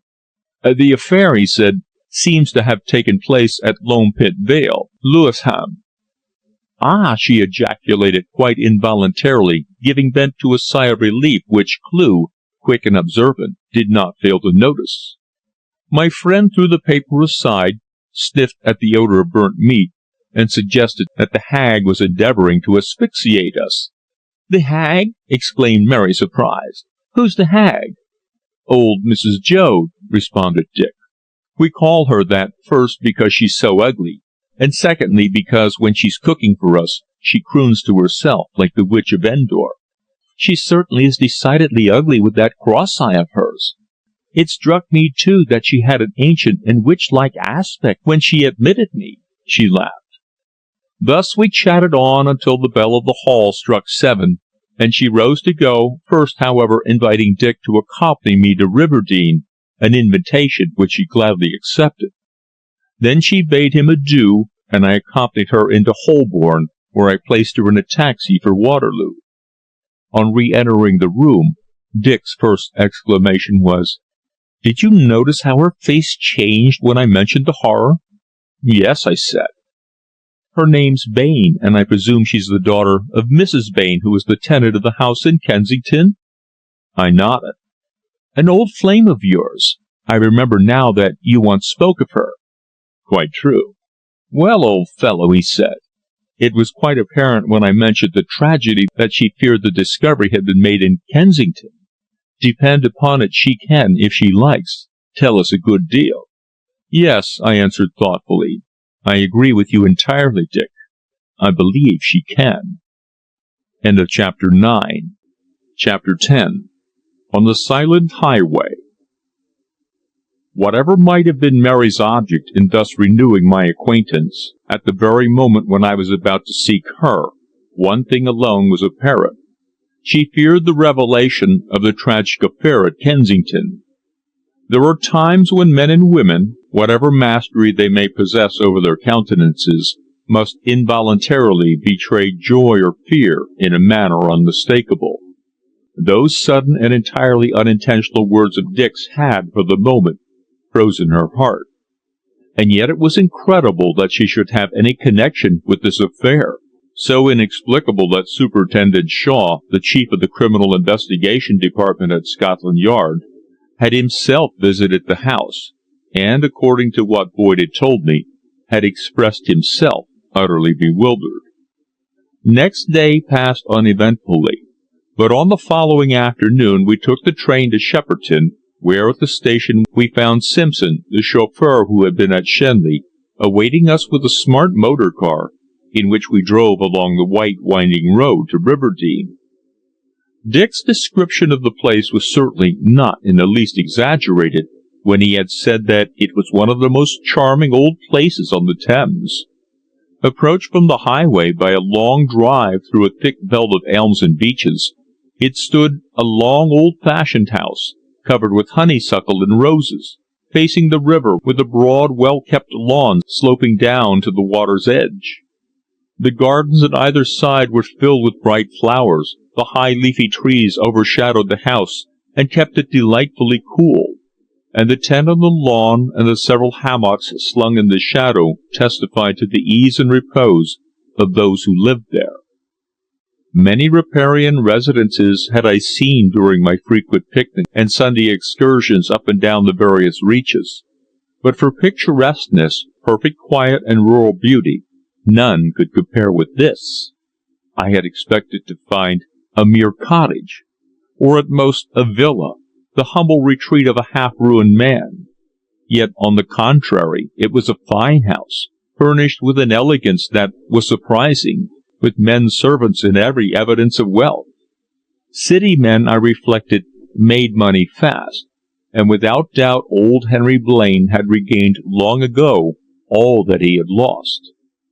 How beautiful, how tranquil was that spot!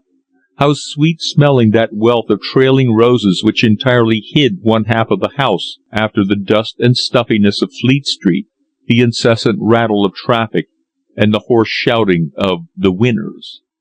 Beyond the lawn, which we now crossed to greet our hostess and her daughter, the river ran cool and deep, with its surface unruffled, so that the high poplars on the opposite bank were reflected into it with all their detail and colour as in a mirror. It was a warm afternoon, and during our drive the sun had beat down upon us mercilessly, but here in the shadow all was delightfully cool and refreshing.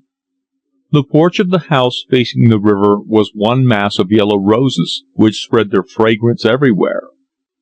Mrs. Blaine was seated in a wicker chair with some needlework, while Mary was lying in a chaise lounge reading the latest novel from Mudie's, and our footsteps falling noiselessly upon the turf, neither noticed our approach until we stood before them.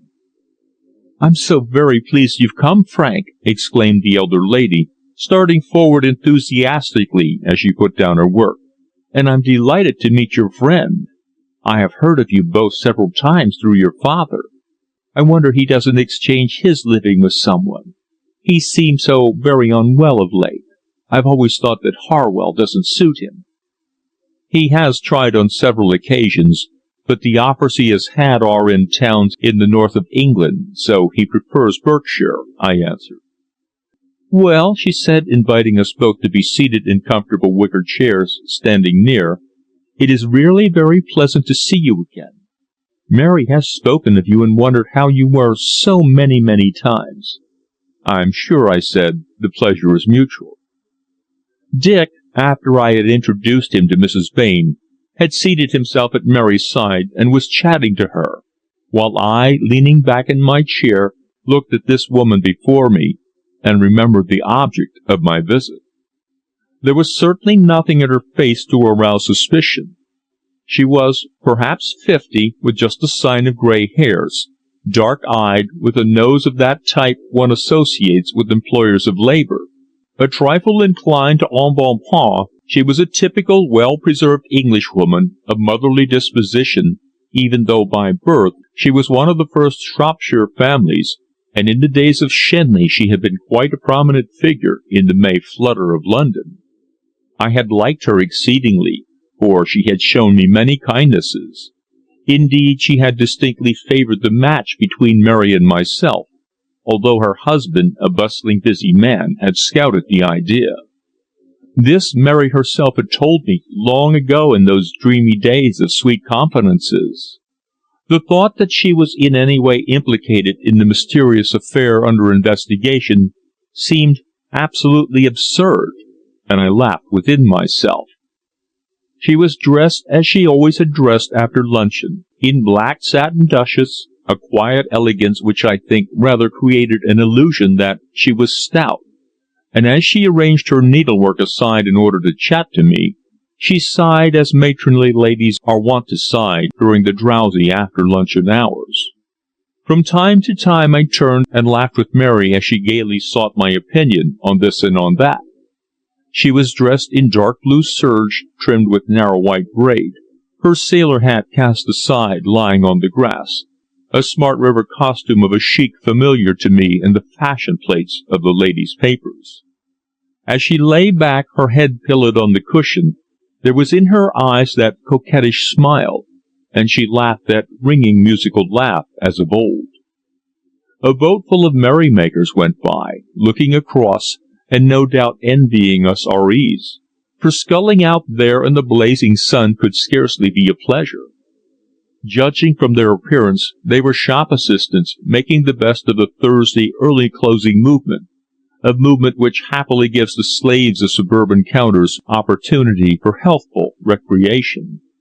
The boat was laden to overflowing, and prominent in the bows was the inevitable basket of provisions and the tin kettle for making tea. "It's too hot as yet to go out," Mary said, watching them. "We'll go later." "Very well," Dick answered. "I shall be delighted. I love the river, but since my Cambridge days I've unfortunately had but little opportunity for sculling." "You newspaper men," observed Mrs. Blaine, addressing me, "must have very little leisure, I think. The newspapers are always full. Isn't it very difficult to fill the pages?" "No," I answered. "That's a common error. To every newspaper in the kingdom there comes daily sufficient needs of one sort or another to fill 3 sheets the same size. The duty of the journalist, if of course he is not a reporter or leader writer, is to make a judicious selection as to what he shall publish and what he shall omit. It is this that wears out one's brains." "But the reporters," she continued, "I mean those men who go and hunt up details of horrors, crimes and such things, are they well paid?" That struck me as a strange question, and I think I must have glanced at her rather inquiringly. "They are paid as well as most professions are paid nowadays," I answered. "Better, perhaps, than some." "And their duty is to make inquiries and scrape up all kinds of details, just like detectives, I've heard it said. Is that so?" "Exactly," I replied. "One of the cleverest men in that branch of journalism is our friend here, Mr. Clue." She looked at the man I indicated, and I thought her face went slightly paler. It may, however, only been in my imagination. "Is he really one of those?" she inquired in a low undertone. "Yes," I responded. "In all Fleet Street, he's the shrewdest man at hunting out the truth. He is the Comet Man, and may claim to have originated the reporter investigation branch of journalism." She was silent for a few moments. Lines appeared between her eyes. Then she took up her needlework, as if to divert her thoughts. "And Mr. Blaine," I asked at last, in want of some better topic, "how is he?" "Oh, busy as usual. He's in Paris. He went a fortnight ago upon business connected with some company he is bringing out, and has not been able to get back yet. We shall join him for a week or two, only I so much dislike the Channel crossing. Besides, it is really very pleasant here just now." "Delightful," I answered, looking round upon the peaceful scene.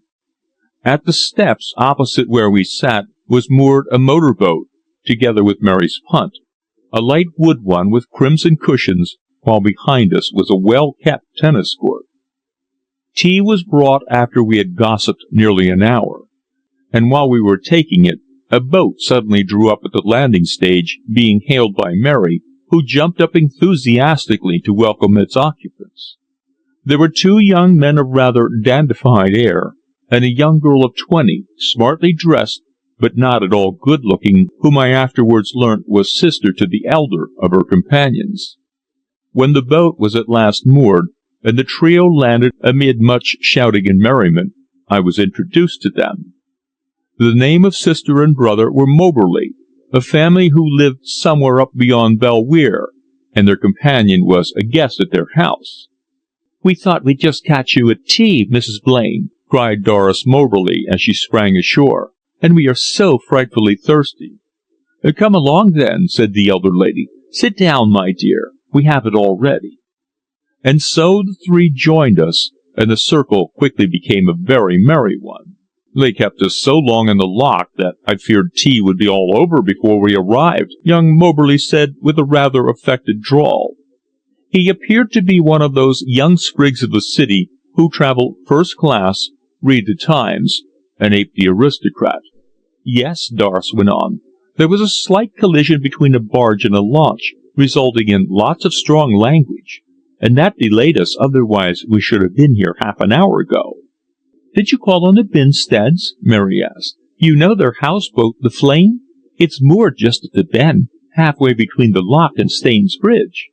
"We passed it, but the blinds were down. They were evidently taking a nap, so we didn't hail them," Doris responded.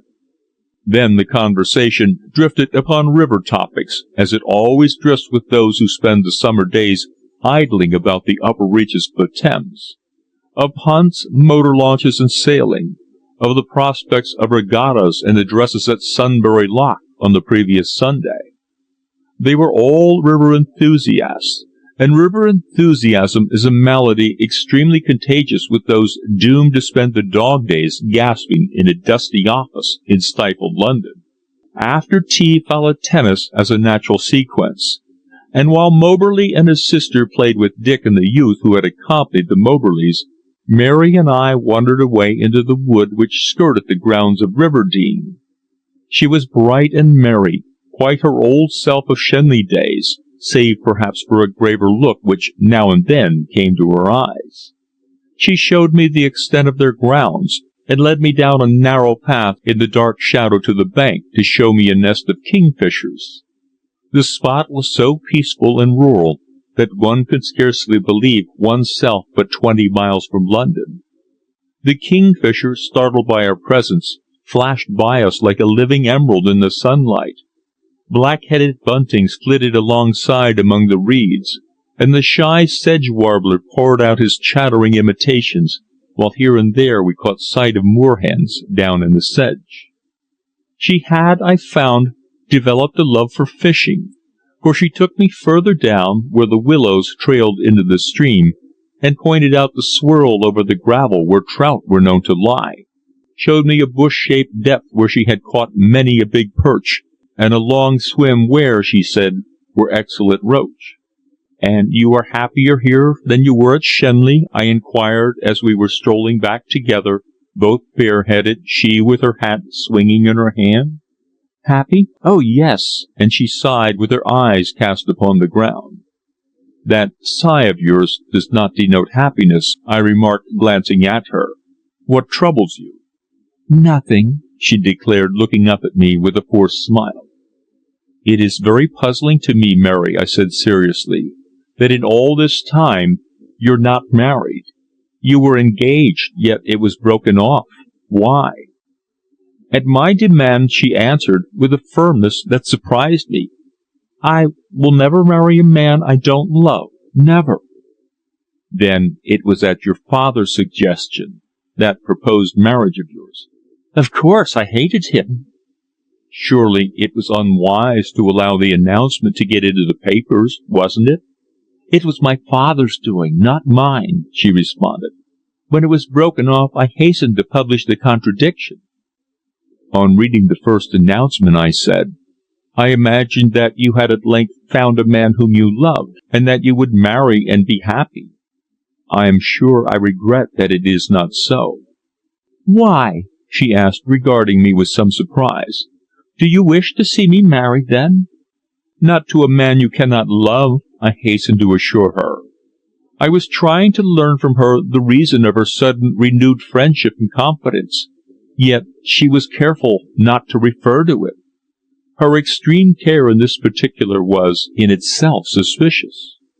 Her effort at coquetry when at my chambers 2 days before made it apparent that she was prepared to accept my love, if I so desired.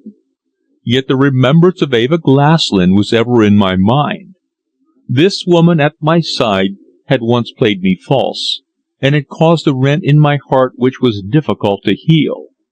She was pretty and charming, without doubt, yet she had never been frank even in those long past days at Shenley. Once again I told myself that the only woman I had looked upon with thoughts of real genuine affection was the mysterious Eva whom once, with my own eyes, I had seen cold and dead. When I reflected upon the latter fact, I became puzzled almost to the verge of madness. Yet upon me, situated as I was, devolved the duty of solving the enigma. Life, looked at philosophically, is a long succession of chances. It is a game of hazard played by the individual against the multiform forces to which we give the name of circumstance, with cards whose real strength is always either more or less than their face value, and which are packed and forced with an astuteness which would baffle the wiliest sharper. There are times in the game when the cards held by the mortal player have no value at all, when what seem to us kings, queens, and aces change to mere blanks. There are other moments when ignoble 2s and 3s flush into trumps and enable us to triumphantly sweep the board. Briefly, life is a game of roulette, wherein we always play en plat. As, walking at her side, I looked into her handsome face, there came upon me a feeling of mournful disappointment. Had we met like this a week before, and she had spoken so softly to me, I should, I verily believe, have repeated my declaration of love. But the time had passed, and all had changed. My gaze had been lost in the immensity of a pair of wondrous azure eyes. I, who tired before my time, world-weary, despondent, and cynical, was angry and contemptuous at the success of my companions, had actually awakened to a new desire for life. So I allowed this woman I had once loved to chatter on, listening to her light gossip, and now and then putting a question to her with a view to learning something of her connection with that house of mystery. Still, she told me nothing, absolutely nothing. Without apparent intention, she evaded any direct question I put to her, and seemed brimming over with good spirits and merriment. "It has been quite like old times to have a stroll and a chat with you, Frank," she declared as we emerged at last upon the lawn where tennis was still in progress. The sun was now declining, the shadows lengthening, and a refreshing wind was already beginning to stir the tops of the elms. Yes, I laughed. Of our long walks around Harwell I have many pleasant recollections. Do you remember how secretly we used to meet, fearing the anger of your people? How sometimes I used to wait hours for you, and how we used to imagine that our love would last always? Oh, yes, she answered. I recollect, too, how I used to send you notes down by one of the stable lads, and pay him with sweets. I laughed again. All that has gone by, I said. In those days of our experience, we believed that our mutual liking was actual love. Even if we now smile at our recollections, they were, nevertheless, the happiest hours of all our lives. Love is never so fervent and devoted as in early youth. Ah, she answered in a serious tone, you are quite right. I have never since those days known what it is to really love. I glanced at her sharply. Her eyes were cast upon the ground in sudden melancholy. Was that speech of hers a veiled declaration that she loved me still? I held my breath for an instant, then, looking straight before me, saw, standing a few yards away, in conversation with Mrs. Vane, a female figure in a boating costume of cream flannel braided with coral pink. Look, I exclaimed, glad to avoid responding. You have another visitor, I think. She glanced in the direction I indicated, then hastened forward to greet the newcomer. The slim-waisted figure turned, and next second I recognized the strikingly handsome profile of Eva Glaslyn, the mysterious woman I secretly loved with such passion, ardor, and affection. Come, Frank, let me introduce you, Mary cried, after enthusiastically kissing her friend. I stepped forward, and as I did so, she turned and fixed on me her large, blue-laughing eyes. Not a look, not an expression of her pure countenance was altered. As I gazed into those eyes, I saw that they were as dear as the purest crystal, and that I could look through them straight into her very soul. I bowed and grasped the tiny refined hand she held forth to me, that soft hand which I had once before touched, when it was cold and lifeless. End of Chapter 10. Chapter 11. Beauty at the Helm. Together we stood on the lawn near the river bank gossiping, and as I looked into Ava's flawless face, whereon the expression had now become softened, I longed to tell her the most sacred secret of my heart. Had she, I wondered, recognized in me the man she encountered in St. James's Park when on that mysterious errand of hers? What could have been the nature of that errand? Whom did she go there to meet? One fact was at that moment to me more curious than all others, namely, her friendship with Mrs. Blaine, the woman who, according to the landlord, rented that house of mystery. By the exercise of care and direction, I might, I told myself, learn something which would perhaps lead, if not to the solution of the enigma, then to some clue upon which the police might work. But to accomplish this I should be compelled to exercise the most extreme caution, for both mother and daughter were evidently acute to detect any attempt to gain their secret, while it seemed more than probable that Ava herself, if actually aware of the affair, which was, of course, not quite certain, had some motive in keeping all knowledge of it concealed. Who, 100 times I wondered, was the man who, after lingering opposite Buckingham Palace, had entered the house in Ebury Street? Without doubt, Ava had gone to the park to meet him, but it seemed that, growing impatient, or fearful of recognition by others, she had left before his arrival. True, the police had watched the house wherein the man disappeared, but up to the present he had not been seen again. Boyd had told me, when I had seen him that very morning, that he had left by some exit at the rear, and that his entry there was only to throw any watcher off the scent. It was evident that the man, whoever he was, had very ingeniously got clear away. Dick, who was playing tennis, at last came forward to be introduced to my divinity, and presently whispered to me his great admiration for her. I was about to tell him who she really was, but on reflection felt that I could act with greater discretion if the truth remained mine alone, together with the secret of my love for her. Therefore I held my peace, and he, in ignorance that she was the missing victim of that amazing tragedy, walked at her side along the water's edge, laughing merrily and greatly enjoying her companionship. Mrs. Blaine invited us all to dine, but the Moberlys were compelled to decline, they having a party of friends at home.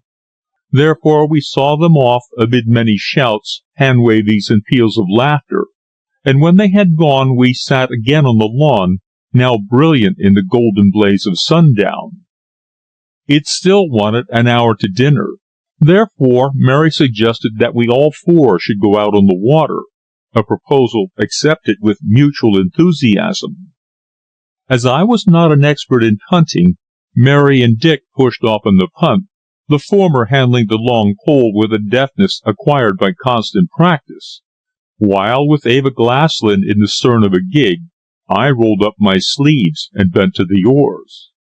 The sunset was one of those gorgeous combinations of crimson and gold with which those who frequent the Thames know so well.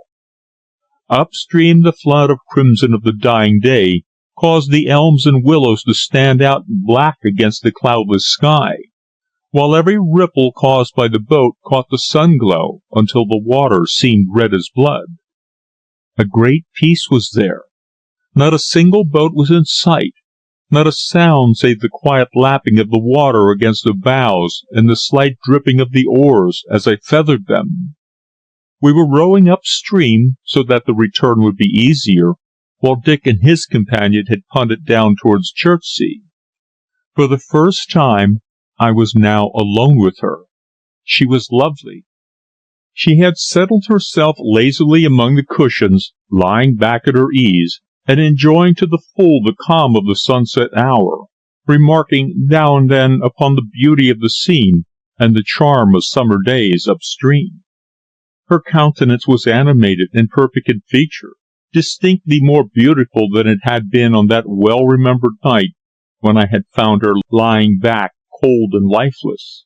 How strange it all was, I thought, that I should actually be rowing her there, when only a few days before I had beheld her stiff and dead.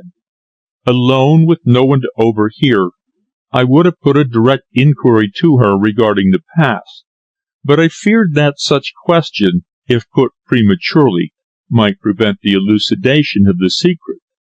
To get at the truth, I must act diplomatically, and exercise the greatest caution.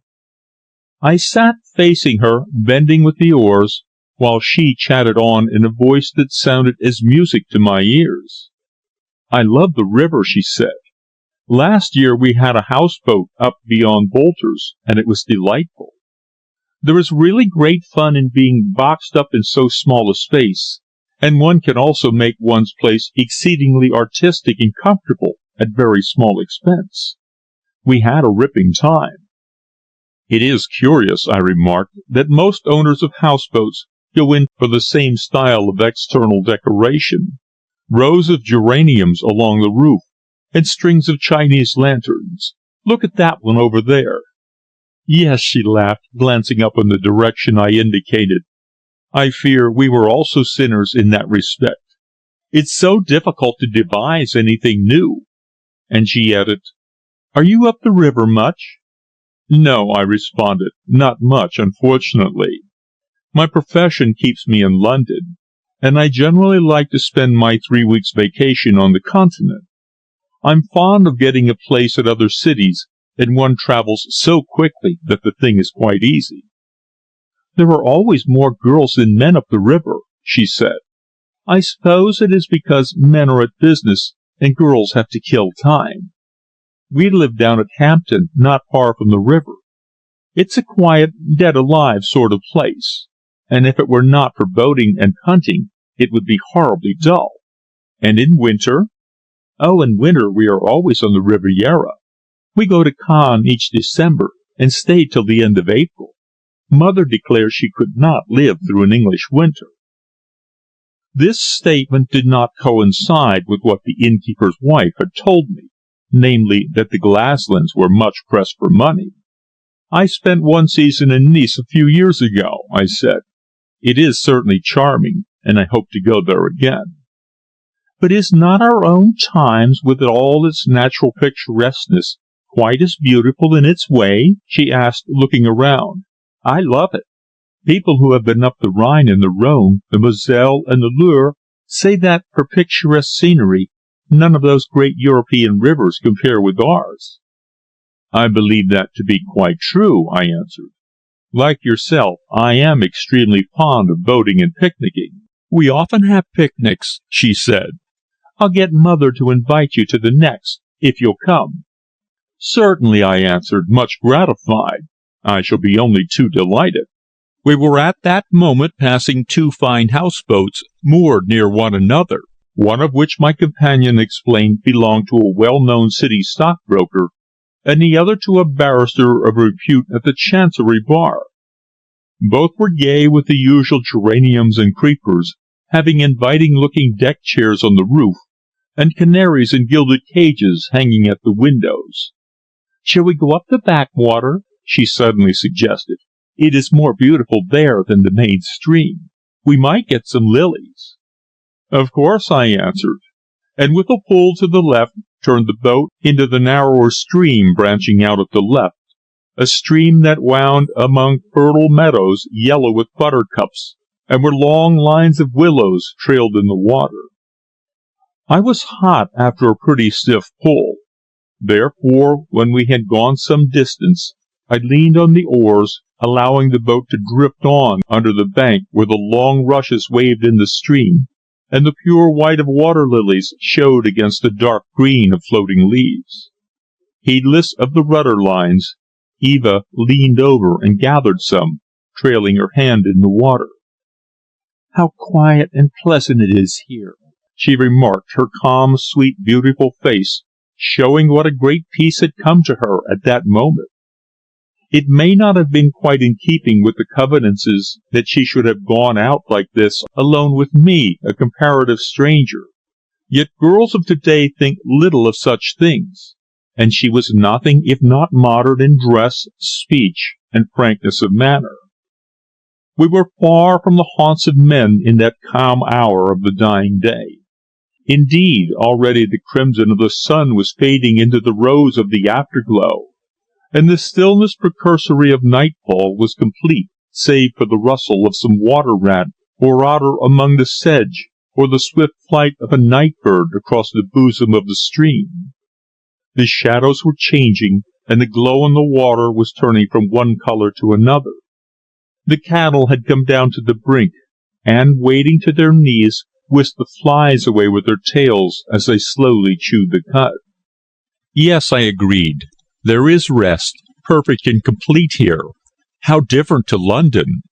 "Ah, yes," she answered. "I hate London, and very seldom go there, except when necessity compels us to do shopping." "Why do you hate it?" I asked, at once pricking up my ears. "Have you any especial reason for disliking it?" "Well, no," she laughed. "I suppose it's the noise and bustle and hurry that I don't like. I'm essentially a lover of the country. Even theatres, concerts, and such like amusements have but little attraction for me. I know it sounds rather absurd that a girl should make such a declaration, but I assure you I speak the truth." I did not doubt her. Anyone with an open face like hers could not be guilty of lying. That statement was in itself an index to her character.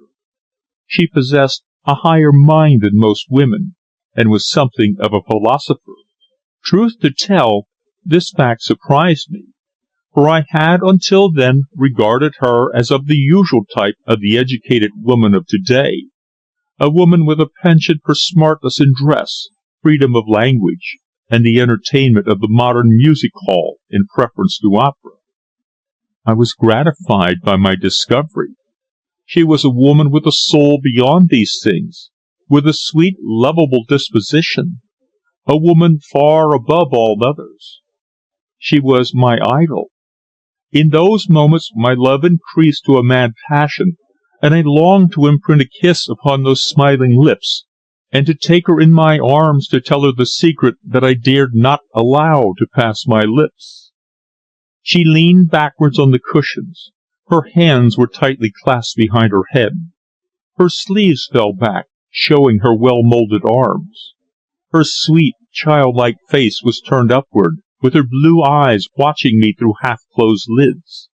Her small mouth was but half shut. She smiled a little. It entranced me to look upon her.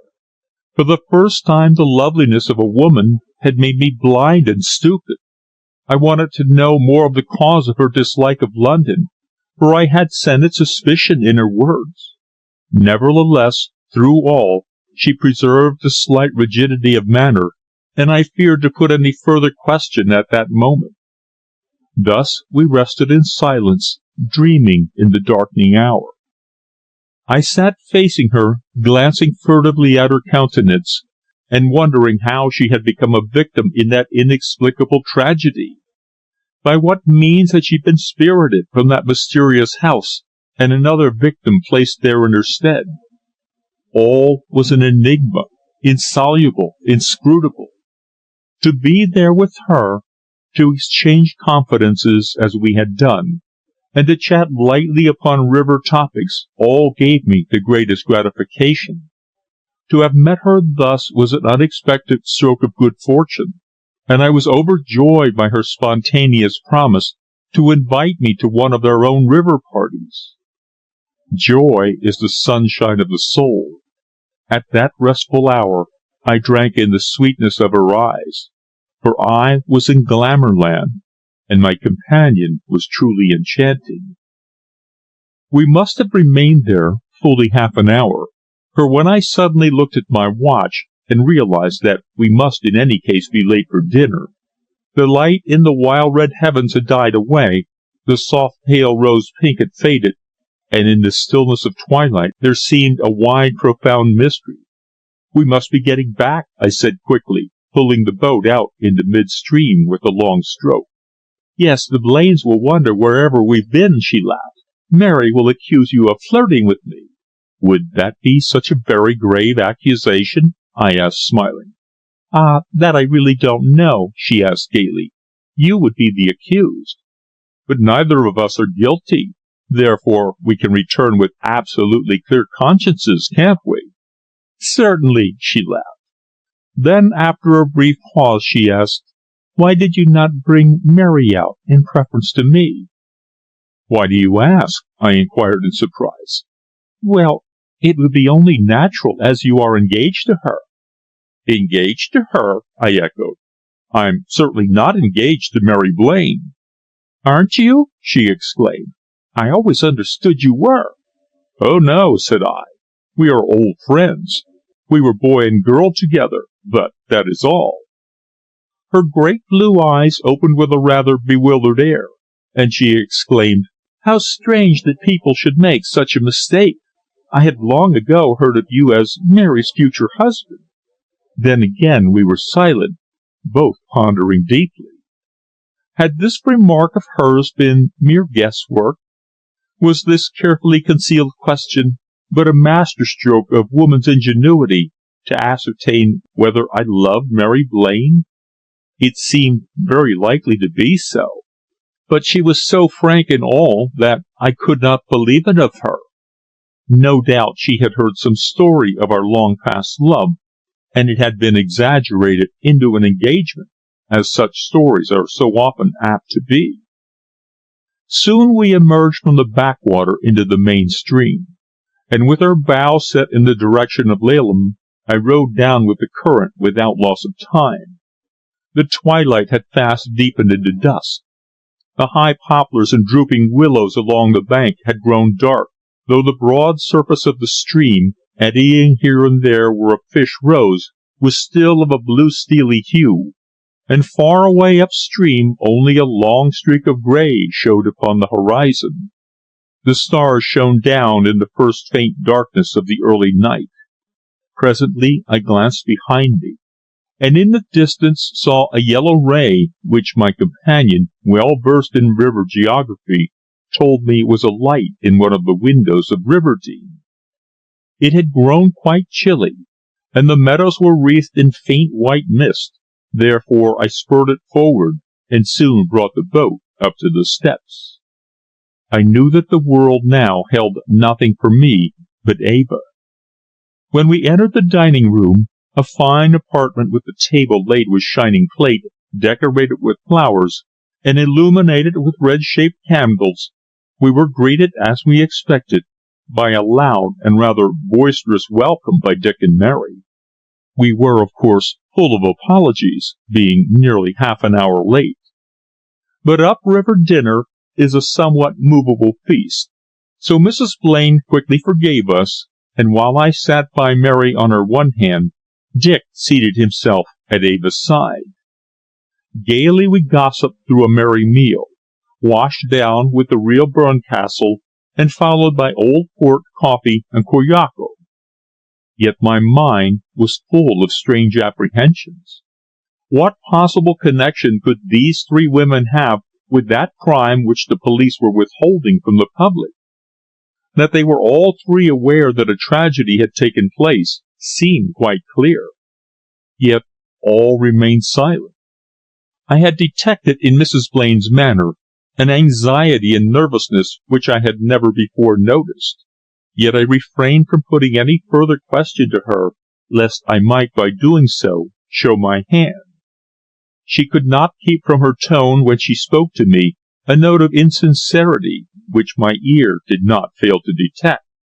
Our conversation over dessert turned upon dogs, the performances of Mary's pug having started the discussion, and quite inadvertently Dick, whose mind seemed always centered upon his work, for he was nothing if not an enthusiast, suddenly said, "Dogs are now being used by the police to trace criminals. There is no better method when it can be accomplished, for a bloodhound will follow a trail anywhere with unfailing accuracy, even after some hours." "Do they actually use them now?" asked Mrs. Blaine in a strained, faltering voice, her wine-glass poised in her hand. "Yes," he responded. "They've been utilized with entire success in 2 or 3 cases this week, not only in London but in the provinces also. They are unfailing, and will track the guilty one with an accuracy that's absolutely astounding." Eva and Mary exchanged quick glances across the table, while Mrs. Blaine sipped her wine and stirred uneasily in her chair. I noticed that the color had died out from the faces of all three, and that in their blanched countenances was a look of mingled fear and suspicion. My friend had led that conversation with remarkable tact to quite an unlooked-for result. He lifted his eyes to mine for an instant, and read my thoughts. My mind became filled with the presentiment of future ill. End of chapter 11. Chapter 12. The Deformed Man's Statement.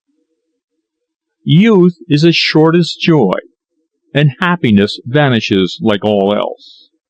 In the mad hurry of life, however, we heed not such things. We live only for today.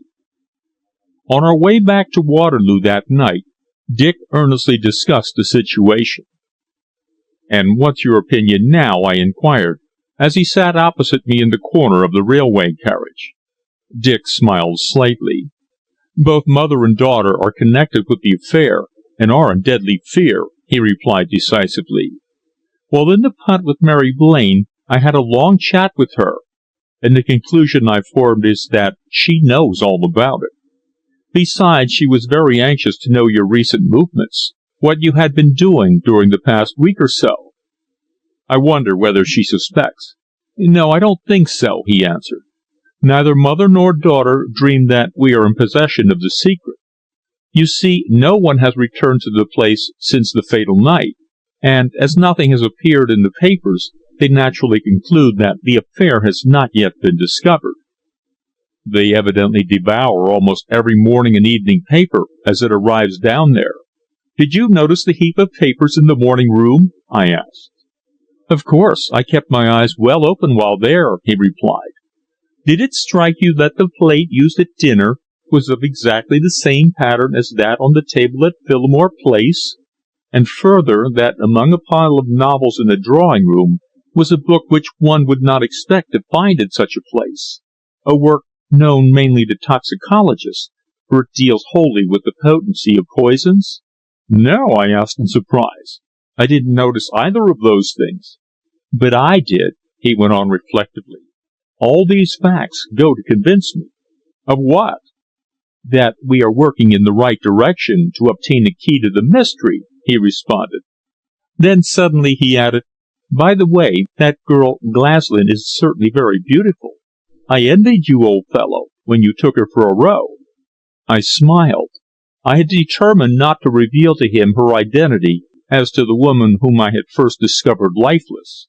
But his natural shrewdness was far greater than mine. He was a born investigator of crime, and had not fate placed him in a newspaper office, he would, I believe, have become a renowned detective. "Glaslyn, Eva Glaslyn," he repeated, as if to himself. "Why, surely that's the name of the girl you met in St. James's Park and followed to Hampton?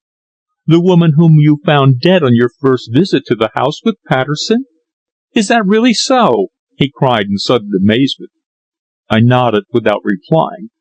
"Then, Frank, old chap," he answered in the low, hoarse voice of one utterly staggered, "this affair has assumed such a devilishly complicated phase that I fear we shall never get at the truth. To approach any of those three women would only be to place them on their guard, and without their assistance we can't possibly act with success." "Then what do you suggest?" I asked. "Suggest? I can suggest nothing," he answered. "The complications on every side are too great, far too great." "Only Eva Glaslyn can assist us," I observed. "Yes, she alone can most probably tell us the truth. But her friendship for the Blaines is proof positive that her secret is a guilty one, even though she was so near being a victim." "She was a victim," I declared. "When I saw her she was apparently lifeless, lying cold and still in the chair, with every appearance of one dead. But what causes you to think that her secret is a guilty one?" I asked hastily. "The Blaines undoubtedly are implicated in the matter, and she, their friend, is in possession of their secret," he argued. "As a victim she would be prompted to expose them if she did not fear exposure herself. She's therefore held to enforce silence." His argument was a very forcible one, and during the remainder of the journey to London I sat back calmly reflecting upon it. It was a theory which had not before occurred to me, but I hesitated to accept it, because I could not believe that upon this woman, who held me beneath the spell of her marvellous beauty, could there rest any such hideous shadow of guilt. I remembered those clear blue eyes, that fair open countenance, and that frank manner of speech, and refused to give credence to my friend's allegation. Slowly passed the days. Summer heat increased, and in London the silk-hatted world had already turned their thoughts towards the open fields and the sea beach.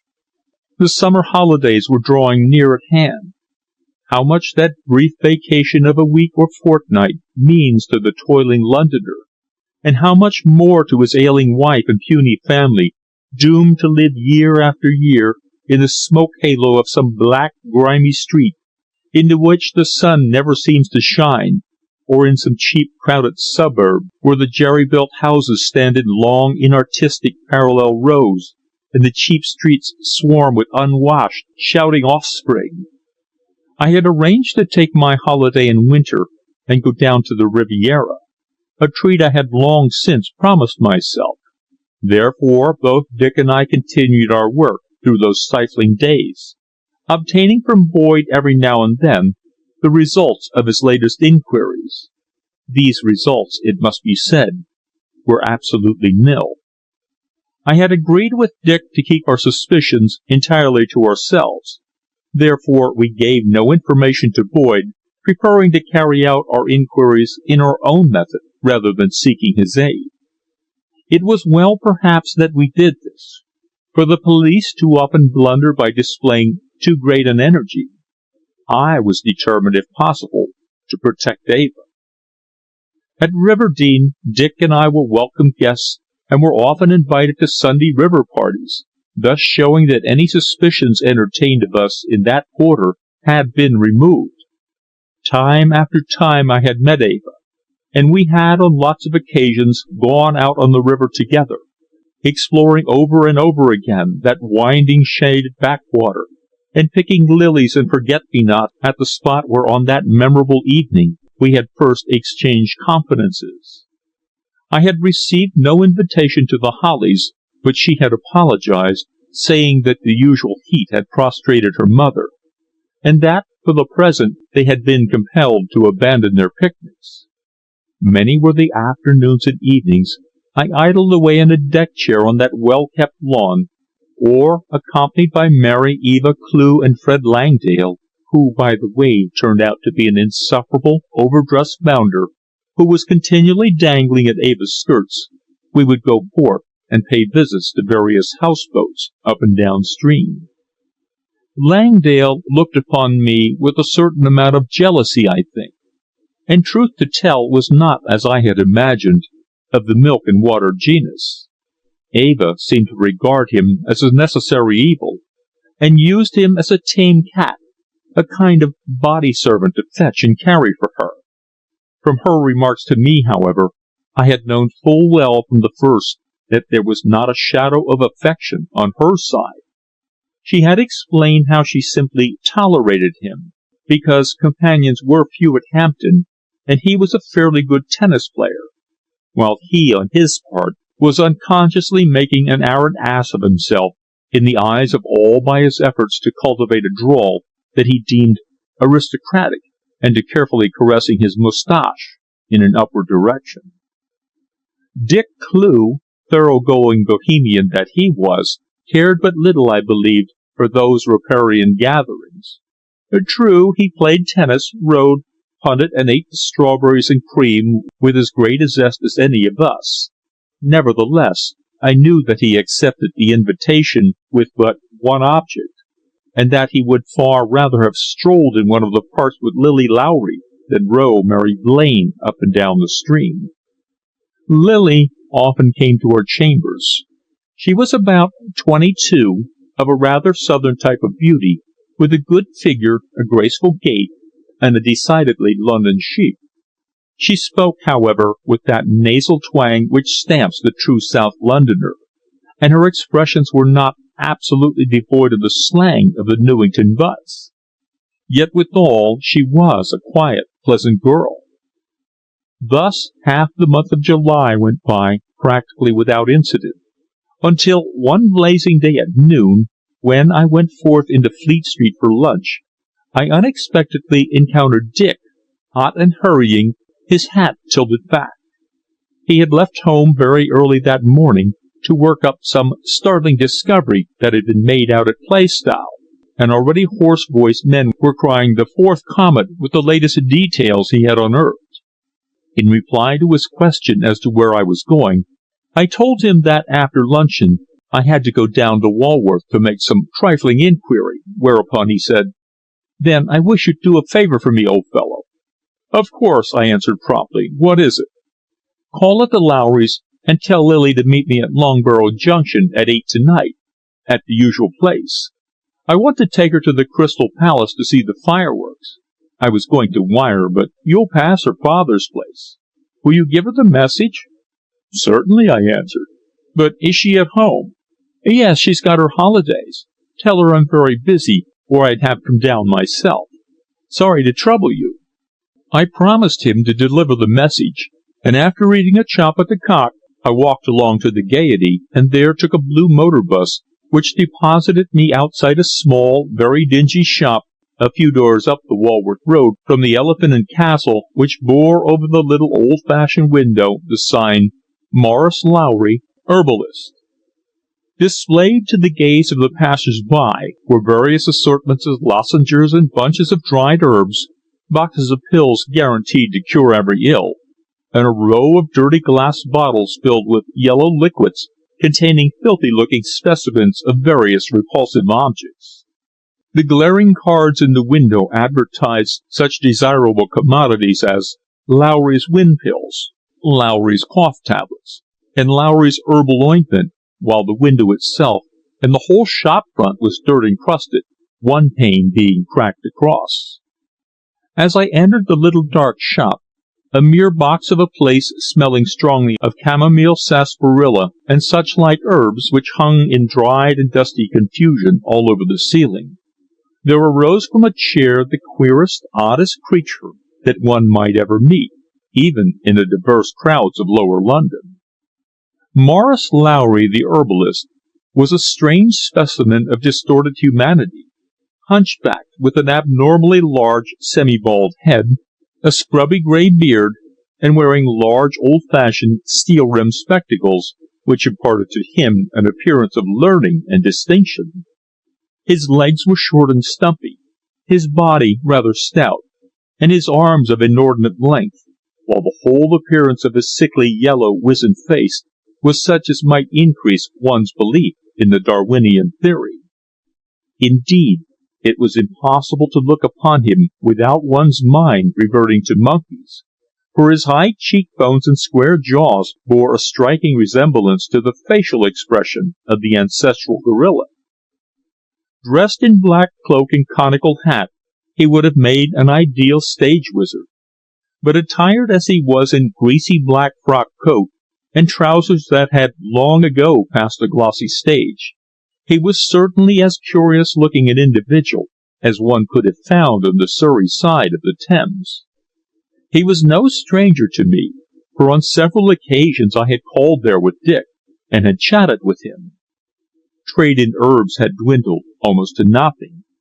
Nowadays, with all sorts and varieties of well-advertised medicines, the people of Newington, Walworth, and the New Kent Road did not patronize the old-fashioned herbal remedies, which, if truth be told, are sometimes more potent and wholesome than any of the quack nostrums flaunted in the daily papers and on the hoardings. 10 years ago the herbalists did a brisk trade in London, especially among lower-class housewives, who, having come up from the country, were glad enough to obtain the old-world decoctions. But nowadays the herbalist's only source of profit seems to be in the sale of skin soaps and worm tablets. Old Morris, with his ugly deformed figure and shining bald head, welcomed me warmly as I entered, and at once invited me into the little shop parlour beyond, a mere dark cupboard which still retained the odour of the midday meal, Irish stew it must have been, and seemed infested with a myriad of flies. Possibly the fragrance of the herbs attracted them, or else they revelled among the succulent tablets exposed in the open boxes upon the narrow counter. These lozenges, together with his various bottled brews, tinctures of this and of that, the old man manufactured in a kind of dilapidated shed at the rear, which, be it said, often offended the olfactory nerves of the whole neighbourhood when certain herbs were in the process of stewing. "Lily is out," croaked the weird old fellow in response to my inquiry. "But I'll of course give her the message. She don't get much chance nowadays, poor child. When her mother was alive we used to manage to run down to Margate for a week or fortnight in the hot weather. But now," and he shrugged his shoulders with quite a foreign air, "well, there's only me to look after the shop," he added, "and things are not so brisk as they were a few years ago." He spoke with a slight accent due, Clew had told me, to the fact that his mother was French, and he had lived in France for a number of years. Few people, however, noticed it, for by many he was believed to be a Jew. I nodded. I could see that the trade done there was infinitesimal, and quite insufficient to pay the rent. Besides, was not the fact that Lily had been compelled to go out and earn her own living proof in itself that the strange-looking old fellow was the reverse of prosperous? The herbal trade in London is nearly as dead as the manufacture of that once popular metal known as German silver. "Lily has gone to see an aunt of hers over at Battersea," the old man explained, "but she'll be home at 5. She's got her holidays now, and poor girl, she's been sadly disappointed. She expected to go down to her married sister at Huntington, but couldn't go because her sister's laid up with rheumatic fever. So she has to stay at home this year, and this place isn't much of a change for her." I glanced around at the dark, close little den, and at the strong-smelling shop beyond, and was fain to admit that he spoke the truth. "I suppose your friend Mr. Clue is busy as usual with his murders and his horrors," he remarked, smiling. "He's a wonderful acute fellow. I always read the paper every day, and am generally interested in the results of the inquiries by the Comet Man. Half London reads his interviews and latest details." "Yes," I answered, "he's kept hard at work always. There seems to be a never-ceasing string of sensations nowadays.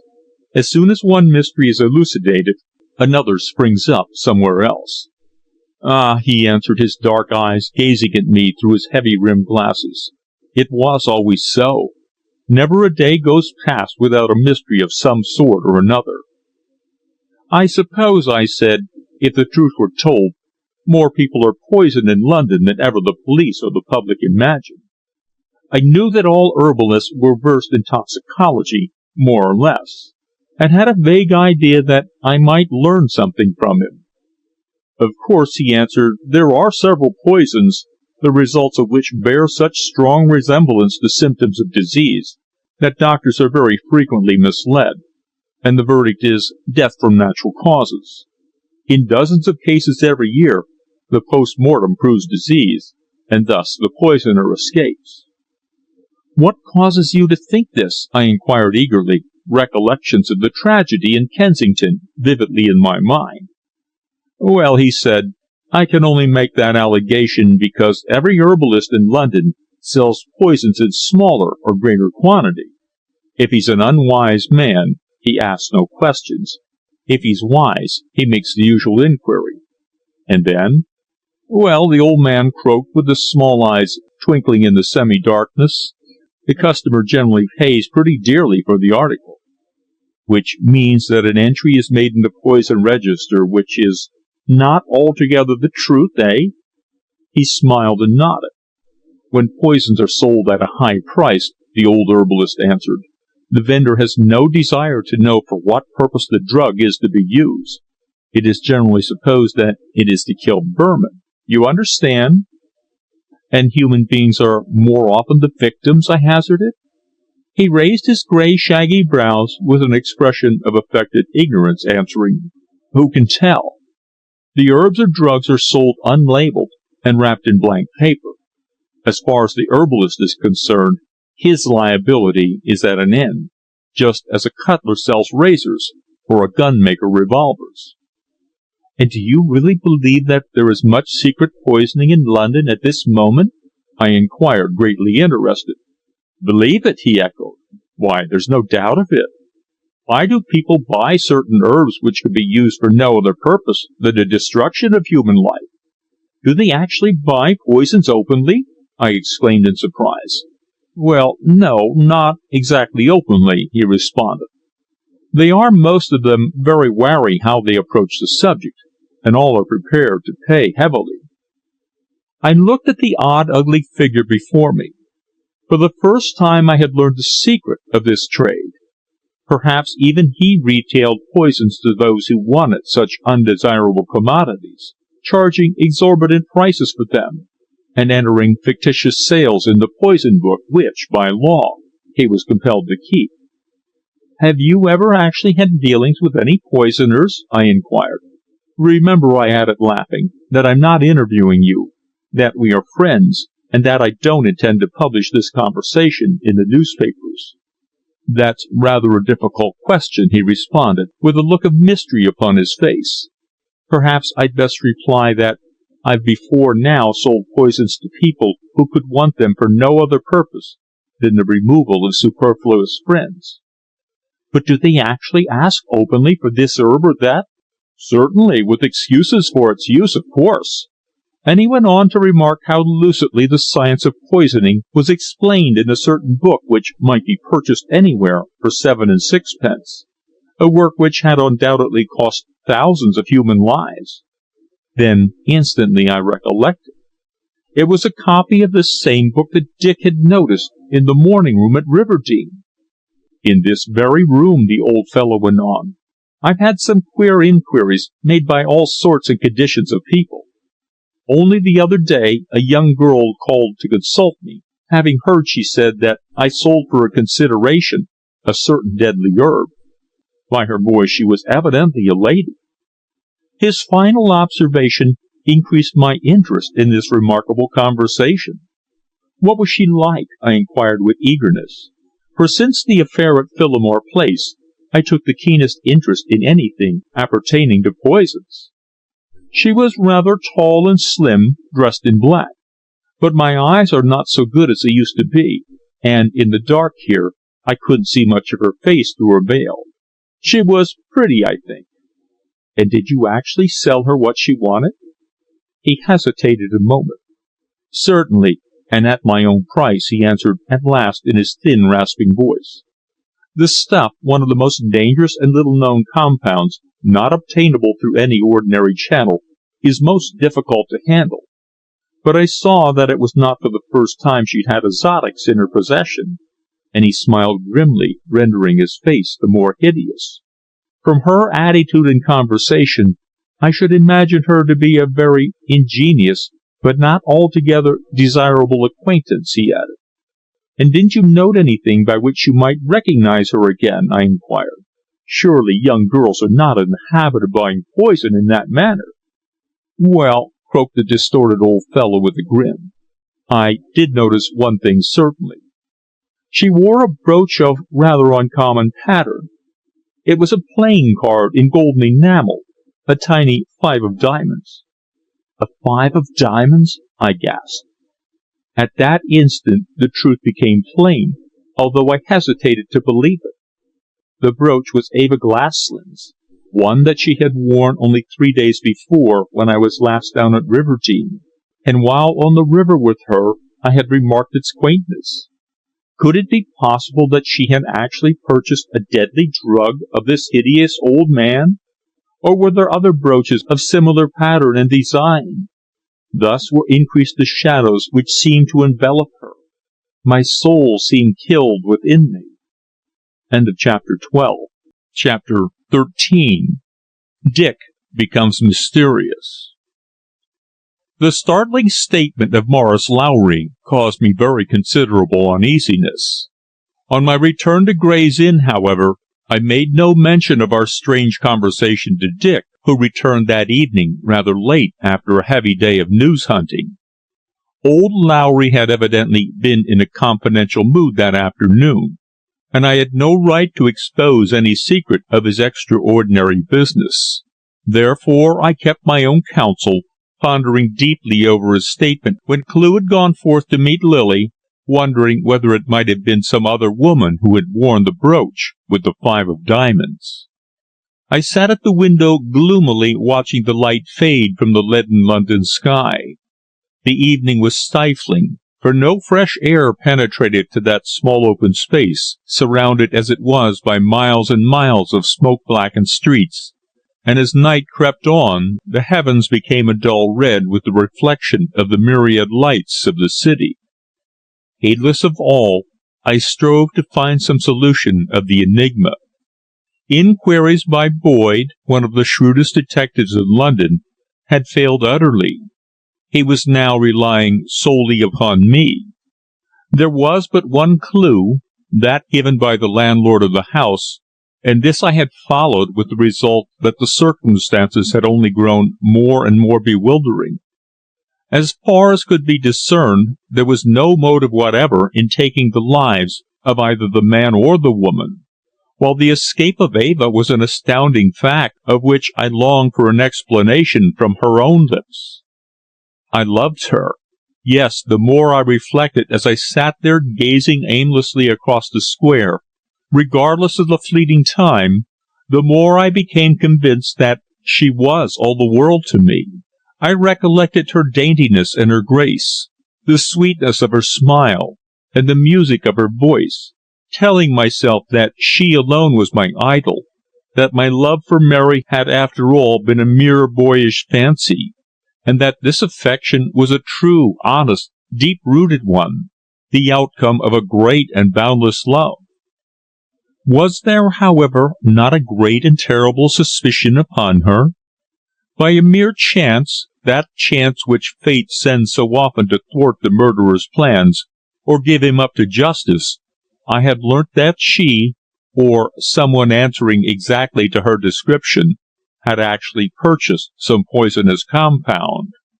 I had believed her to have been a victim on that fatal night, but now it seemed that, on the other hand, she was herself given to the study of poisons.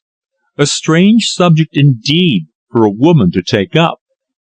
Then calmly I asked myself if it were possible to cast all memory of her aside, and after reflection discovered that such a course was utterly unfeasible.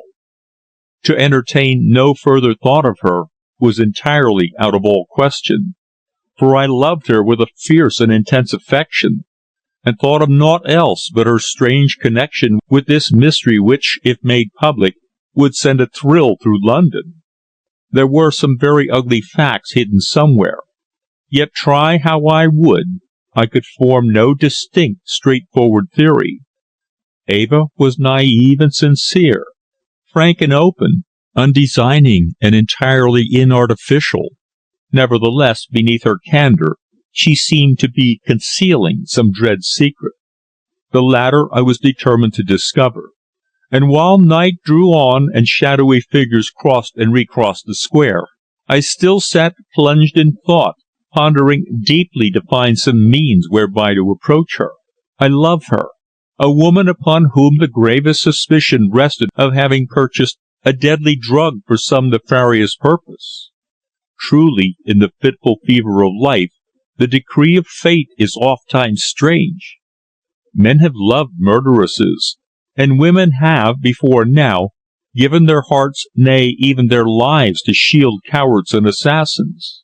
Suddenly a movement behind me brought me back to a sense of my surroundings, and I saw that Dick had returned. "Why, you're back very early," I said. "Have you been down to the Crystal Palace?" "Yes, of course," he answered gaily. "What have you been doing, you lazy beggar? It's past 11:30. "Nothing," I answered, surprised that it was so late. "I tried to write, but it's too beastly hot to work." "Quite fresh down at the Palace," he answered. "Big crowd on the terrace, and the fireworks not at all bad." "Lil all right?" "Yes, sends her regards and all that sort of thing. But," and he hesitated, at the same time tossing his hat across upon a chair, and seating himself on the edge of the table in that careless, devil-may-care style habitual to him. "But what?" I inquired. He sighed, and a grave expression crossed his face. "Fact is, old chap," he said in an unusually earnest tone, "I fear I'm getting a bit tired of her. She wasn't the least bit interesting tonight." "Sorry to hear that, old man," I said. "Perhaps she wasn't very well, or you may be out of sorts, liver or something. A woman isn't always in the same mood, you know, just as a man is liable to attacks of blues." Yes, I know all that," he exclaimed impatiently, "but I've been thinking over it a long time. And, to tell you the truth, I'm no longer in love with her. It's no good making a fool of the girl any longer." "But she loves you," I observed, knowing well in what affection she held my erratic friend. "That's the devil of it," he snapped. "To tell the truth, it has worried me a lot lately." "You've neglected her very much," I observed. "But surely she's good-looking, a charming companion, and has a very even temper. You've told me so lots of times. Why have you so suddenly grown tired?" "I really don't know," he answered, smiling, at the same time slowly filling his pipe. "Perhaps it's my nature. I was always a wanderer, you know." I looked at him steadily for some moments, then said bluntly, "Look here, Dick, you needn't conceal the truth from me, old fellow. Mary Blaine has attracted you, and you are throwing Lil over on her account." "Rubbish," he laughed. "Mary's a nice girl, but as for loving her—" and he shrugged his shoulders without concluding his sentence. Notwithstanding this protest, however, I felt convinced that I had guessed aright, and regretted because I knew how well Lily loved him, and what a blow it would be to her. She and I had been good friends always, and I liked her, for she was demure, modest, and withal dignified, even though she were but a shop assistant. "Well, is it really fair to Lily?" I suggested, after a rather painful pause. "You surely wouldn't advise me to tie myself to a girl I don't love," he protested rather hastily. "You are a fellow with lots of common sense, Frank, and your advice I'd follow before that of any chap I know. But here you're a bit wide of the mark, I think." "Thanks for the compliment, old fellow," I responded. "Of course, it isn't for me to interfere in your private affairs, but all I advise in this matter is a little hesitation before decision." "It's useless," he said. "I've already decided." "To give up Lily?" "I have given her up. I told her tonight that I shouldn't see her again." "You did?" I exclaimed, looking at him in surprise. I could not understand this sudden change of his. A few hours before he had been full of Lil's praises, telling me how charming she could be in conversation, and declaring that he loved her very dearly. It was more than remarkable. "Yes," he said, "you know that I can't bear to beat about the bush, so I resolved to tell her the truth. She'd have to know it some day, and better at once than later on."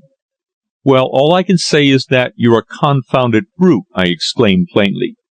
"I know I am," he admitted. "That's the worst of it. I'm too deuced outspoken.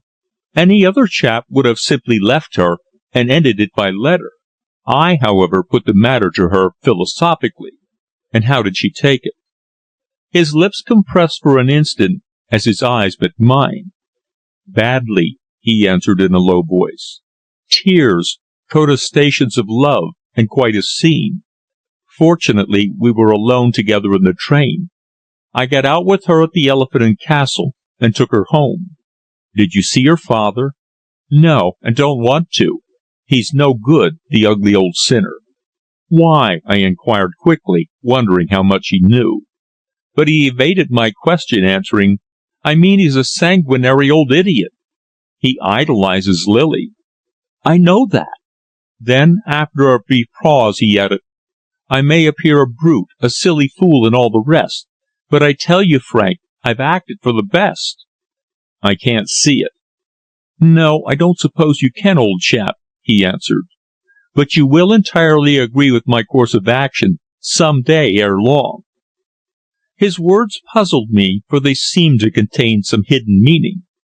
"Are you absolutely certain that you've no further love for Lil?" I inquired. "Absolutely."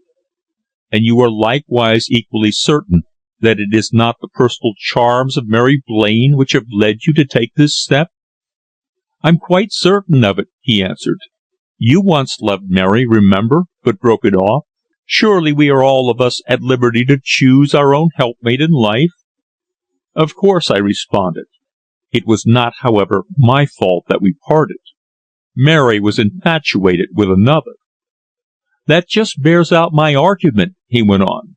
"She didn't love you, and therefore considered herself perfectly justified in her attachment with your rival. I don't love Lil." "But it seems that you have parted from her in a really cruel and heartless manner. This isn't like you, Dick," I added reproachfully. "Why are you her champion?" he asked, laughing. "Are you in love with her?" "Not at all," I assured him with a smile.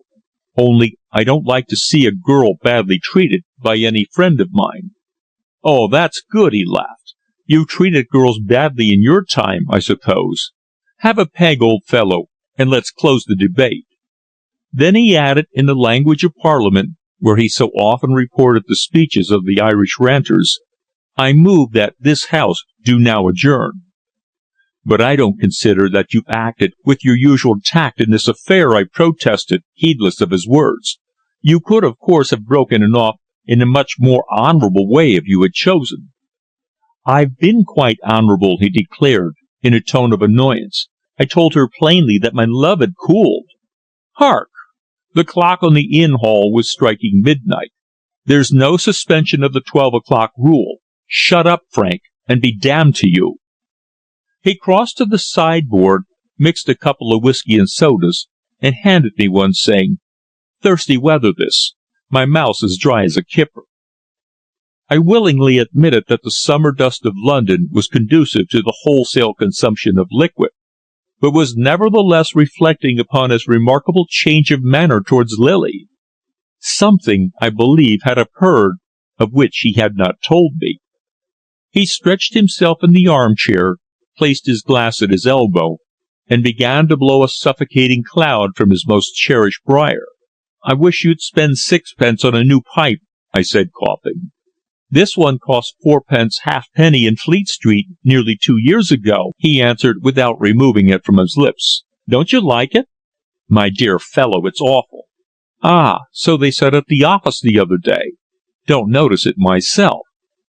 "But others do. I'll make you a present of a new one tomorrow." "Don't want it, old chap. Have a drink yourself with the money. This one's quite good enough for me.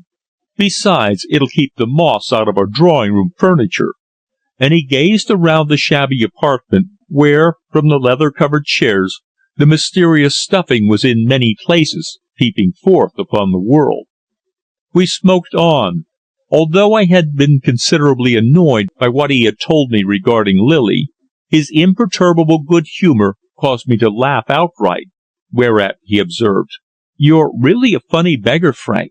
I like you exceedingly, except when you try and dwell upon themes you don't understand. Those who do that are apt to wallow out of their depth. You don't know my reasons for throwing Lil over.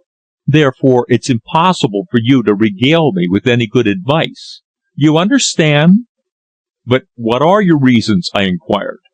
"You shall know them before long," he assured me. "At present, I don't intend to say anything." "This is the first time, Dick, we've had secrets from each other," I observed gravely. "No," he answered. "You love the mysterious Eva, and have never told me so. That's a secret, isn't it?" I was surprised that he had detected my love for her, and rather alarmed, because if he had noticed it, others had doubtless remarked it also. Therefore I questioned him, but he only laughed, saying, "Why, anybody who saw you together down at Riverdene couldn't fail to guess the truth. People have sharp eyes, you know." I was silent. If this were actually true, then I feared that I had made a hopeless fool of myself, besides wrecking any chance of eliciting those facts which I had set my mind upon revealing at any hazard. Presently he rose, crossing to his writing table to scribble a letter, while I, lighting a cigarette, sat silent, still thinking seriously upon the words he had just uttered. Through the veil of tobacco smoke I seemed to see that fair, smiling face gazing at me, ever the same open countenance, the same clear eyes of childlike blue, the same half-parted mouth that I had first seen on that fatal night in Phillimore Place. In my dream I thought that she beckoned me to her, that she invited me to speak with her, and saw in her eyes a calm, sweet expression, the expression of true womanly love. It was but the chimera of an instant, a vision produced by my wildly disordered brain, yet so vivid it seemed that, when it faded, I glanced across to my companion's bent figure, half fearing that he too had witnessed it. There are times when our imagination plays us such tricks, times when the constant concentration of the mind reaches its climax and is reflected down the aimless vista of our vision, causing us to see the person upon whom our thoughts are centered. Such a moment was this. It aroused within me an instant and intense longing to walk again at her side, to speak to her, to hear her sweet, well-modulated voice, nay, to tell her the deepest secret of my heart. Thus it was that, without invitation, or without previous introduction to Lady Glaslyn, I called at the Hollies on the following afternoon. A neat maid showed me into a cosy, rather small sitting-room, and for a few moments I remained there in expectancy. Although the house was not a large one, it bore no stamp of the nouveau riche. It was exceedingly well furnished, and surrounded by spacious grounds, wherein were a number of old yews and beeches. Old-fashioned, queer in its bygone taste, it had stood there on the broad highway from historic Hampton to London for probably a century and a half, being built in the days when the villadom of Fulwell had not yet arisen, and Twickenham was still a quiet village with its historic ferry, and where the stagecoaches changed horses at that low-built old hostelry, the King's Head. The place stood back from the dusty high road, half hidden from the curious gaze, yet surrounded as it now was by smaller houses, some of them mere cottages, while a few cheap shops had also sprung up in the vicinity. The place was not really a desirable place of abode. The district had apparently sadly degenerated, like all places in the immediate vicinity of the metropolis. Before long the door opened, and Eva, looking cool and sweet in a washing dress of white drill, and wearing a straw hat with black band, entered and greeted me cordially. "Mother is out," she said. "I'm so awfully sorry, as I wanted to introduce you. She's gone over to Riverdene, and I, too, was just about to follow her. If you'd been 5 minutes later, I should have left." "I'm lucky then to have just caught you," I remarked. "But if you're going to Riverdene, may I not accompany you?" "Most certainly," she answered. "Of course, I shall be delighted." And the light in her clear blue eyes told me that she was not averse to my company. She ordered a glass of port for me, and then said, "It's a whole week since you've been down there. Mary has several times mentioned you, and wondered whether you'd grown sick of boating." "I've been rather busy," I said apologetically. "Busy with murders and all sorts of horribles, I suppose?" she observed with a smile. "Yes," I answered, regarding her closely. "Of late there have been one or two sensational mysteries brought to light." "Mysteries!" she exclaimed, starting slightly. "Oh, do tell me about them. I'm always interested in mysteries." "The facts are in the papers," I answered, disinclined to repeat stories which had already grown stale. The mysteries to which I referred were very ordinary ones, containing no features of particular interest. "I'm always interested in those kinds of things," she said. "You may think me awfully foolish, but I always read them. Mother grows so annoyed." "It's only natural," I answered. "We who are engaged on newspapers, however, soon cease to be interested in the facts we print. But of course, if they didn't interest the public, our papers wouldn't have any circulation." She glanced at me, and a vague thought possessed me, for the look in her eyes was one of suspicion. When she had drawn on her gloves, we together went forth through the garden and down to the road. Suddenly it occurred to me that we might go by train to Shepperton, and thence take a boat and row up to Riverdene. This I suggested, and she gladly welcomed the proposal, declaring that it would be much more pleasant than driving along the dusty, shadowless road from Shepperton to Laleham. Half an hour later we were afloat at Shepperton, and although the afternoon sun was blazing hot, it was nevertheless delightful on the water. With her lilac sunshade open, she lolled lazily in the stern, laughing and chatting as I pulled regularly against the stream. Her conversation was always charming, and her countenance, I thought, fresher and more beautiful at that hour than I had ever before seen. About her manner was an air of irresponsibility, and when she laughed it was so gay a laugh that one would not dream that she had not a single care in all the world. She was dainty from the crown of her hat to the tip of her white suede shoe, and as I sat in the boat before her, I felt constrained to take her in my arms and imprint a fervent kiss of love upon those sweet lips, arched and well formed as a child. My position, however, was, to say the least, an exceedingly strange one. I was actually loving a woman whom I suspected to be guilty of some unknown but dastardly crime. Dozens of times had I tried to impress upon myself the utter folly of it, but my mind refused to be convinced or set at rest. I loved her. That was sufficient. Nothing against her had been proved, and until that had been done, ought not I, in human justice, to consider her innocent?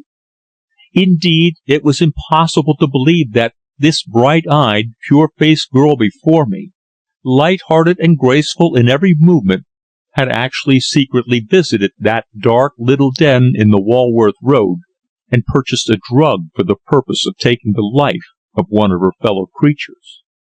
Yet she wore at her throat the small enamelled brooch with its 5 of diamonds, the ornament described by old Lowry, the ornament which she had told me she had purchased as a souvenir at one of the fashionable jewellers in the Montage de la Cour in Brussels. We had passed both locks and were heading up to Laleham when we suddenly glided into the cool shade of some willows, the boughs of which overhung the stream. The shadow was welcome after the sun glare, and resting upon the oars, I removed my hat. "Yes," she said, noticing my actions, "we've come up unusually quick. Let's stay here a little time, it is so pleasant. The breeze seems quite cool." Let it be punt, canoe, or skiff, what more delightful than to moor oneself snugly in the leafy shade, and with a pleasant companion laze away the hours until the time comes to take up the sculls and gently pull against the placid stream. Everything was so peaceful, so quiet, the ripple of the sculls alone breaking the stillness. Yet, after all, what a change had come over the river in recent years! Good pitches for anglers and quiet nooks for the lazy were, 10 years ago, to be discovered in every reach. Now they must be diligently sought for, and when found a note must be made of them. Warning boards notifying that landing or mooring alongside is prohibited were almost unknown. Now they greet one in every direction. It is a pity. Nevertheless, there are still many real joys in river life.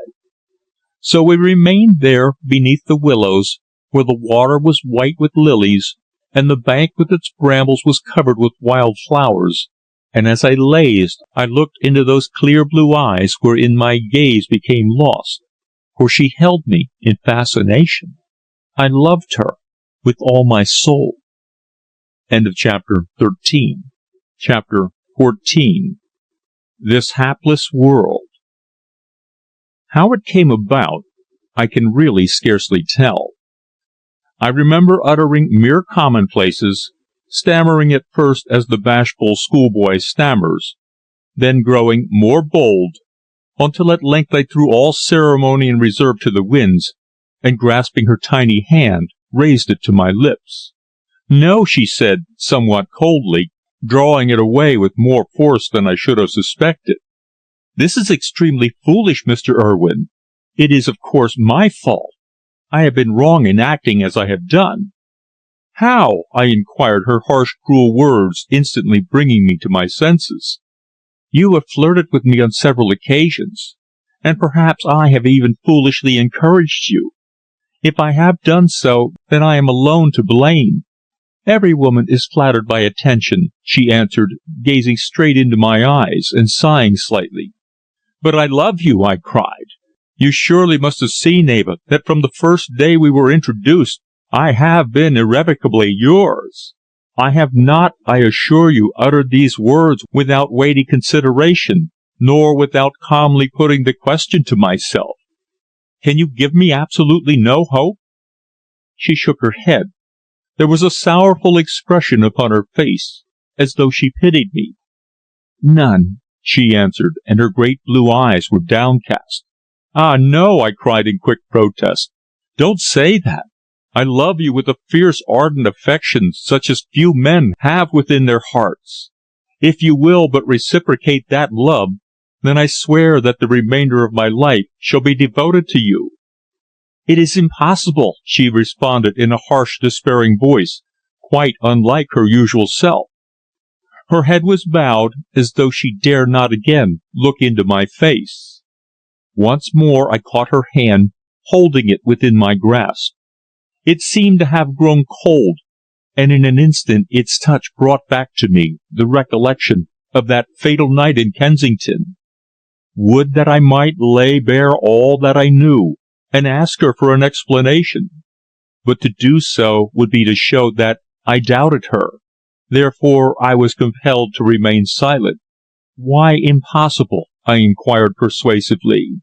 "The many times we have met since our first introduction have only served to increase my love for you. Surely you will not withhold from me every hope?" "Alas," she faltered with a downward sweep of her lashes, her hand trembling in mine, "I am compelled." "Compelled?" I echoed. "I don't understand. You were not engaged to Langdale." "No." "Then why are you forced to give me this negative answer?" I asked in deep earnestness, for until then I had not known the true strength of my love for her. The seriousness of her beautiful countenance relaxed slightly. Still her breast slowly heaved and fell, plainly showing the agitation within her. "Because it is absolutely imperative that I should do so," she replied. Suddenly a thought flashed through my mind. "Perhaps," I said, "perhaps I've been too precipitate. If so, if I have spoken too plainly and frankly, forgive me, Eva. It is only because I can no longer repress the great love I bear you. I think of you always, always. My every thought is of you. My every hope is of happiness at your side. My very life depends upon your favor and your love." "No, no," she cried, with a quick movement of her hand as if to stay my words. "Don't say that. You may remain my friend if you like, but you may never be my lover, never." "Never your lover?" I gasped, starting back as though she had dealt me a blow. I felt at that moment as though all I appreciated in life was slipping from me. I had staked all, everything, and lost. "Ah, do not give me this hasty answer," I urged. "I have been too eager. I am a fool. Yet I love you with a stronger, fiercer passion than any man can ever love you with, Eva. You are my very life." And notwithstanding her effort to snatch her hand away, I again raised it reverently to my lips. "No, no, this is a mere summer dream, Mr. Urwin," she said with a cool firmness well assumed, although she avoided my gaze. "I have flirted with you, it is true, and we have spent many pleasant hours together, but I have never taken you seriously. You were always so merry and careless, you know." "You did not believe, then, that I really loved you?" I observed, divining her thoughts. "Exactly," she answered, still very grave. "If I had thought so, I should never have allowed our acquaintance to ripen as it has done." "Are you annoyed that I should have declared only what is but the absolute truth?" I asked. "Not at all," she responded quickly, with something of her old self in her low, sweet voice. "How can I be annoyed?" "And you will forgive my hasty declaration?" I urged. "There is nothing to forgive," she replied, smiling. "I only regret that you have misconstrued my friendship into love." I was silent.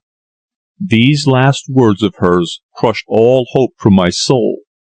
She sat with her hand trailing listlessly in the water, apparently intent upon the long rushes waving in the green depths below. Then I said in a disappointed voice, half choked with emotion, "Then you cannot love me, Eva, after all?" "I did not say so," she answered slowly, almost mechanically. "What?" I cried joyously, again bending forward towards her. "Will you then try and love me? Will you defer your answer until we know one another better? Say that you will." Again she shook her head with sorrowful air. She looked at me with a kind of mingled grief and joy, bliss embittered by despair. "Why should I deceive you?" she asked. "Why, indeed, should you deceive yourself?" "I do not deceive myself," I protested. "I only know that I adore you, that you are the sole light of my life, and that I love you devotedly." "Ah, and in a month, perhaps, you will tell a similar story to some other woman," she observed doubtingly. "Men are too often fickle." "I swear that I'll never do that," I declared. "My affairs of the heart have been few." "But marry," she suggested, and I knew from her tone that she had been thinking deeply of her. "Ours was a mere boy and girl liking," I hastened to assure her. "Ask her, and she will tell you the same. We never really loved." She smiled, rather dubiously, I thought. But surely you are aware that she loves you even now, Eva answered. Loves me? I echoed in surprise. That's absolutely ridiculous. Since we parted, not a single word of affection has ever been uttered between us. And you actually do not love her? She asked in deep earnestness, looking straight into my eyes. Are you really certain?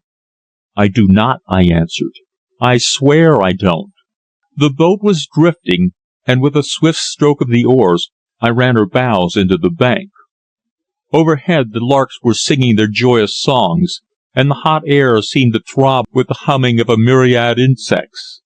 The afternoon was gloriously sunny, and away in the meadow on the opposite bank a picnic party was busy preparing their tea amid peals of feminine laughter. Well, she sighed, I can only regret that you have spoken as you have today. I regret it the more because I esteem your friendship highly, Mr. Irwin. We might have been friends, but lovers we may never be. Why never?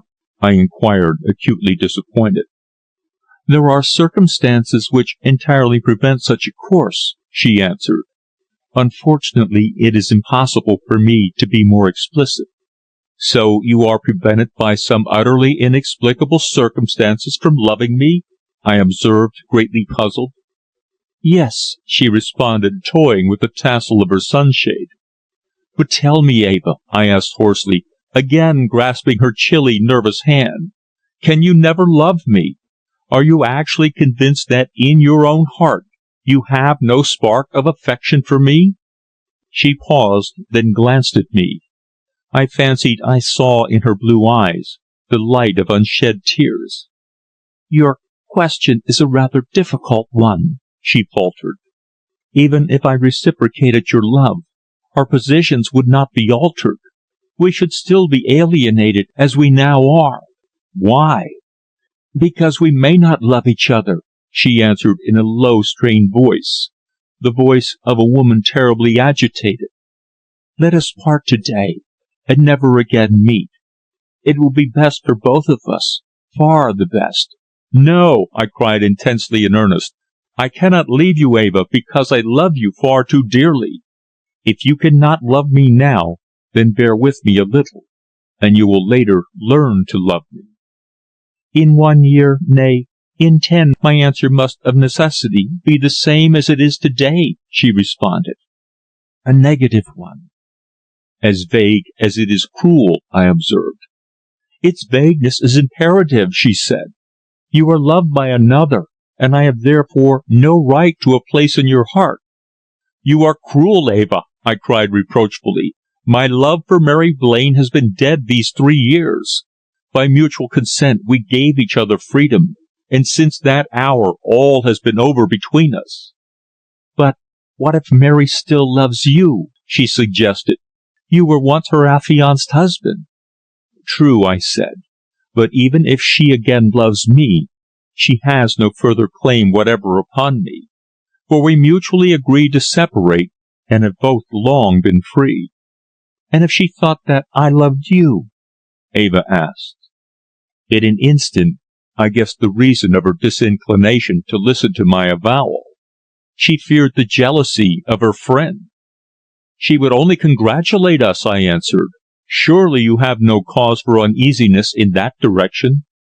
Cause for uneasiness, she repeated, starting, while at the same instant the colour died from her sweet face. Next second, however, she recovered herself, and with a forced smile said, Of course I have no cause. Other circumstances, however, prevent us being more than friends. And may I not be made aware of them? I inquired in vague wonder. No, she said quickly. Not now. It is quite impossible. But all my future depends upon your decision, I urged. Do not answer lightly, Eva. You must surely have seen that I love you. Yes, she answered, sighing. I confess to having seen it. Every woman knows instinctively when she is loved and when despised. The knowledge has caused me deep, poignant regret. Why? Because, and she hesitated, because I have dreaded this day. I feared to tell you the truth. "You haven't told me the truth," I said, looking her straight in the face. "I have," she protested. "The truth is, then, that you would love me, only you dare not," I said clearly. "Is that so?" She nodded, her eyes again downcast, and I saw that hot tears were in them, tears she was unable longer to repress. When the heart is fullest of love, and the mouth purest with truth, there seems a cruel destiny in things which often renders our words worst chosen and surest to defeat the ends they seek. "Then whom do you fear?" I asked, after a pause. She shook her head. Only a low sob escaped her. "May we not love in secret?" I suggested, "if it is really impossible to love openly?" "No, no," she said, lifting her white hand in protest. "We must not love. I tell you that it is all a dream, impossible of realization. Today we must part. Leave me, and we will both forget this meeting." "But surely you will not deliberately wreck both our lives, Eva," I cried, dismayed. "Your very words have betrayed that you really entertain some affection for me, although you deny it for reasons that are inexplicable. Why not be quite plain and straightforward, as I am?" "I have been quite clear," she answered. "I tell you that we can never love one another." "Why?" "For a reason which some day, ere long, will be made plain to you," she answered in a low voice, her pure countenance at that moment drawn and ashen pale. "In that day you will hate my very name, and yet will think kindly of my memory, because I have today refused to listen to you and have given you your freedom." "And yet you actually love me!" I exclaimed, bewildered at this strange allegation. "It is most extraordinary." "It may seem extraordinary," she said in a voice that appeared to sound soft and afar, "but the truth is ofttimes strange, especially when one is draining the cup of life to its very dregs." "And may I not know this secret of yours, Eva?" I asked sympathetically, for I saw by her manner how she was suffering a torture of the soul. "My secret!" she cried, glaring at me suddenly as one brought to bay, a strange hunted look in those clear blue eyes. "My secret! Why?" And she laughed a hollow artificial laugh, as one hysterical. "Why, how absurd you are, Mr. Urwin! Whatever made you suspect me of having secrets?" End of chapter 14. Chapter 15. The Near Beyond.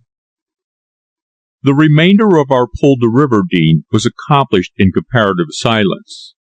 Crushed, hopeless, and despairing, I bent to the oars mechanically, with the feeling that in all else my interest was dead, save in the woman I so dearly loved, who, lounging back among her cushions, sighed now and then, her face very grave and agitated. I spoke at last, urging her to reconsider her decision, but she only responded with a single word, a word which destroyed all my fondest hopes. "Impossible."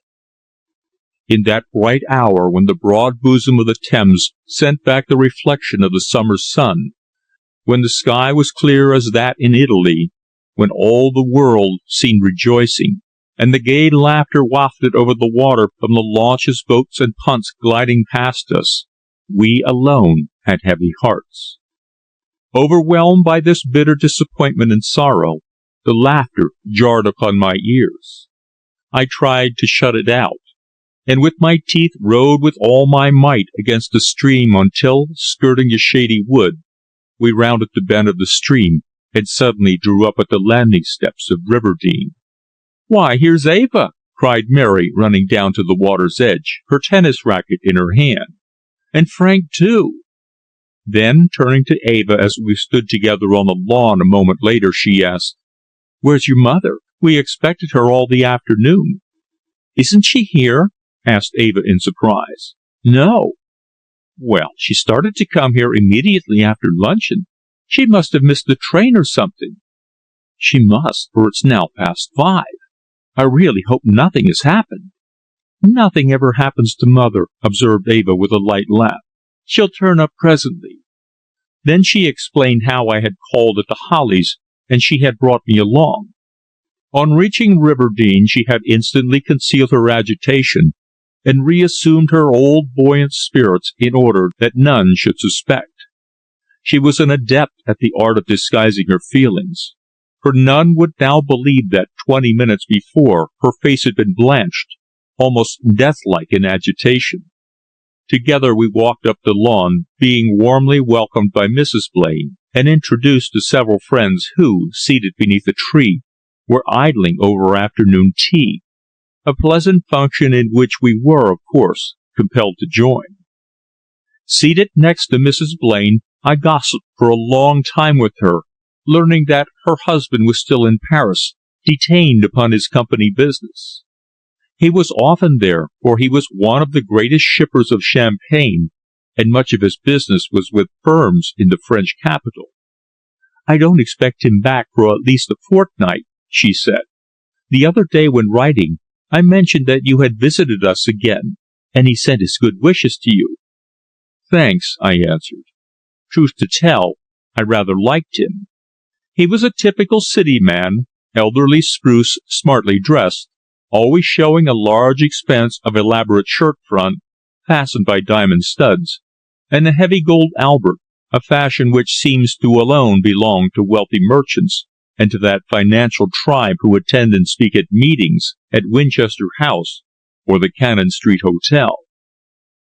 From time to time, when I glanced at Eva, I was surprised to see how happily she smiled, and to hear how light and careless was her laughter.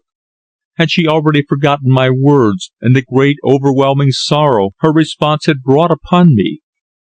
To Mrs. Blaine's irresponsible chatter, I answered quite mechanically, for all my thoughts were of that woman whom I loved. Deeply I reflected upon all she had said, remembering how intensely agitated she had become when I had implied that she was in possession of some secret. The vehemence with which she had denied any imputation was quite sufficient to show that I had unconsciously referred to the one object uppermost in her mind. I was undecided in opinion whether her refusal to accept my love was actually in consequence of her fear of Mary's jealousy. If so, then Mary was in possession of this secret of hers. There was no doubt in my mind that she really loved me, and that if she were fearless, she would hasten to reciprocate my affection. Apparently hers was a guilty secret, held over her as menaced by Mary Blaine, and knowing this, she had been compelled to respond in the negative. This theory took possession of me, and during the hours I spent at Riverdene that evening, dining and boating with several of my fellow visitors, I reflected upon it, viewing it in its every phase, and finding it to be well-founded. Indeed, as I sat opposite the two girls at dinner, I watched the actions of both furtively behind the great silver épergne of roses and ferns, and although they chatted merrily, laughing and joking with their male companions, I nevertheless fancied that I could detect a slight expression of concealed annoyance, or was it of hatred, upon Eva's face whenever Mary addressed her. Ever so slight, merely the quivering or slight contraction of the eyebrows, it passed unnoticed by the merry party, yet with my eyes on the alert for any sign, it was to me a proof sufficient that the theory I had formed was correct, and that the woman I loved went in deadly fear of Mary Blaine. If this were really so, did it not add additional color to the other vague theories that had been aroused in my mind through various inexplicable circumstances? Did it not indeed point to the fact that upon Eva, although she might have been a victim of that bewildering tragedy in Phillimore Place, there rested a terrible guilt? I recollected how she had gone to St. James's Park to keep the appointment which the unknown assassin's accomplice had made, and the remarkable allegation of old Lowry the herbalist, two facts which, viewed in the light of other discoveries, were circumstances in themselves sufficient evidence of her guilt. Besides, had she not with her own lips told me that one day ere long I should hate her very name, and thank her for refusing to accept my love? Was not this sufficient proof of the correctness of my theory. As evening wore on and darkness deepened into night, the strings of Chinese lanterns at the bottom of the lawn were lit, imparting to the place a very gay, almost fairy-like aspect. There were many remarks regarding the non-appearance of Lady Glaslyn. Mrs. Blaine seemed extremely anxious, yet Eva betrayed no anxiety, merely saying, "She may have felt unwell and returned. I shall no doubt find her at home with one of her bad headaches." Thus all were reassured. Nevertheless, the incident struck me as curious, for Eva's calm unconcern showed that her mother must be a woman of somewhat eccentric habits. Simpson drove us both to Shepperton Station in the motor car, and we caught the 10:30 train from which she alighted at Hampton, while I continued my journey up to Waterloo. During the 15 minutes or so we were alone together in the train, our conversation was mainly of our fellow visitors. Of a sudden I asked, "Have you seen Mr. Langdale lately?" "Yes, I often see him. He lives quite near us," she answered frankly. "You told me this afternoon, Eva, that you were not engaged. Are you confident there is not likely to be a match between you?" "A match between us?" she exclaimed with an expression of surprise. "What, are you joking, or do you actually suspect that I love him?" "I have thought so." "Never," she answered decisively. "I may be friendly, but to love a man of that stamp, a man who thinks more of his dress than a woman, never." I smiled at this denunciation of his foppishness. He was certainly a howling cad, forever dusting his patent leather boots with his handkerchief, shooting forth his cuffs, and settling his tie. He parted his hair in the middle, and patronized women because he believed himself to be a lady killer. Truly, he was a typical specimen of the city bounder, who might some day develop into a bucket shop keeper, a company promoter, or perhaps a money-lender. At that moment when we were speaking, the train entered the station of Hampton, and she rose. "Tell me, Eva," I said with deep earnestness as I took her hand to say farewell, "is what you told me this afternoon the absolute truth? Can you never, never reciprocate my love?" Her lips quivered for an instant as her great blue eyes met mine. Even though she wore a veil, I saw that there were tears in them. "Yes," she answered in a hoarse tone. "I have told you the truth, Mr. Irwin. We may never love, never." The train was already at a standstill, and she was compelled to descend hurriedly. "Good night," she said hoarsely as I released her hand. Then, without waiting for my response, she hurried away and was a moment later lost in the darkness of the road beyond the barrier. The carriage door was slammed, the train moved on, and as it did so I flung myself back into a corner, plunged in gloom and abject despair. She was the only woman I had ever truly loved, yet she was held apart from me. It was the first passionate agony of my life. I suffered now as those do without hope. I found Dick at home smoking furiously, and busily writing in duplicate for the morning papers a strange story he had that evening picked up on at Gypsy Hill concerning a romantic elopement which would cause considerable sensation in those little tea and tennis circles which call themselves suburban society. He briefly related it to me without pausing in his work, writing on oiled tissue paper, and taking 6 copies, one for each of the great dailies. My friend's position in the journalistic world was by no means an uncommon one, for many men holding good berths on newspapers add to their incomes by doing what in press parlance is termed lineage, that is, contributing to other newspapers for the payment of a penny, or perhaps 3 halfpence a line. I told him that I'd been down to Riverdene, but so engrossed was he in his work that he hazarded no remark, and when he had finished and placed the copies in separate envelopes already addressed, he put on his hat and went forth to the Boy Messenger office in Chancery Lane, whence they would be distributed to the sub-editors about Fleet Street. I lit a cigarette and stretched myself in the armchair, gloomily pondering. Of late we had spoken but little of the mystery in Phillimore Place, for other inquiries had occupied Dick's attention, and on my part, loving Eva as I did, I preferred to continue my investigation alone. Perhaps I had been sitting there a quarter of an hour or so, when suddenly a strange dizziness crept over me. It might, I thought, be due to my cigarette. Therefore I tossed it out of the window and sat quiet. But the feeling of nausea, accompanied by a giddiness such as I had never before experienced, increased rather than diminished, and in order to light against it I rose and attempted to cross the room. I must have walked very unsteadily, for in the attempt I upset a chair, the back of which was broken, besides sweeping Dick's terracotta tobacco pot from the table and smashing it to fragments. I clutched at the table in order to steady myself, but found myself reeling and swaying as though I were intoxicated.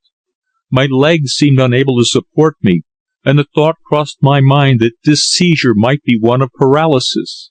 The idea was horrible. At length, after some difficulty, I managed to again crawl back to the chair, and sinking down, closed my eyes. By doing so, my brain seemed more evenly balanced, yet it seemed as though inside my skull was all on fire, and I wondered if exposure to the sun while rowing had caused these remarkable symptoms. I recollected how blazing hot it had been from Shepperton up to the second lock, and how once Eva, ever solicitous for my welfare, had warned me to be careful of sunstroke. Yes, I had been careless, and this was undoubtedly the result. My hands were trembling as though palsied, just as my legs had done a few minutes before. Yet strangely enough, I felt compelled to clench my fingers into my palms.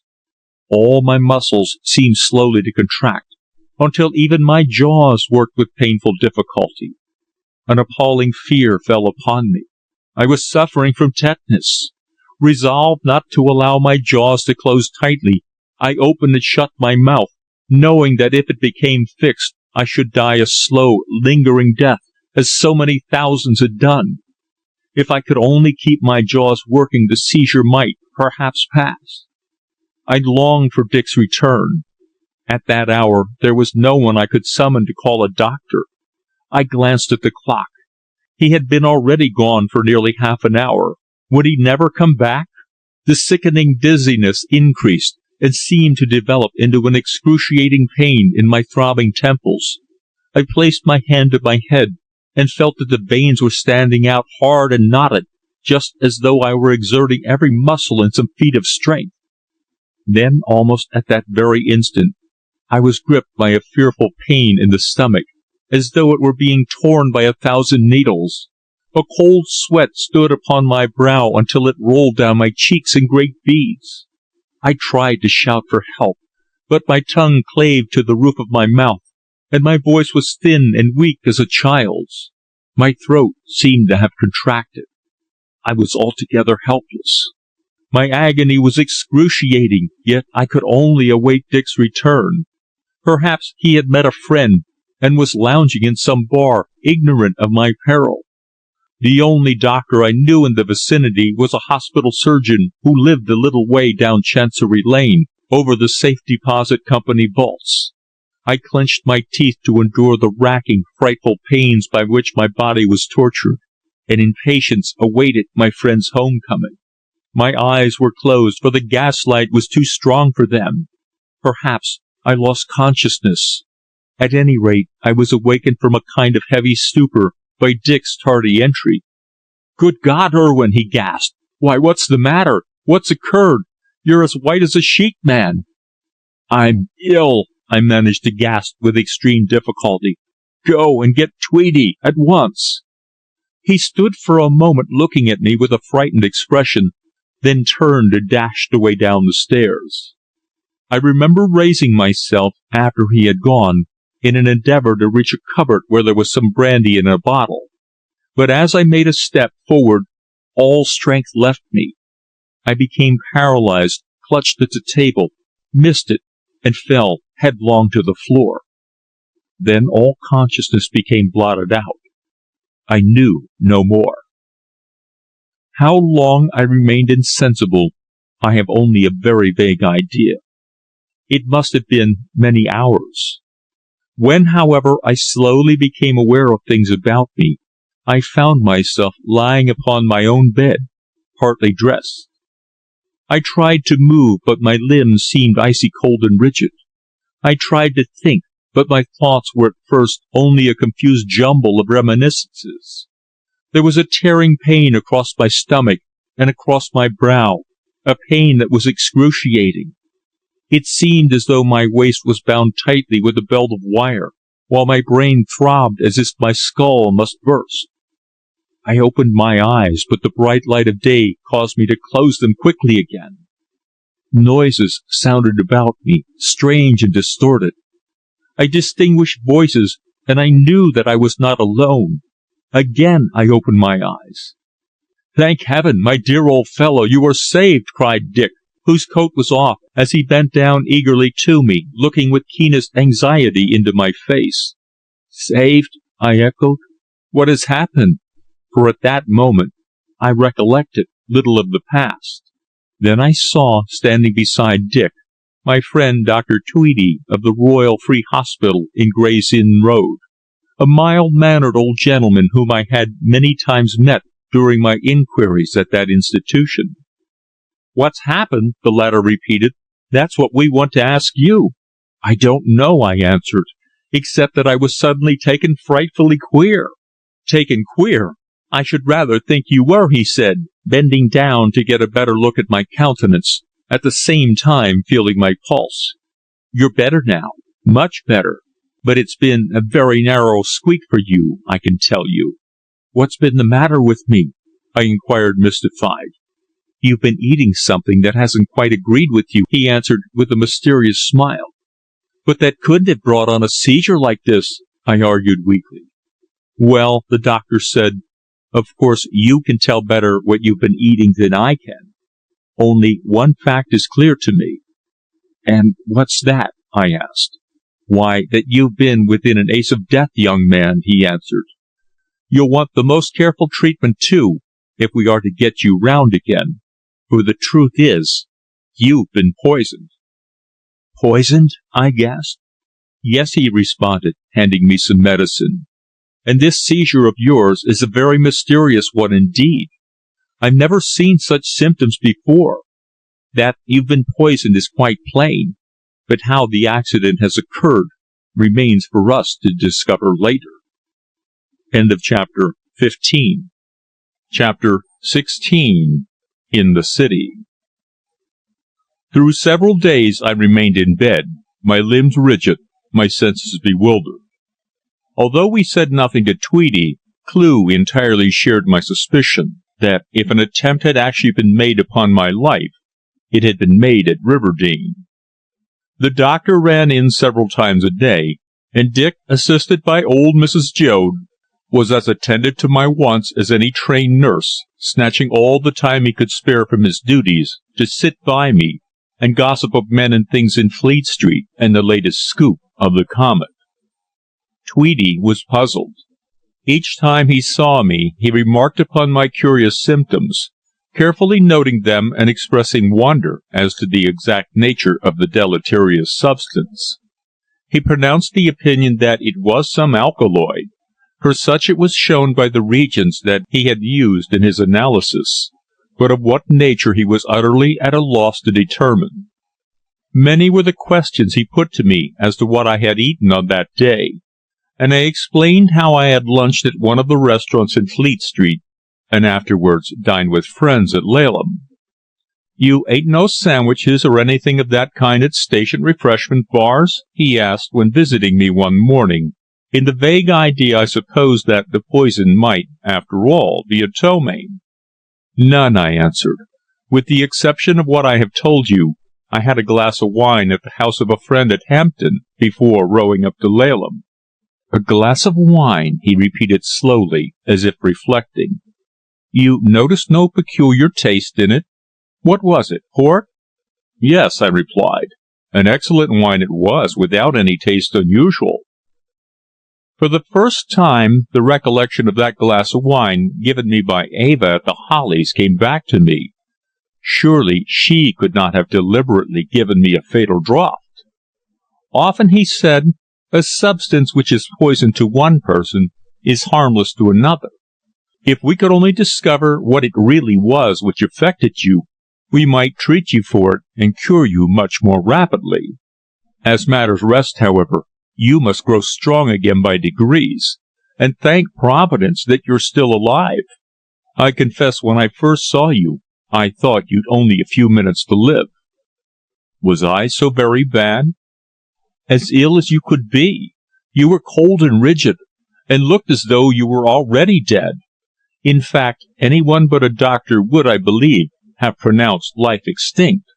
Your breath on a mirror alone showed respiration, although the heart's movement was so weak as to be practically imperceptible. But don't trouble further over it. You'll be about soon. And shortly afterwards he shook my hand, and went on his way to the hospital, already late on my account. I longed to tell him all the curious events of the past, but saw that such a course might be unwise.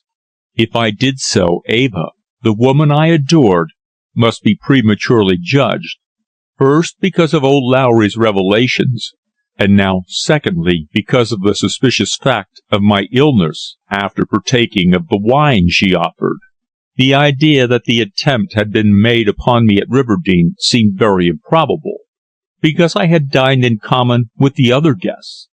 The tea I had taken was poured from the same Queen Anne pot from which the cups of others were filled, and in the whiskey and soda I had had before leaving, I was joined by 3 other men who had rowed up from a houseboat about a quarter of a mile lower down. As I lay there restless in my bed, trying vainly to read, I spent hours in recalling every event of that day, but could discover no suspicious circumstance other than that incident of the wine at the Hollies. I recollected how Eva, after ringing for the servant and ordering it, had herself gone out into the dining room, and had been absent a couple of minutes or so. Possibly she might only have gone there in order to unlock the cellarette, yet there were likewise, of course, other graver possibilities. This thought, which fastened upon my mind so tenaciously, allowed me but little rest. I tried to rid myself of it, tried to scorn such an idea, tried to reason with myself how plain it was that she actually held me in some esteem, and if so, she would certainly not seek to take my life in that cowardly, dastardly manner. Sometimes I felt that I misjudged her. At others, grave suspicions haunted me. Yet withal, my love for her never once wavered. She was my idol. Through those long, weary hours of prostration and convalescence, I thought always of her, always. I had written her a short note, saying that I was unwell and unable to go down to Riverdene, not, however, mentioning the cause of my illness, and in response there came in return a charmingly worded little letter, expressing profound regret, and hoping we should meet again very soon. 100 times I read that note. Was the thin, delicate hand that penned it the same that had endeavoured to take my life? That was the sole question uppermost in my mind, a problem which racked my brain day by day, nay, hour by hour. But there was no solution. Thus was I compelled to exist in torturing suspicion, anxiety, and uncertainty.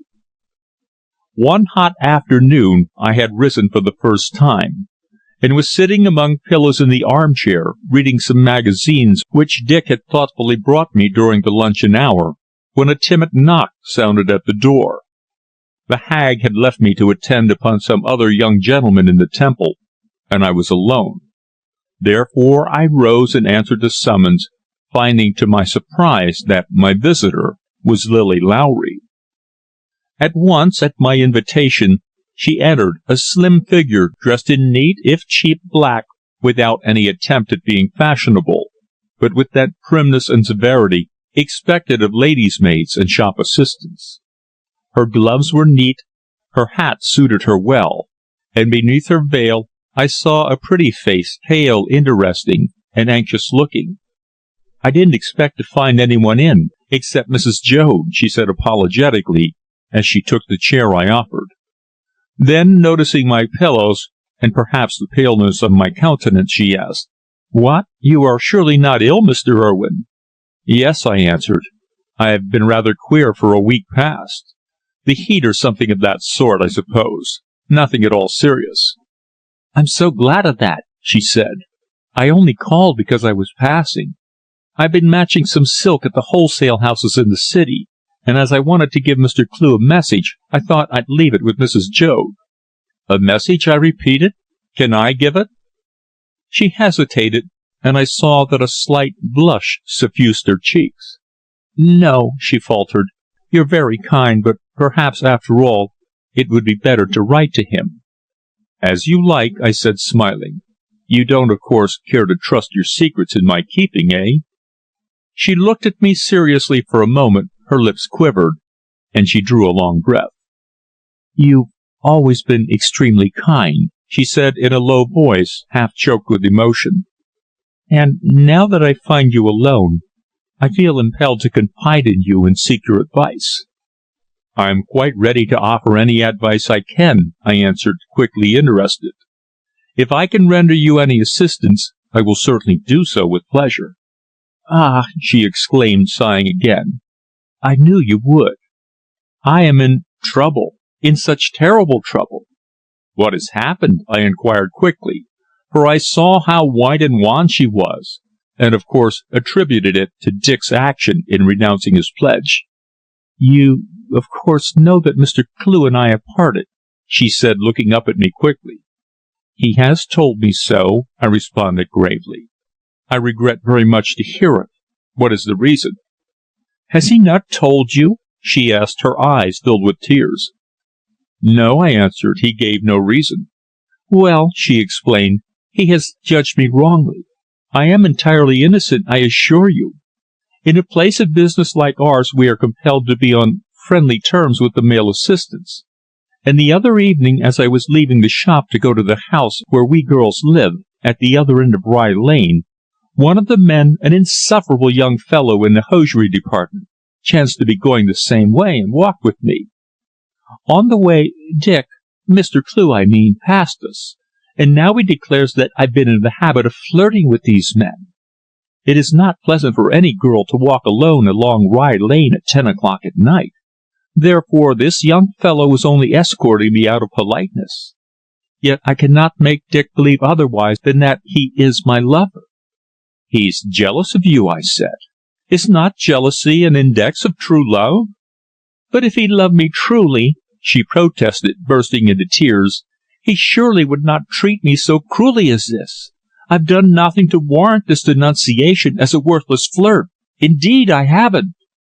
"And you love him?" I asked with deep sympathy, for I saw how intense was her suffering. "He knows that I do," she answered. "He could see but little of me because his work prevented him. Yet I was supremely happy in the knowledge of his love.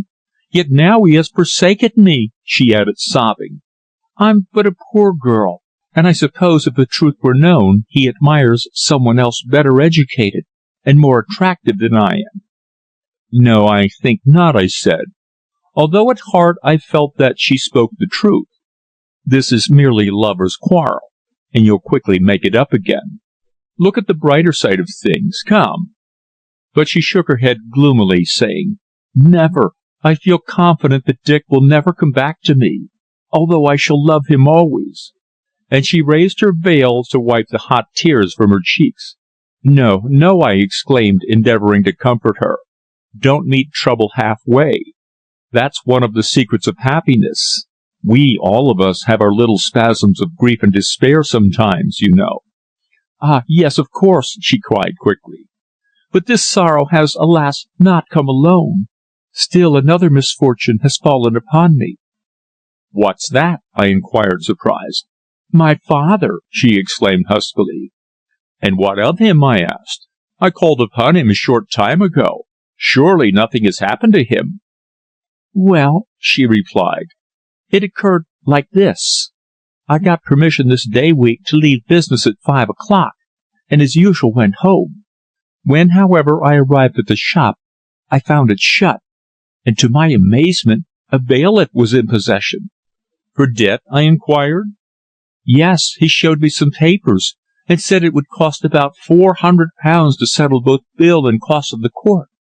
"And your father, what was his explanation?" I asked, greatly interested and surprised. "He wasn't there," she responded. "That's the curious part about the whole affair. I made inquiries, and discovered that he had suddenly shut up the shop about noon 3 days before, and then got off with a heavy trunk placed on a four-wheeled cab." "Does no one know where he's gone?" "Nobody," she answered excitedly. "It's so strange that he has not written me a single line in explanation. I can't understand it." I paused for a few moments, deeply puzzled. From the fact that the bailiff was in possession, it would appear that he had preferred flight to facing his creditors, I said slowly. "Were you aware that he was in debt?" "Not in the least," she answered. "He has some property abroad, you know." "Where?" "In France, I think. He never spoke of it to anyone, although I knew that the rent was remitted regularly by a draft on the Credit Lyonnais in Pall Mall. I used to go there with him to receive the money. It was quite a pile of banknotes each quarter." "Then he could not really have been so badly off as he appeared," I observed. "No, he was eccentric and very miserly, and although he always had enough and to spare, he used constantly to deplore our poverty.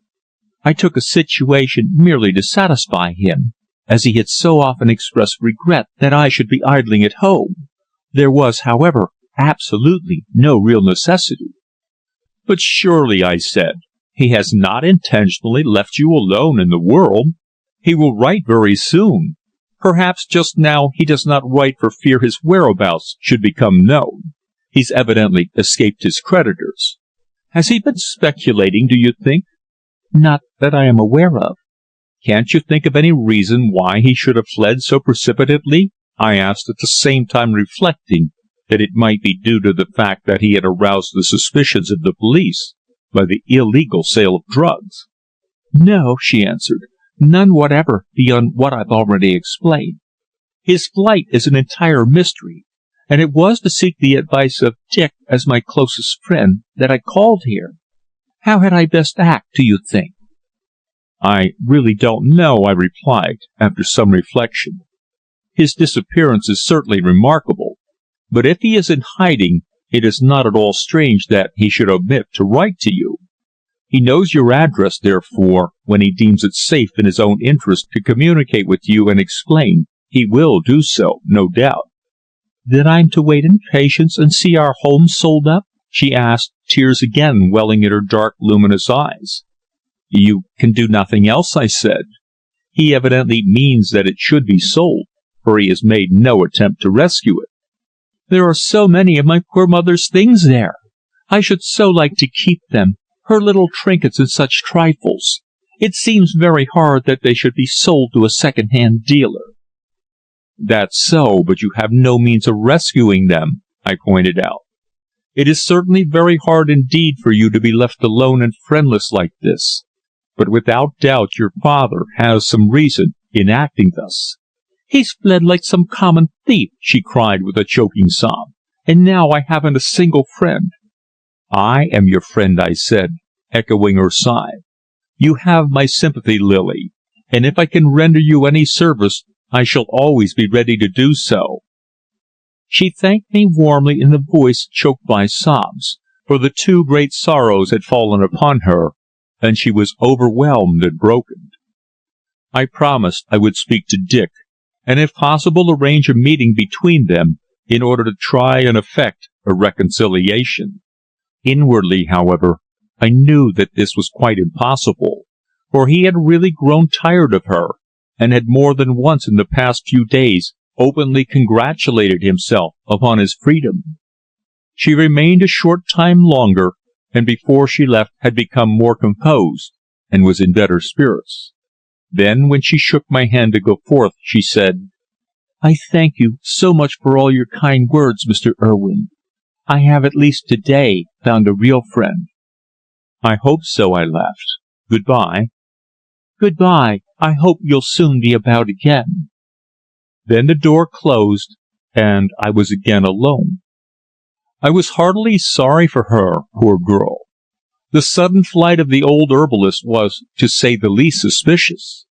That he had money and could pay the debt was certain. Without doubt he had disappeared on account of a too close attention from the police. Morris Lowry was, I knew, not very remarkable for paternal affection. Therefore I feared that he had, as Lily suspected, left her at the mercy of the world. A week later I was able to go down to my office again, and about 6 o'clock on the second day I had resumed my duties, I accidentally met Boyd at the bottom of Fleet Street. As merry as usual, we drank together at the bodega beneath the railway arch in Ludgate Hill. But in reply to my eager questions, he told me that absolutely nothing fresh had transpired regarding the curious affair at Kensington. I explained that I was still a frequent visitor at Riverdene, but up to the present had discovered nothing. I, of course, did not tell him all my suspicions, preferring to keep my own counsel and allow him to prosecute his inquiries after his own methods. From his conversation, however, I saw that he had many other matters in hand, and from his attitude it seemed as though he had given up hope of obtaining a clue to the mystery. On finishing our wine, we rose from the barrel on which we had been sitting, and he, having announced his intention to walk along to the bookstall in Ludgate Hill Station to buy a magazine for his wife, for he was just off home by motor bus to Hammersmith, we strolled together through that short arcade leading to the station, at that hour crowded by hungry city men eager to get back to their suburban homes. Into every door they surged, springing up the 2 staircases to the platform above, as though they had not a further moment to live, while every few seconds the deep voices of the ticket collectors cried the names of the stations from the city to Blackheath or Victoria, or from Herne Hill down to Dover. Amid this black-coated, silk-hatted, perspiring crowd, a man suddenly brushed past me, rushing up the stairs 2 steps at a time, slipping through the barrier just as the door was slammed, and disappearing onto the platform. "Hello!" cried Boyd, pressing my arm quickly. "See, look at that man, the one with the bag running up the steps. Do you see him?" "Yes," I answered, myself confounded. "Well, that's the fellow I saw in St. James's Park, and who got away so neatly from Ebury Street. You remember?" "That man?" I gasped, utterly amazed. "Yes, we mustn't lose sight of him this time. He can tell us something if he likes." And without further word he dashed away after the man who had hurried to catch his train, leaving me standing alone in amazement. That man who had brushed past I had instantly recognized as none other than Henry Blaine, who was supposed to have been in Paris. This fresh development was certainly both startling and mysterious. End of chapter 16. Chapter 17. A Visit from Boyd. Without a second's hesitation, I rushed up the steps after Boyd, but on gaining the platform found that a train had just gone out, and was at that moment disappearing across the bridge over the Thames. The detective known to the ticket collector as a police officer had been allowed to pass the barrier, and had evidently caught the same train as Blaine. There was certainly an element of deepest mystery in the fact that the unknown man, who had kept the appointment in St. James's Park, and had afterwards taken such elaborate precautions against being followed, should be revealed to none other than the once purse-proud proprietor of Shenley. Quite apparent it was, too, that the object of Eva's visit to the park was to meet him clandestinely, for what reason was an enigma. The more I revolved the strange events within my mind, the more absolutely bewildering they became. True, I had made certain discoveries which, rather than tending to throw light on the real author of the crime or its motive, only, however, increased the enigma, and enveloped the woman whom I had grown to love so fondly in an impenetrable veil of suspicion. Thoughts such as these filled my mind as, turning from the station in despair, I went back into the dust and turmoil of Fleet Street, crowded at that hour by tired thousands hurrying homeward. I loved Eva, even though every proof I had obtained pointed to her complicity in the dastardly affair. She was still my idol. I thought daily, hourly, only of her, refusing always to suspect her, and endeavoring to convince myself that the truths I had elicited had no foundation in fact. Love is blind. When a man loves a woman as I loved Eva Glaslyn at that moment, nothing can turn aside his passion. I verily believe that if at that hour I had stood by and seen her in the dock at the Old Bailey, condemned as a murderess, my affection for her would have been none the less.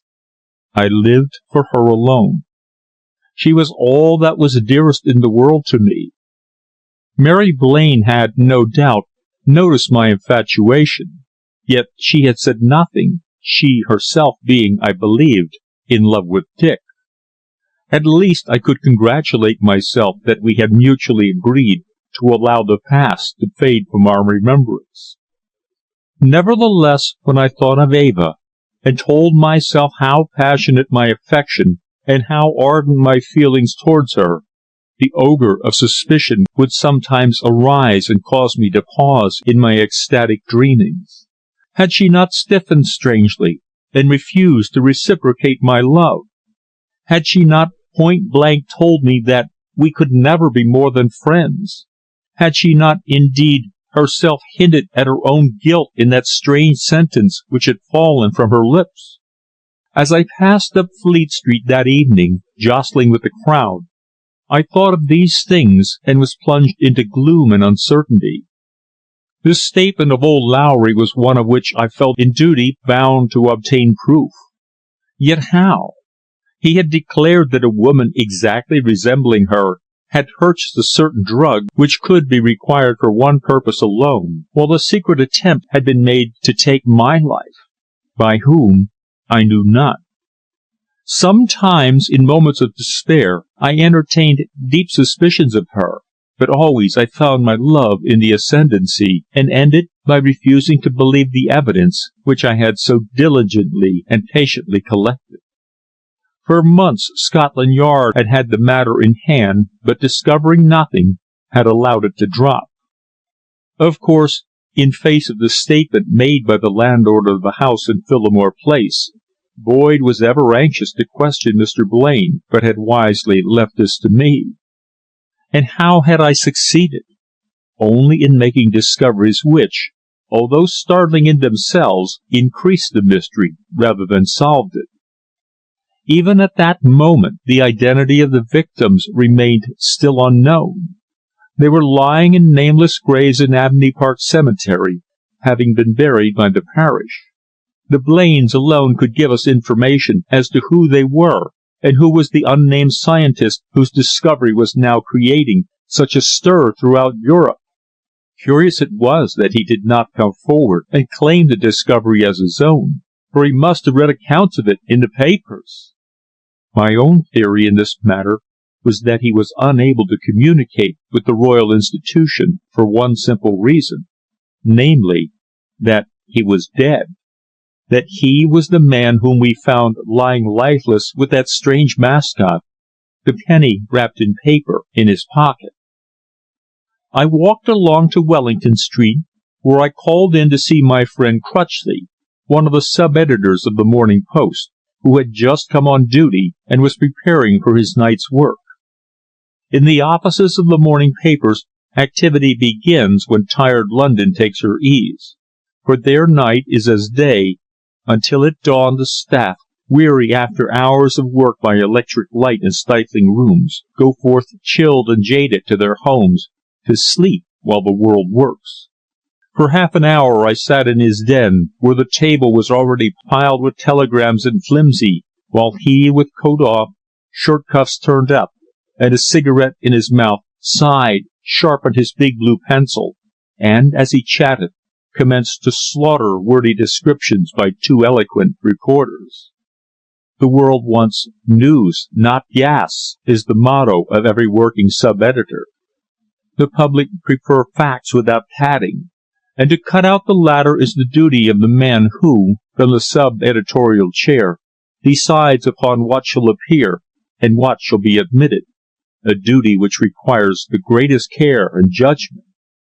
When I left him, I recollected that Dick had gone to some place down in Essex from the Comet, and would not return to eat the diurnal steak in company. Therefore I wandered aimlessly along the Strand, and turned into a restaurant, afterwards spending the evening at the theatre. Nearly 3 weeks went by, and I heard nothing of Boyd, although I had written to him. At nearly 10 o'clock one night, however, when I had returned to Gray's Inn alone, I found the detective standing in the half-light against the mantelpiece. "Bad luck the other night," he said, after we had exchanged greetings. "What, didn't you follow him?" I cried, surprised. "No, that's the devil of it," he exclaimed in a tone of bitter disappointment, sinking into a chair.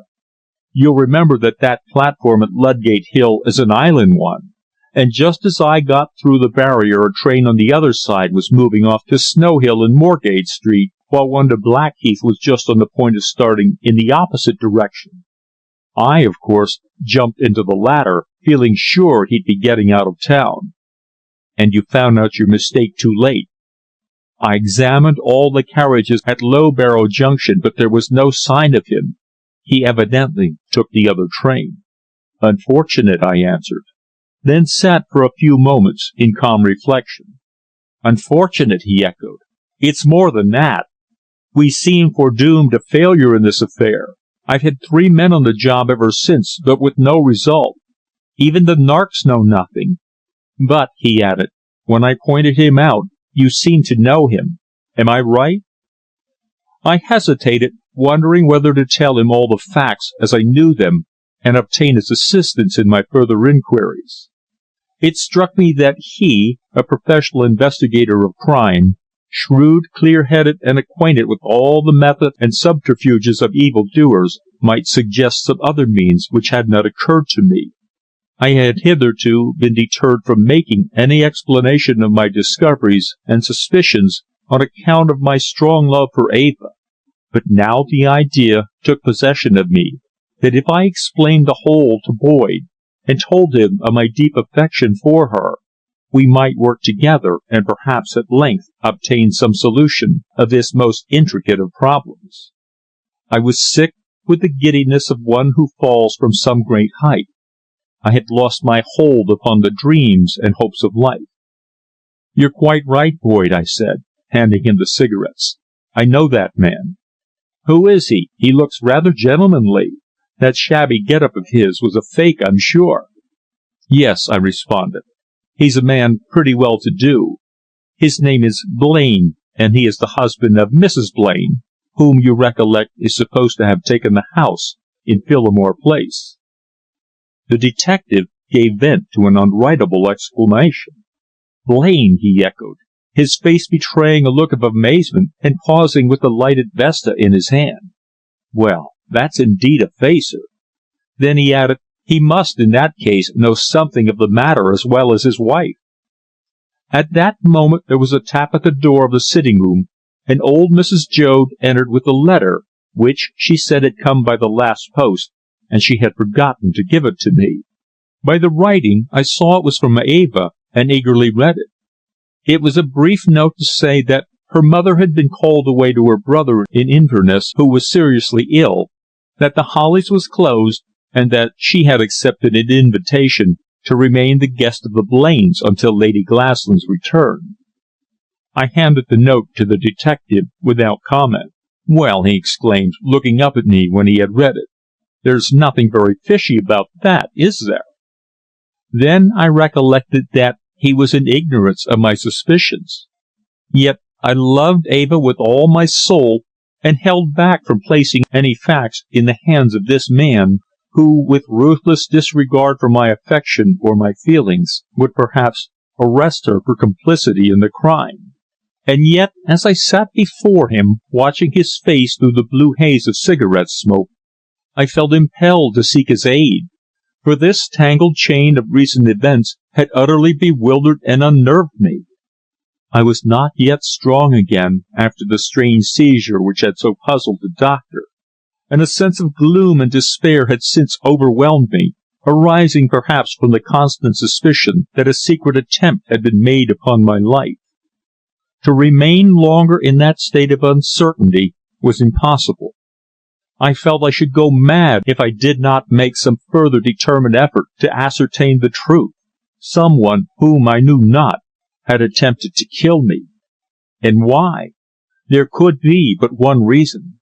Because I had succeeded in placing myself upon the actual track of the assassin. An attempt, cowardly and dastardly, had been made upon me. Therefore, I had every right to seek the aid of the police to discover its author. This argument decided me, and casting my cigarette into the grate, I asked Boyd to give me his attention while I related to him all that I had discovered. In an instant his free and easy manner changed, and as I spoke he sat leaning towards me, attentively listening to every word, but hazarding no remark. Without attempting to conceal anything, I explained to him, first of all, my great love for the woman who was under such terrible suspicion. And then, as I narrated our conversation when alone on the river, and repeated her curious response to my declaration of love, he knit his dark brows seriously, and gave vent to a grunt indicative of doubt. He was no blunderer, this detective. Unlike the majority, he was well educated, speaking French and Italian fluently, an adept in the art of disguise, a man who formed very careful theories, and whose appearance was never that of an agent of police. One would rather have taken him for a well-to-do Jew, or perhaps some prosperous city man of foreign extraction, for his dark complexion and aquiline features gave him an un-English appearance, and his invariable spruceness in dress accounted for his success in following criminals who never dreamed that the smart, well-dressed gentleman of perfect manner was actually an emissary from Scotland Yard. His knowledge of foreign languages had caused him to be entrusted with numbers of very important inquiries, political and criminal, and in tracking the guilty he had paid flying visits to nearly all the continental capitals. In his sharp eyes there was a strange glitter, I thought, as without interruption I told him what I knew. I advanced no theories whatever, but merely laid before him the plain, unvarnished truth. Then, when I had finished, I said, "Now, first of all, recollect that whatever may be the result of our inquiries, I will do no harm whatever to the woman I love. Understand that entirely." "I quite understand," he said gravely, speaking for the first time. "That's only natural, but the difficulties in our way appear almost insurmountable."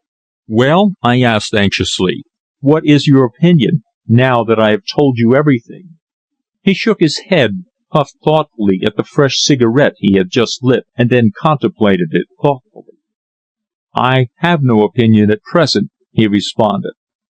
"One might form half a dozen theories upon these facts, all equally wide of the mark." "Then how are we to act?" I asked in dismay. He raised his dark eyebrows in gesture of bewilderment. Then he gazed gravely in my face. "Look here, Boyd," I continued, "I love Eva Glaslyn, and to you I make no secret of it whatsoever.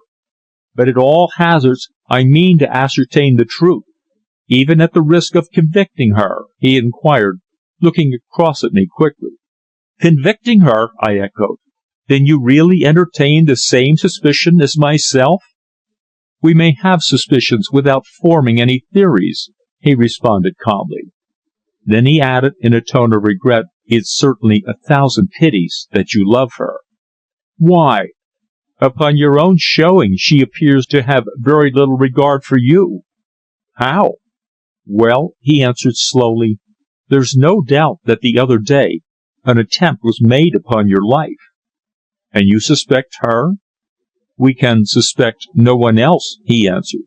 "According to that old herbalist's statement, She had purchased a certain drug of him. What could an innocent young lady require with this unnamed drug, if not to administer it to someone she wanted to get rid of? But she has no object in ridding herself of me, I urged. Of that I'm not quite so sure, my dear fellow, he observed after a brief pause.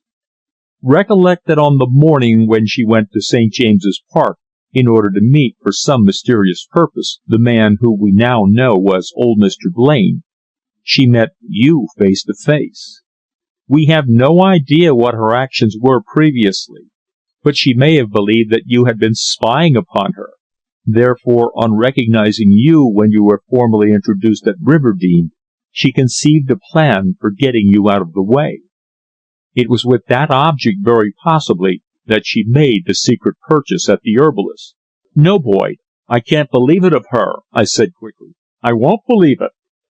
Very well, he said, in the same calm tone as before. But there's still another fact extremely puzzling, and that is why this man Lowry should have left in such a hurry. I must inquire at the Carter Street police station, the district wherein he lived, and see whether there was anything against him. By the way, he added, does your friend Clew know the whole of these facts you've explained to me? No, not the whole, only some. Does he know that you've declared your love to Lady Glaslyn's daughter and been refused? No. Then don't tell him, said the detective. I believe that the reason of his sudden weariness of Lily Lowry's society is due to the fact that he loves Mary Blaine. All the more reason, then, why he should in future remain in entire ignorance of whatever facts we may elicit. Then he paused, furiously consuming his cigarette and taking a long draught of the whiskey and soda I had mixed and placed at his elbow.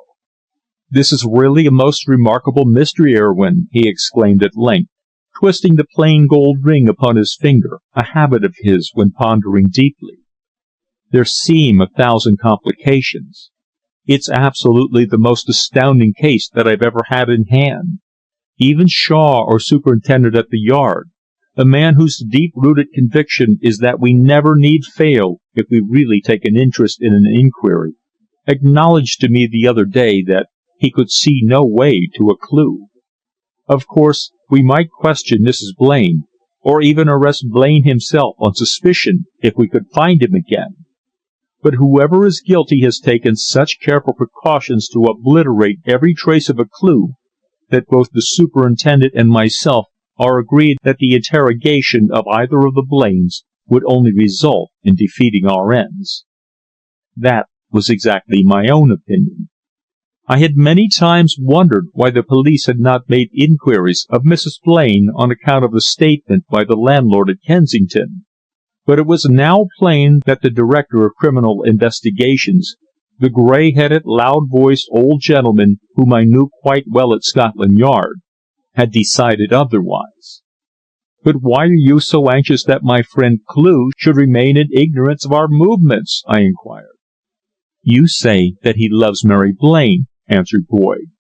He might, in that case, drop some unintentional hint to her of the direction of our inquiries. This matter, to be successful, must be entirely a secret between ourselves. You understand? Today we've made a discovery, the identity of the man who threw some object into the lake, and it puts a rather fresh complexion upon the affair, even though it further complicates it considerably. You said that his wife has all along told you that her husband was in Paris, I think. Yes, I responded. She said he was there in connection with some company which he was trying to promote. And all along he has been in London, in hiding. He may have just returned from Paris, I suggested. Recollect that I've not been to Riverdene for some little time. No, my dear fellow, Boyd said. His ingenuity in eluding us in Ebury Street showed that he had already prepared a snug hiding place for himself before the tragedy at Phillimore Place. Besides, the other evening his clothes showed an attempt at disguise, didn't they? Certainly, he's very smartly dressed always. Indeed, rather a fop in his way. Depend upon it that he's never dared to set foot outside London all this time. He knows well enough that the metropolis is the safest place in the whole world in which a criminal may conceal himself. Only a bungler attempts to get away abroad. Silence again fell between us. The quiet was unbroken, save for the slow ticking of the clock upon the mantelshelf. Of a sudden, with a rather curious glance, he bent forward to me, eagerly saying, "Now, in this affair, we must be perfectly candid with each other. You must conceal nothing from me." "I have concealed nothing," I protested, surprised at his curious attitude, as though he held me in some suspicion.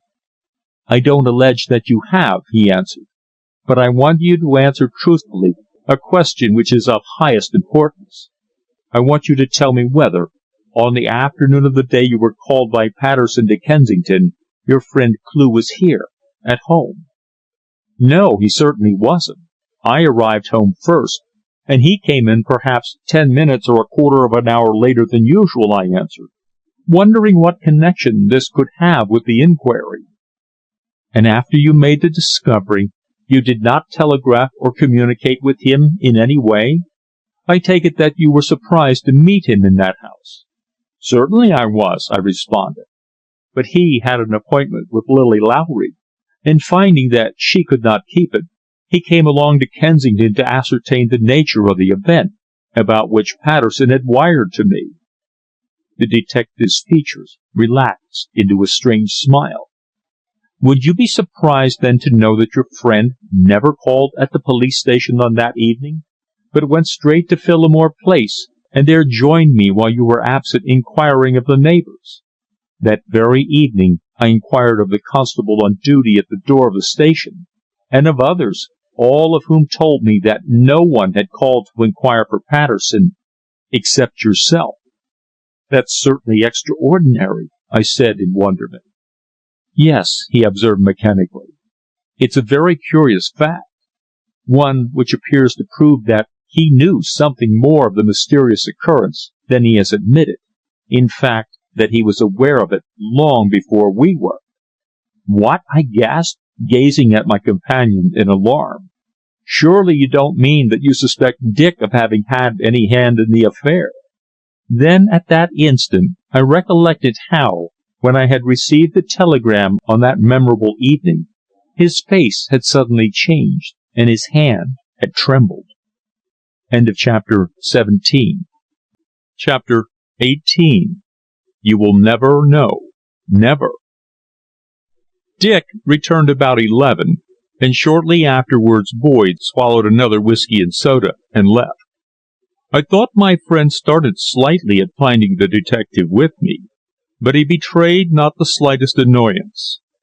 Indeed, he himself started the discussion regarding the mystery, appearing in no way loath to discuss it in all its phases. The detective's suspicion was certainly a startling one, and of course accounted for his anxiety that Dick should in the future remain in utter ignorance of our actions. When Boyd had gone, he at once commenced to question me upon what theories he had expressed, and in what direction he was prosecuting inquiries.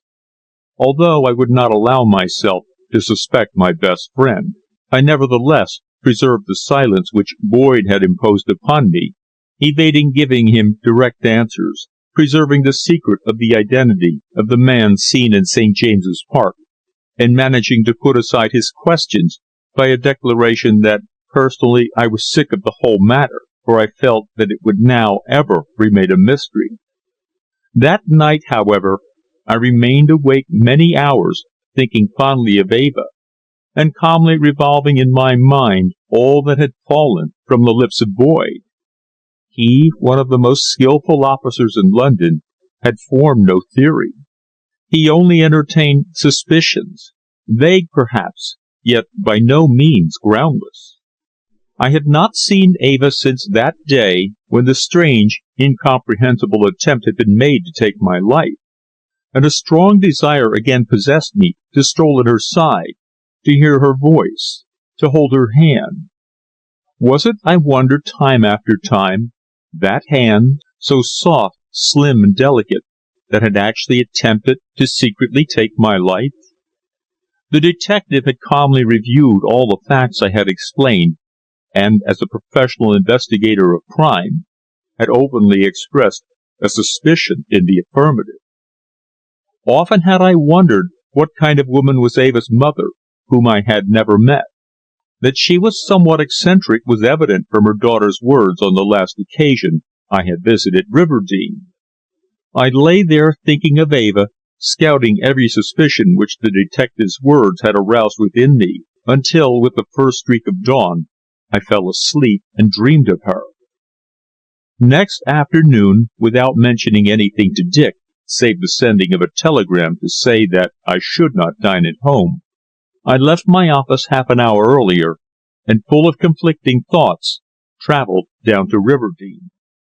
Having been informed by the servant that Mrs. Blaine and Miss Mary were absent in London shopping, but that Miss Glaslyn was at home, I was shown into the long, pleasant drawing-room, which opened upon the wide lawn sloping to the river's bank.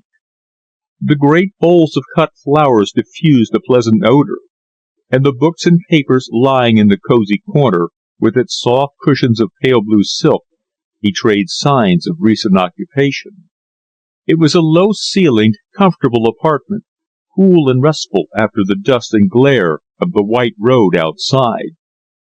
In a few moments the door opened, and Eva entered, fresh and charming in a cool dress of clean flannel, her sweet face illumined by a sweet smile of glad welcome. "This is quite an unexpected pleasure, Mr. Urwin," she exclaimed, rushing towards me gladly with outstretched hand. "I had no idea that you'd come down today. The Blaines are up in town, you know. I should have gone, only I had a rather bad headache. We went up to Windsor yesterday with the Thurleys on their lunch, and I suppose the sun upset me. It was unbearably hot." "Why do you persist in calling me Mr. Urwin?" I asked in a rather reproachful tone, still retaining possession of her hand. "Cannot you call me Frank?" She blushed slightly, and drew her hand forcibly away. Then, motioning me to a seat, she cast herself into a low armchair near me, stretching forth her tiny foot, neat in its silk stocking and patent leather shoe. She made no response to my suggestion, so I repeated it. "Why should I call you by your Christian name?" she asked. "Because I call you by yours, Eva," I answered earnestly. "I really can't bear this persistent formality." She smiled, a rather curious smile it was, I thought. "So you're staying as guest here?" I went on, after a moment's pause. "Yes," she explained. "My Uncle Henry in Inverness is very ill, and not expected to live. Therefore they summoned Mother by telegraph, with other members of the family. As the servants have had no holiday this year, she sent them away for a fortnight and closed the house, Mrs. Blaine having invited me here." "Have you heard from your mother?" "Yes, I had a wire to say that she had arrived safely," she answered, not, however, without a second's hesitation, as though she were debating whether or not to tell me the truth. "And Mr. Blaine has not returned from Paris yet?" I asked. "No," she responded. "The Blaines are talking of joining him next week, or perhaps the week after, and have invited me to accompany them. I should be delighted, for I love Paris." "You find the shops interesting?" I laughed.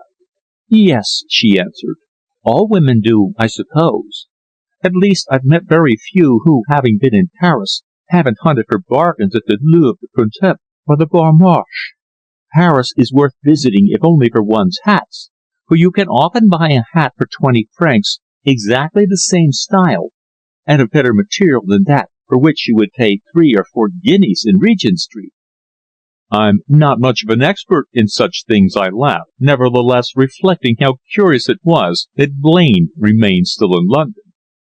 Might not his wife and daughter have gone up that day to visit him in his hiding place?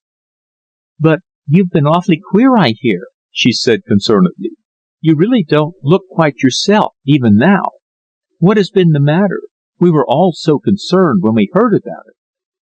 Our eyes met. In hers there was a deep, earnest look, as though she were really solicitous of my welfare.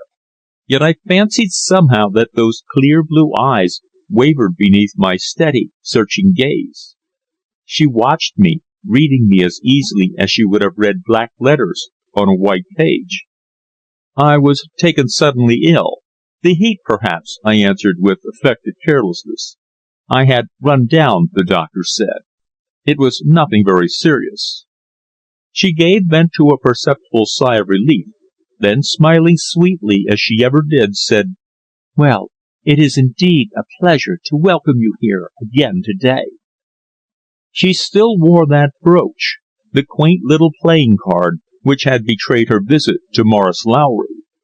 Its sight sent a strange thrill through me, for I remembered the object of her visit to that dark, dirty, obscure herbalist.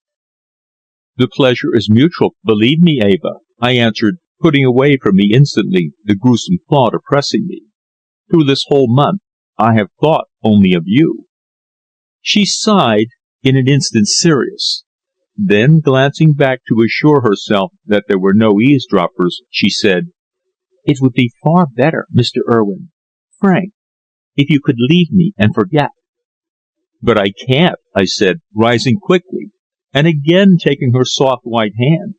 "You know, Eva, how deeply, how sincerely, how devotedly I love you, how I am entirely yours forever."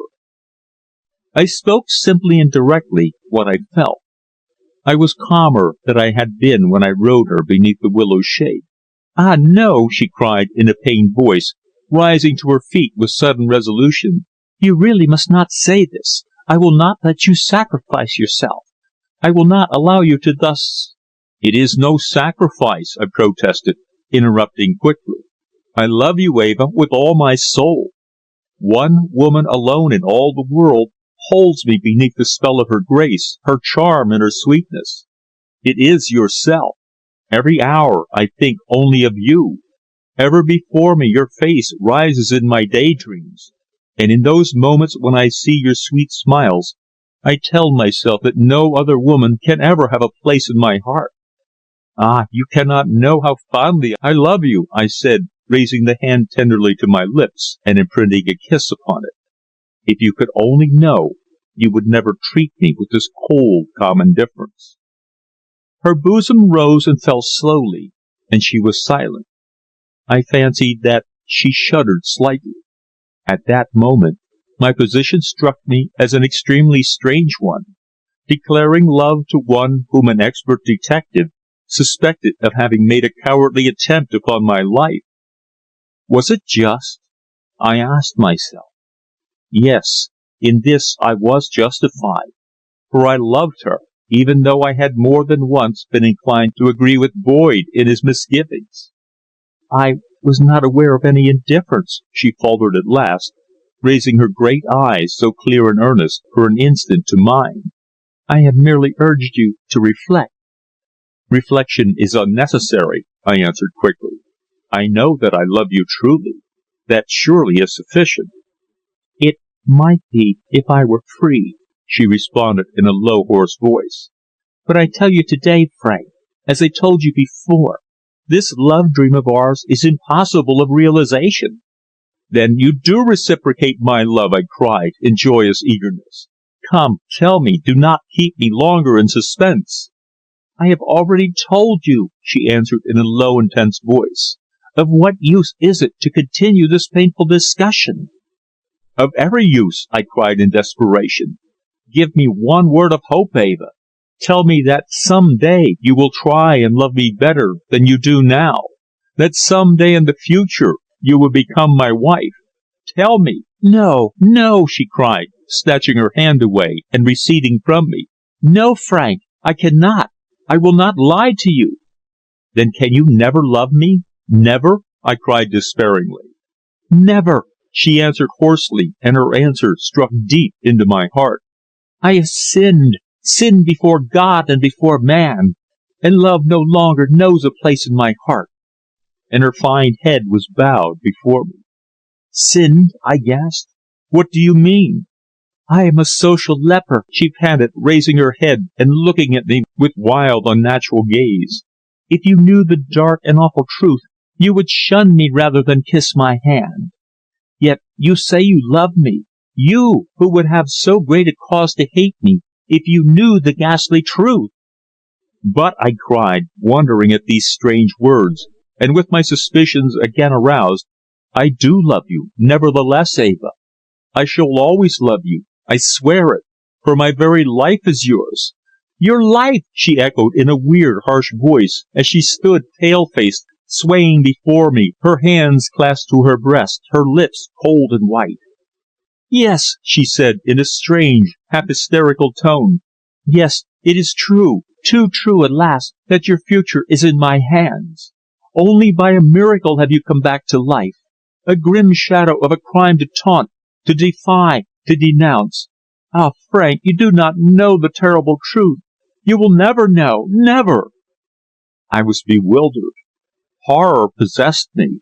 The darkness of an irreversible fact spread over her, and made her terrible to me. All must be given up. Conscience pronounced this dread decree, and multiplied the pain 1,000 times. Destiny had once more taken me by the elbow. End of chapter 18. Chapter 19. Eva makes a confession. Why may I not know the truth? I asked the blanched and agitated woman before me.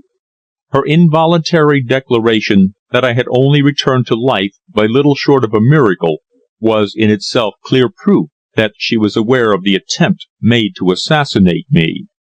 I therefore determined to question her further, and ascertain whether Boyd's great suspicion had any absolute foundation. "You know, Eva," I went on, standing before her with my hand upon her shoulder in deep earnestness, "you know how strong is my affection. You know that you are all the world to me. Often during my many visits to that riverside home, so cool and peaceful after the busy turmoil in which fate compelled me to earn my bread, I had spoken of my love for her, and now in my desperation I told her that I could not leave the woman whom I had so long worshipped in the ideal, whom I had instantly recognized as being the embodiment of that ideal, of whose presence I could not endure to be deprived, even in thought. She stood silent with her back to the table, looking into my eyes while I told her these things. A ray of sunlight tipped her auburn hair with gold. Sometimes she would seem to yield to a kind of bliss as she listened to my avowal, to forget all else than ourselves and my words. At others, a look of anguish would suddenly cloud her features, and once she shuddered, pressing her hands to her eyes, saying, "Frank, you must not! Spare me this! I cannot bear it! Indeed, I can't!" Sometimes, in the days that had passed, when I had spoken of my love, joy and pain would succeed each other on her face. Indeed, often they would be present at the same moment. From the look of complete abandonment to happiness that sometimes, though never for long, shone on her features when we idled up that shady, picturesque backwater where the kingfishers nested, I felt that she loved me, and that eventually that love would gain the victory. Thus continually I tried to elicit an expression of her feelings in words. Sweet to me as was the confession of her looks, I sought also a confession of speech. At last, however, she seemed determined to give me no single word of encouragement. "But why?" I asked, as she stood there with bent head, her hand toying nervously with her rings. "Why is it that when I speak of what most occupies my heart, you become silent or sorrowful?" She smiled, a strange artificial smile, and for an instant her clear blue eyes, those eyes which spoke of an absolute purity of soul, met mine as she replied, "Can a woman explain her caprice any more than a man can understand it?" Without heeding this evasion, I went on, "Is it that you are already pledged to marry some other man?" "No," she answered quickly and earnestly. "Then it is because you do not wish to love me," I observed reproachfully. Her look startled me, for it contained, besides a world of grief and pity, something of self-reproach. She regarded me strangely, first as if my words were a welcome truth, Then, while her brow darkened, a mental anguish forced itself into her expression. "You were mad to come here to me," she said, with a quick, apprehensive look. "If you knew the truth, you would never again cross the threshold of this house." "Why?" I demanded in an instant alert. "For a reason that is secret," she responded with a shade of sadness. That ring of earnestness in her voice it seemed impossible to counterfeit. Puzzled, I gazed at her, striving to read her countenance. Her head was bent, her colour changing. Do what she would, she could not keep the blood quite steady in her cheek. "But may I not know, Eva?" I implored. "Surely you will not refuse to warn or guide one who is so entirely devoted to you as I am?" "I cannot warn you, except to say that treachery may be sweetly concealed, and danger lurk where you may least suspect its presence." "You wish to place a gulf between us," I cried impatiently. "But that's impossible. I cannot rest without you. I am drawn to you as though by some power of magic. I am yours in life, in death." "Ah, no!" she cried suddenly, putting up her hands to her face. "Speak not of death. You are making vows that must ere long be broken." And she sighed deeply. Was not her attitude, standing there pale and trembling, the attitude of a guilty woman who feared the revelation of her crime? I looked again at her, and becoming convinced that it was, I regarded her with inexpressible scorn and love, horror and adoration. She seemed to have changed of late. She pondered over my words, weighing them without any idle misleadings of fancy. Did she never dream as she had done when we first met? "Why must my vows be broken when my love for you is so fervent, Eva?" I demanded in a voice a trifle hard, I think. She shuddered and gave a gesture of despair, as if there were, indeed, no defence for her. A great darkness was over my mind, like the plague of an unending night. "I have warned you," she responded, in a strange low tone. "If you really love me as you say you do, remain away from this house." "Why are you so anxious that I should not visit you?" I demanded, puzzled. Then I added, "Of course, in order to gain your love, I am prepared to accept any conditions you may propose. If I do not again come here, will you meet me in London?" "I can say nothing of the future," she answered slowly. "For your own sake, indeed for mine also, do not come here again. Promise me, I beg of you." This request was the more curious in the light of recent events. Was it that she could not bear me to kiss the hand that had attempted to slay me? "All this is very strange, Eva," I said with a sudden seriousness. "I cannot understand your attitude in the least. Why not be more explicit? The heart of man is an open page to women. Love, though greatest of all selfish ecstasies, must yet have self-forgetfulness. She had none." She glanced at me and seemed to divine my thoughts. She cast a furtive look across the room to the lawn beyond, and I read on her face the birth of some new design. "I have been quite explicit," she laughed, with a strenuous attempt to preserve her self-control. "I merely give you advice to keep away from this house." "Yes, but you give me no reason. You do not speak plainly or openly," I protested. "One cannot speak ill of those of whose hospitality one is partaking," she answered with a calm smile. "Is it not sufficient for the present that you are warned?" "But why?" I demanded. "I am always a welcome guest here." Again she smiled, with a strange curl of the lip, I thought. "I do not deny that," she answered. "Have I not, however, already pointed out that treachery may be marvellously well concealed?" Did she really warn me of the danger of associating with these intimate friends of hers merely because in her heart she really loved me? Or had some ulterior motive in getting me out of the way? She was glove in hand with this suspected family. Therefore the latter seemed the theory most feasible. Yes, she was undoubtedly playing me false. A new thought suddenly arose within me, and with my eyes fixed upon her, I said, in a voice hard and determined. "Eva, just now you gave utterance to a remark which is, to me, full of meaning. You said that I had escaped death by little short of a miracle." "True, I have." Then I paused. "Yet, if the truth were told, have you not also escaped a swift and sudden end, by means almost as miraculous?" Her face blanched instantly. Her mouth, half open, seemed fixed. She was unable to articulate, and I saw what an effect this speech of mine had upon her. She tottered to the table and laid her hand upon it in order to steady herself. Her eyes glared upon me for an instant, like those of some animal brought to bay.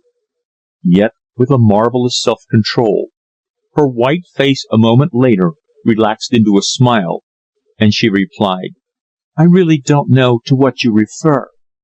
In the course of our lives we have many hairbreadth escapes from death. Her dangers are around us on every side." By this I saw what a consummate actress she was, and was filled with regret that I had thus referred to the tragedy at Kensington, fearing lest this revelation of my knowledge should hamper Boyd in his inquiries. Through all she kept a calm and steady judgment that was remarkable. "Reflect at leisure," I responded, "and perhaps you will not find my words quite so puzzling as your own veiled references."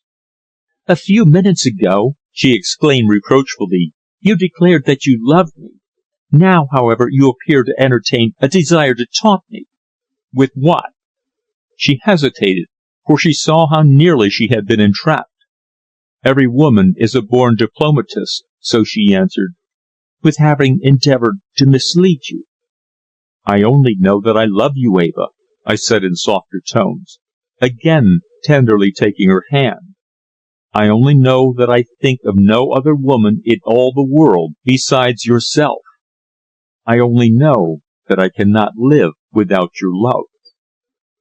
Her bosom heaved and fell painfully, and from her large blue eyes tears sprang, quick, salt, bitter drops that burned her as they fell. "Ah, no!" she cried protestingly. "Do not let us talk of that. Do not let us dream of the impossible."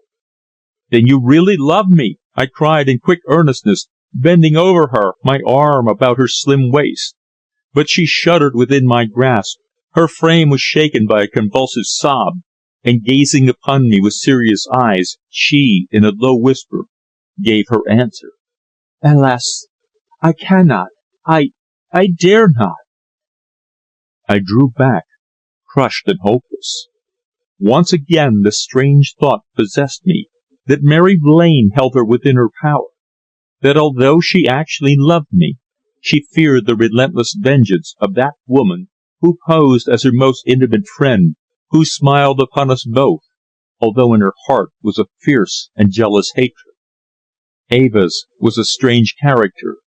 She seemed a brilliant antithesis, a compound of contradictions, of all that I most detested, of all that I most admired.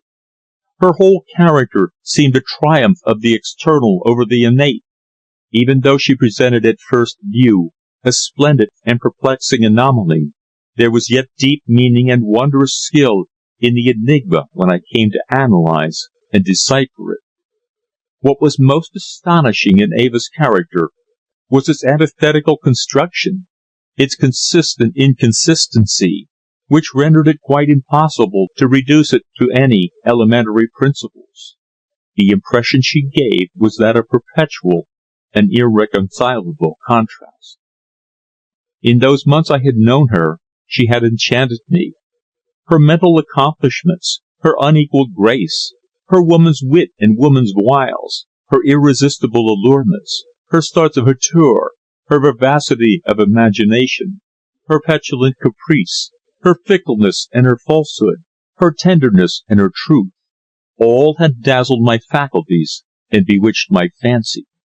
She held absolute dominion over me.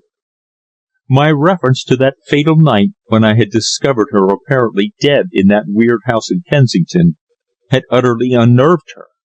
I had apparently, by those words, given her proof of the strong suspicion which she had entertained, and now she held aloof from me as from an enemy. Again and again Boyd's forcible words recurred to me.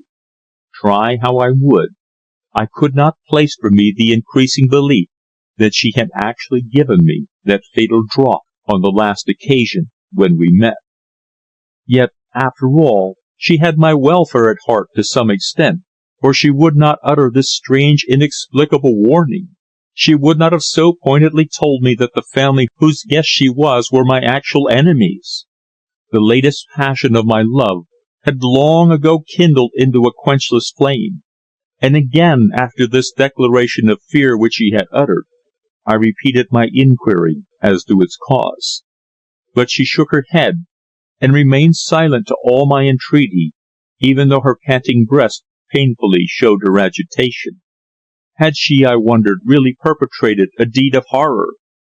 Was she, although so pure-looking and so beautiful, one of those women with inexorable determination of purpose, an actual impersonation of the evil powers? At her invitation, we strolled together across the lawn to a shady spot at the river's brink, where we sat in long wicker chairs, tea being brought to us by the smart manservant. Again and again I sought to discover some truth from her, but she was ever wary not to betray either herself or those under whose roof she was now living. As I lounged there by her, gazing upon her neat girdled figure, so graceful and striking in every form, I could not help reflecting that, in a mind not utterly depraved and hardened by the habit of crime, conscience must awake at some time or other, and bring with it a remorse closed by despair, and despair by death. Had her conscience been awakened that afternoon? To me it seemed very much as though it had. "How strangely you talk, Eva," I said when we had been conversing together a long time beneath the trees, and the sun was already sinking. "You seem somehow to entertain an extraordinary antipathy towards me." "Antipathy?" she echoed. "Oh, no, you are really mistaken. You ask me to love you, and I express myself unfortunately unable." "But why unable?" She sighed, but was silent. Her eyes were fixed far away down the tranquil river which ran with liquid gold in the sunset. From my lips there poured swift, eager, breathless, unconsidered words in all their unreason, all their wisdom, their nobility, their ignorance, their folly, their sublimity. Yet I meant to their very uttermost every syllable I uttered. "Tell me now," I urged. "You wish me to leave you without a single word of hope. You give me a negative reply without reason or explanation." "I have a reason," she answered in a low mechanical tone, a voice quite unusual to her. "What is it?" "I am a stern fatalist in principle and in action," she responded. "And is it that which prevents you from reciprocating my affection?" "No," she answered, shaking her head softly and glancing at her rings. "I know that happiness can never more come to me. To love would only be to increase my burden of remorse."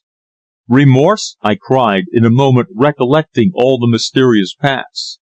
"Yes," she answered in a hard tone of melancholy and despair. "A remorse that arises from the pang of a wounded conscience, the recoil of the violated feelings of my nature, a horror of the ghastly past, a torture of self-condemnation strong as my soul, deep as my guilt, fatal as my resolve, and terrible as my crime." "Your crime?" I gasped. She had at last confessed. I sat gazing at her, absolutely dumbfounded. My brain seemed dead in me. "Yes, my crime," she responded, her face white and hard set, her clenched hands perceptibly trembling. "Now, at least, you are aware of the reason that I will not accept your love. I, the woman whom you love, an unworthy, degraded, and perverted, a woman who would have suffered 1,000 deaths of torture rather than have betrayed myself, but who is now without pity or fear, unconscious, helpless, despair-stricken, although still linked with my sex and with humanity. Death alone would be welcome to me as bridegroom." Then panting, she added, rising to leave me, "No, Frank, this must all end today. I can never love you. It is utterly impossible. You cannot know, you will never know, how I suffer." She had gone from me. She was to me a thing terrible and almost loathsome. Yet she was dear to me. I was ready to give my life to ransom hers. She stretched out her hand and musingly touched mine. I shrank as if the contact burned me. She saw my involuntary gesture of aversion. It set her heart harder on the thing she meant to do. End of chapter 19. Chapter 20. A Night Adventure.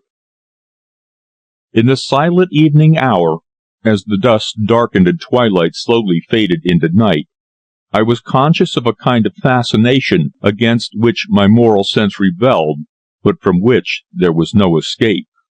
We talked on, I striving ever to learn the truth, she careful to conceal it from me. I saw how unexpected but natural were her transitions of temper and feeling, noting the contest of various passions, the wild hurricane of resentment melting into tears, faintness, and languishment, and endeavored time after time, but always in vain, to obtain a further confession from her lips. That she existed in deadly fear of some dread secret being revealed was vividly apparent, just as it was also clear that my ill-timed observation regarding her mysterious presence in that house of mystery at Kensington had placed her upon her guard, and proved to her a fact of which before she had no confirmation. Her airy caprice and provoking petulance, which had so attracted me when we had been first introduced, had now been succeeded by a mixture of tenderness with artifice, and fear with submissive blandishment. She quailed before me when I rebuked her tenderly for her lack of confidence in me, partly because of her female subtlety, partly owing to natural feeling. Nevertheless, when I reviewed the situation, and calmly and deliberately reflected upon her attitude, I saw plainly that she regarded me as something more than a mere acquaintance, even though her character was so complicated that no one sentiment could exist pure and unvarying in such a mind. Therefore, sadly, with a heavy feeling of non-achievement, I took a long and lingering leave of her, and was driven back to Shepperton Station by Simpson, my mind overflowing with puzzling thoughts. Great as was my hesitation to believe that her conscience was a guilty one, nevertheless her own words were now sufficient proof that my suspicions were not unfounded. Yet I loved her. I still adored her with all my soul, even though I had kissed the slim white hand that had sought to send me to the grave. These and 1,000 similar thoughts whirled through my bewildered brain as I sat back alone in the ill-lit railway carriage. Puzzled and baffled, I sat plunged in deepest melancholy and despair, when, on the train drawing up at the quiet, lethargic station of Hampton, the door of the compartment was suddenly flung open, and a well-known cheery voice cried, "Hello, Irwin! Get out here, I want to speak to you." I roused myself instantly, recognizing Boyd standing on the platform in the semi-darkness. With an expression of surprise at such a meeting, I jumped out and joined him, he explaining that he had come down from Waterloo with the object of finding me, and had waited at Shepperton Station for my arrival there. He, however, had not spoken to me, lest the man Simpson should chance to mention the fact at Riverdene. "But why are you down here?" I inquired, surprised. "Well," he answered in a low voice, "we've got a piece of most secret investigation before us tonight. I've waited for your assistance. We are going to search the Hollies." "Search the Hollies?" I echoed. "Yes," he answered. "You'll remember Miss Glaslyn's letter to you, stating that the house was closed and the servants are away on holiday. Therefore, now's our time. We must, however, act so that Lady Glaslyn and her daughter have no suspicion that the place has been overhauled. I obtained a search warrant from Sir John Gibbons, the chief of the local bench, this morning, and now we'll just satisfy our curiosity. "But the place is locked up, isn't it?" I suggested, amazed at this sudden resolve. "Of course. We must get in how we can, only being careful not to attract the attention of any neighbors, and to leave no trace behind that intruders have entered." "Then we are to go to work like burglars?" I observed, smiling. "Exactly," he answered. We had now left the station, and were walking along an ill-lit path which skirted the railway, until we gained the high road leading into Oldhampton. He explained the precautions he had taken, namely, to tell the constable on the beat of our intentions, and imposing upon him secrecy, and also to arrange for the local plain-clothes officer to be on duty in the vicinity. His proposal seemed to possess all the elements of adventure. Therefore, notwithstanding my hesitation to commit any act which might further implicate the woman I loved, I expressed myself eager and ready to accompany him. 9 o'clock chimed from the square old tower of Hampton Church, that landmark so well known to those who frequent the river, and Boyd declared that it was too early to commence operations. People were about, and we might be observed. Therefore, we entered that old-fashioned inn where the ancient sign is still suspended from a beam across the road, a hostelry much patronized by boating parties who there replenish their hampers, and entering the billiard-room, we whiled away the time playing and gossiping with a couple of tradesmen who, judging from their pronouncements, were local notabilities, perhaps district councillors. We remained until the landlord called, "Time, gentlemen, please." Then, lighting our cigars, went forth, strolling through the quaint old-world village, and skirting the long high wall of Bushy Park towards Lady Glaslyn's. The night was dark and overcast. A gusty wind had sprung up precursory of rain, and in our ears sounded the hum of the telegraph wires. The weather favoured us. For such an excursion, Boyd did not care for a perfectly still night. At length, when we had been walking perhaps a quarter of an hour along the dark, deserted road, a man, bearded and rather shabby-looking, suddenly emerged from the shadow of the wall, and greeted Boyd with the policeman's password. "All right, sir." "Are the things there?" Boyd inquired. "Yes, sir. I put the lamp, the jemmy, and the keys under a laurel bush on the left of the back door." "Well," said my friend, "I think you'd better come with us. We may have some difficulty in getting in." "Very well, sir," the man answered, and continued to walk by our side. He was smoking a pipe, and as we neared the house, he knocked out the ashes and placed it in his pocket. "No dogs there, I hope?" Boyd said, addressing him. "No, sir, none." I confess to feeling a thrill of excitement, for the business of breaking and entering a dwelling house was entirely new to me. The Hampton Road is ill-lit, and after 10 at night utterly deserted. Therefore, in our walk we met no one except the solitary policeman, who stood beneath a lamp and greeted Boyd with a low, "All right, sir," as we passed on towards the Hollies. All was in darkness. Not a soul was about save ourselves and the policeman standing watchful and motionless beneath the street lamp 50 yards away. The well-kept garden with its laurels, its monkey trees, and its old yews was shut off from the road by a high wall, in which was a pair of heavy iron gates giving entrance to the gravel drive. These gates were locked and secured by a chain and formidable padlock, a fact which showed that to enter we must climb them. The houses on either side were of rather meaner order than the Hollies, and in one of them a light still showed in an upper window. In order not to attract the occupiers of these houses, we conversed in low whispers, and in obedience to the local detective's suggestion, climbed the gates one after another, and carefully descended within the garden. On either side of the house extended walls some 10 feet in height, with doors in them giving access to the rear of the premises, and again, guided by the plain-clothesman, we scaled this wall, a somewhat perilous process, it being spiked on the top. As it was, indeed, I made a serious rent in an almost new pair of trousers, much to Boyd's amusement. At last, when we were in the rear garden, our guide began foraging beneath a laurel bush, and brought forth a dark lantern, a short, serviceable-looking jemmy, and a big bunch of skeleton keys. "I examined the place this afternoon," he explained. "This door is the only one locked from the outside. Therefore, if we can pick the lock, we shall be able to enter and get away without leaving a trace." "Very well," said Boyd impatiently. "Let's get to work." And taking the keys, he went to the garden entrance and commenced work upon the lock, while his assistant lit and held the lantern. Every effort, however, to open the lock proved a failure. "It's a Chubb, a Bramah, or one of those lever locks," said Boyd in a low tone, giving it up after he had tried all the keys in vain. "It won't do to force the door, for that'll betray us." "Why not try a window?" I suggested. "No, sir," said the plainclothesman. "They're all barred, I'm afraid."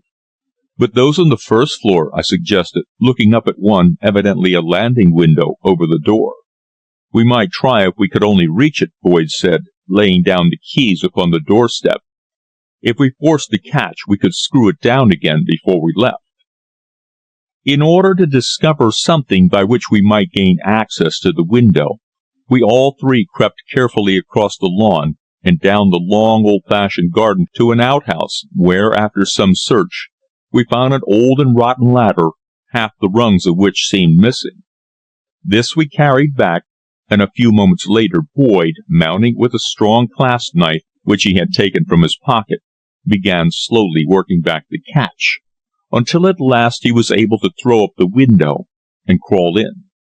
Without a sound I followed, the local detective clambering in after me. We found ourselves on the first-floor landing. Therefore, descending the stairs to the main hall, we lit the candles provided by the plainclothesman, and after taking the precaution to let down the blinds of the front windows, commenced an active search of the drawing-room, that spacious old-fashioned apartment into which I had been shown when I had called. Our search, directed by Boyd, was careful and methodical. Neither nook nor corner escaped him, although we replaced everything just as we found it. So large were the rooms that we found the lights we carried were not sufficient to give us proper illumination. Therefore we sought the gas meter, and after turning on the gas, lit jets in the various rooms. Fortunately, all the windows were furnished with Venetian blinds. Therefore we let them down and closed them, so that no light should be noticed outside. An air of desolation hung about the place, and every sound we made echoed weirdly, for at the dead of night all noise becomes exaggerated. The drawing-room yielded practically nothing. Therefore we passed into a well-furnished morning-room, and thence to the dining-room, which we likewise thoroughly overhauled. None of these rooms bore any trace of the struggle with poverty which the innkeeper's wife had alleged. Indeed, in the drawing-room was a fine grand piano of one of the best-known makers, together with several rare works of art. All the rooms bore signs of being the abode of a rich and cultured family, the old oak in the dining-room being, I noted, genuine, evidently antique, Italian, while the upholstery and carpets were of the first quality. On the walls of those ground-floor rooms were many examples of old as well as modern masters, one portrait hanging in the dining-room representing Eva herself, a half-length picture, undoubtedly from recent sittings, signed by an artist extremely well known in London. In this room also were antique, high-backed oak chairs, lined with old tapestry, the back and arms bearing armorial bearings embroidered in coloured silks, evidently the arms of the Glaslyns, for a similar device was upon the plate. On ascending to the first floor, we found the house to be of far larger proportions than we had imagined, for off a long, well-carpeted corridor opened quite a number of bed and other rooms, each of which we proceeded to inspect. "We haven't found a single thing below," Boyd observed to me as we entered the first of these rooms, evidently one of the spare bedrooms, for the place was very dirty and neglected in comparison with the other apartments. "Let's hope we may come across something here." Nothing was locked, and 5 minutes sufficed to show us that no attempt had been made to conceal anything in any of the 2 chests of drawers or in the wardrobe. So thoroughly did Boyd search Then in each room we went around the wainscoting, tapping it with the jemmy, and examining any part which appeared to be loose or movable. The next room, apparently Lady Glaslyn's room, with a small dressing-room adjoining, we searched with redoubled energy. But beyond establishing the fact that her ladyship was not in want of money by the finding of 3 5-pound notes placed carelessly in an unlocked drawer, there was nothing to arouse our curiosity. Adjoining the dressing-room, with its window overlooking the road, was a small but elegant apartment upholstered in pale blue, quite a luxurious little room with a piano, evidently a boudoir. The carpet was so thick and rich that our feet fell noiselessly, while near the window was a handsome Louis XV escritoire inlaid with various woods and heavy mountings of chased ormolu. A pretty cosy corner occupied the angle beside the tiled hearth, while the little bamboo table with its small shelves spoke mutely of cosy 5 o'clock tea often served here. "I wonder what's in this," Boyd said, advancing to the escritoire, while his assistant lit the gas lamp. Finding it locked, my friend bent, examined the keyhole carefully, and then commenced to ply the various skeleton keys. For some time he was unsuccessful, but at length the lock yielded, and he opened it. Then, while the local officer took the dark lantern and went along the corridor to explain what further rooms there were and their character, Boyd and I proceeded to carefully examine every paper, letter, or document the escritoire contained.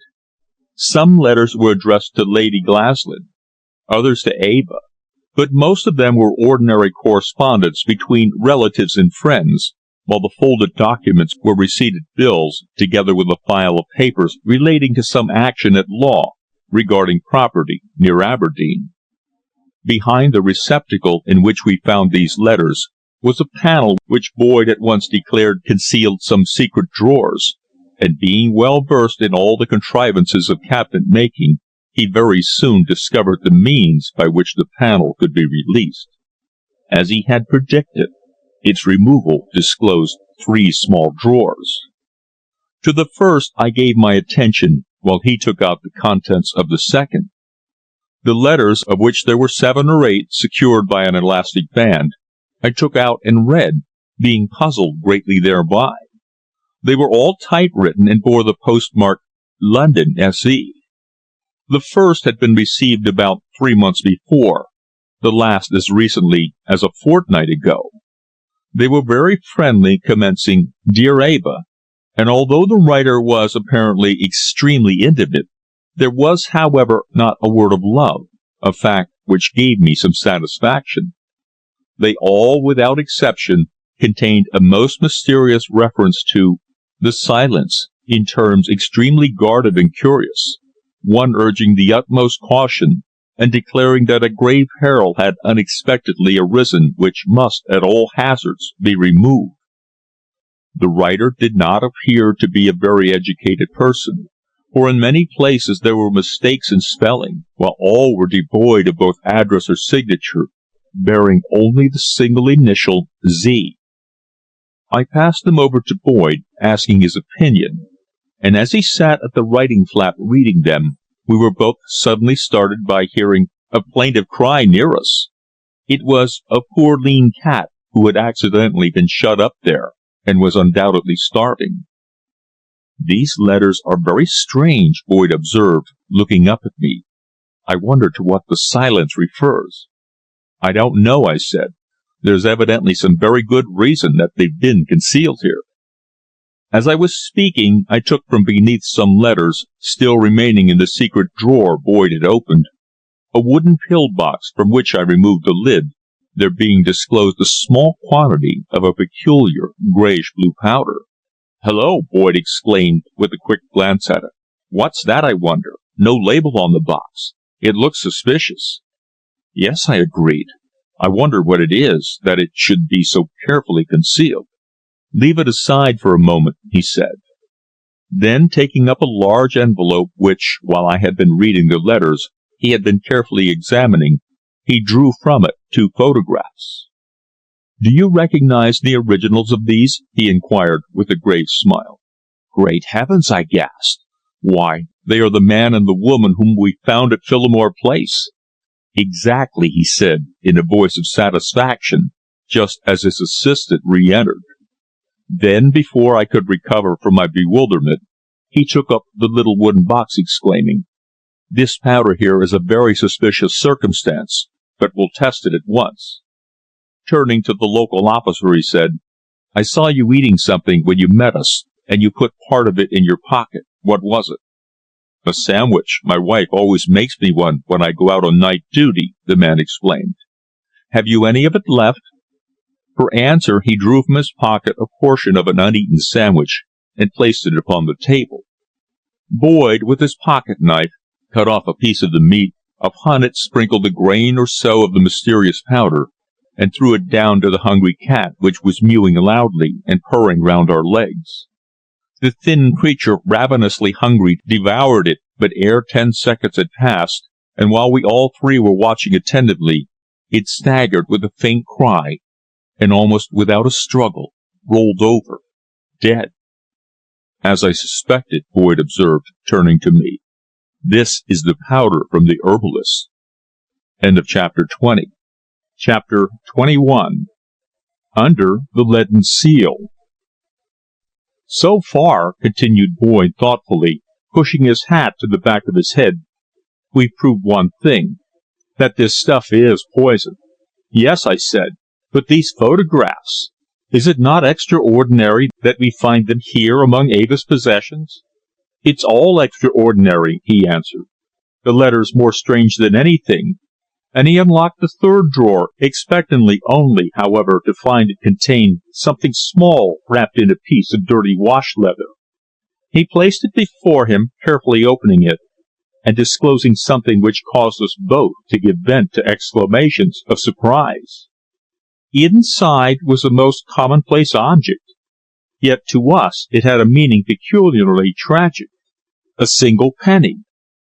Both of us recollected vividly the finding of a similar coin carefully wrapped in paper upon the body of the man at Phillimore Place, and there must, we decided, be some mysterious connection between our two discoveries. "These letters," observed Boyd, putting aside the coin and its wrapping, and taking up the correspondence he had been examining when I had found the box of mysterious powder. "They are all addressed to Miss Glaslyn, and in one only, as far as I can see, is her mother mentioned. They evidently refer to some deep secret." "Do you think the silence can refer to the affair at Kensington?" I suggested, holding one of the letters in my hand. "It's impossible to tell," he answered. "We have now the clearest proof that these letters were preserved in secret by Eva Glaslyn, together with some unknown but fatal drug, and the photographs of the victim. Therefore, if circumstantial evidence may be trusted, I should be inclined to believe that these letters refer to the matter which we are investigating. Perhaps, indeed, the peril mentioned in one of the letters refers to your own endeavours to fathom the mystery." "The whole thing is utterly bewildering," I said, rereading the letter in my hand, a communication which certainly was of a most veiled character, evidently being typewritten to disguise the writer's identity. "There is no object whatever to be gained by adopting your suggestion," it ran. "The only absolutely safe course is to continue as in the past. The silence is effectual, and for the present is enough. All your fears are quite groundless. Show a bold front, and be cautious always. If you wish to write, send your letter to the old address." Each of the others were similarly unintelligible, except perhaps the later one, in which the writer said, "You are right. I, too, have discovered cause for apprehension. A peril threatens, but if the secret is preserved, it cannot harm us."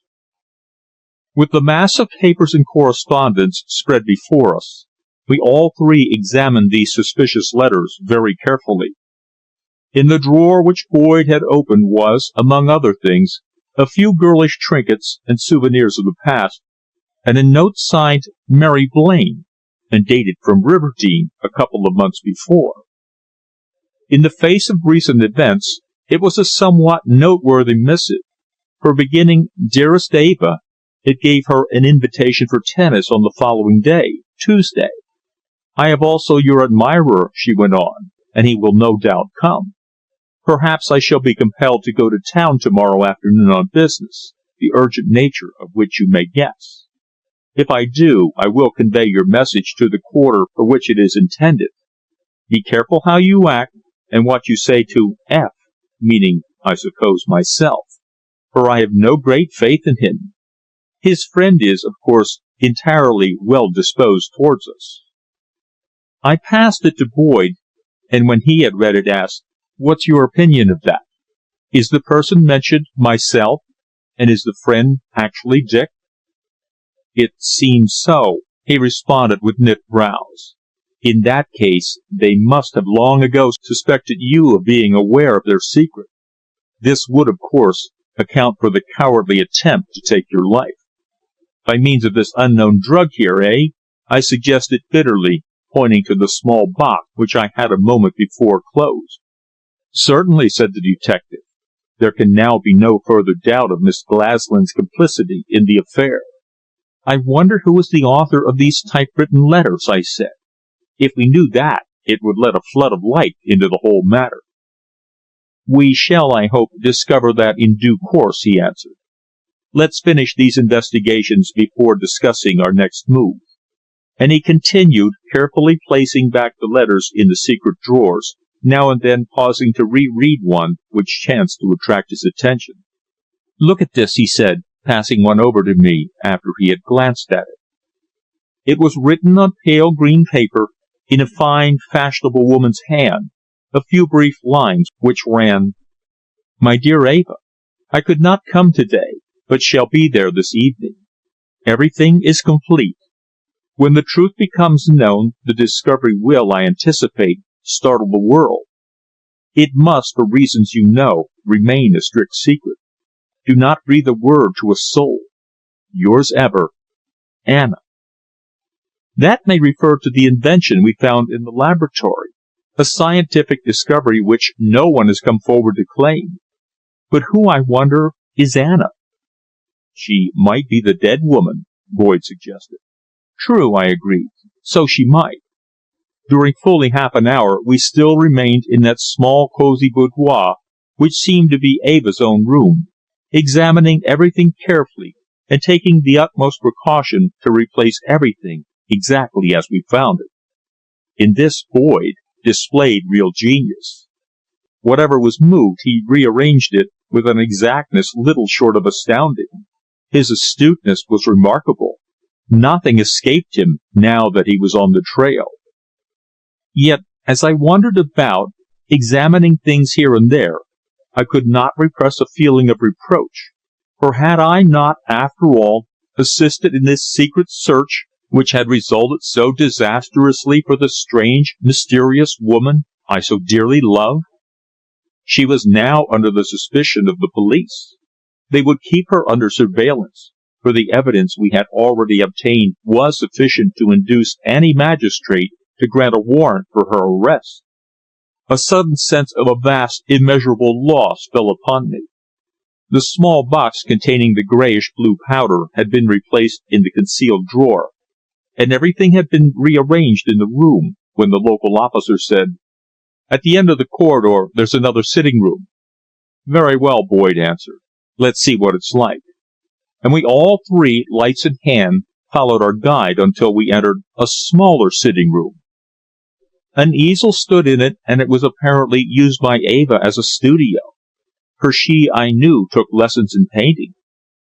Upon the easel stood a canvas half finished, while near the door was a small writing table, the one long drawer of which was locked. The lock was a common one, and quickly yielded to Boyd's skeleton keys. But within we only found another collection of old letters, a quantity of pencil sketches, colours, and other odds and ends connected with her art studies. Boyd was turning them over methodically, when suddenly an involuntary exclamation escaped him. "Ah, what's this?" he ejaculated, at the same time drawing forth a card about the size of a lady's visiting card, and held it out to me. Upon it was drawn in ink a circle. It was executed in exactly the same manner as that we had found concealed beneath the plates in the dining room at Phillimore Place. Again he turned the things over and drew out 3 or 4 other cards of similar size and style, each bearing a device, one having upon its face the straight line exactly like that we had found in Kensington. "You recognize these devices?" he inquired. "Of course," I responded in an awed voice, utterly bewildered. "What, I wonder, can they denote?" He shrugged his shoulders, examined each card carefully beneath the rays of his lamp, felt it, and after carefully examining all the heterogeneous collection of things in the drawer, placed them back again, closed it, and relocked it. "Those cards bear some very important part in the tragedy, I feel assured," he said when he had finished, and turned to me with a puzzled expression. "They look innocent enough, and the devices are in no way forbidding. Nevertheless, it is strange that we find here, in her possession, exact duplicates not only of the cards, but also of that coin carried by the dead man." "It's all utterly astounding," I declared. Then, with a touch of poignant regret and despair, I added, "All these discoveries would cause me the highest gratification if I did not love her as fondly as I do." "You surely could not make a murderess your wife, Irwin," my friend said. "In this matter, remember that we are striving to fathom a mystery which is one of the most profound and remarkable that has ever been reported at the Yard." "I know," I answered, glancing around that small room wherein my well-beloved had spent her days in the study of art. "But what I cannot understand is how, being an actual victim of the tragedy, she is nevertheless at the same time implicated in the affair." "That will be made plain later," he said, with an air of confidence. "One thing is quite clear, that she purchased certain poisons which are only known to those well versed in toxicology. We have that on old Lowry's own authority. If, then, she bought this drug, it could only be for one purpose, namely, to commit murder. Well, she made an attempt upon you. Therefore, why should you endeavour to shield her?" "Because I love her," I answered, still unconvinced by his argument. "Bah! Love is entirely out of the question in this matter, my dear fellow," he said with a gesture of impatience. "She may have fascinated you because of her unusual beauty. But beyond that, well, in 6 months' time, you'll thank Providence that you've not married her. Mark my words." That was exactly what she herself had said, I reflected. She had prophesied that one day, ere long, I would hate the very mention of her name. From room to room we passed, examining everything, allowing nothing to escape us. There was assuredly no sign of poverty in that house, but really the reverse, a lavish display of costly objects, which showed that its owner was capricious, with money at her command. No expense seemed to have been spared to render that abode the acme of comfort and modern convenience. In one of the bedrooms in that same corridor, a room which we decided was Eva's room from various dresses and other things it contained, we found standing upon the table a large panelled photograph of a kind-faced, middle-aged woman, which the local officer at once recognized as that of Lady Glaslyn. Boyd, taking it up, examined it long and earnestly beneath the light of the bull's-eye. "Devilishly good-looking for a woman of her age," he remarked thoughtfully, as he slowly replaced it upon the table.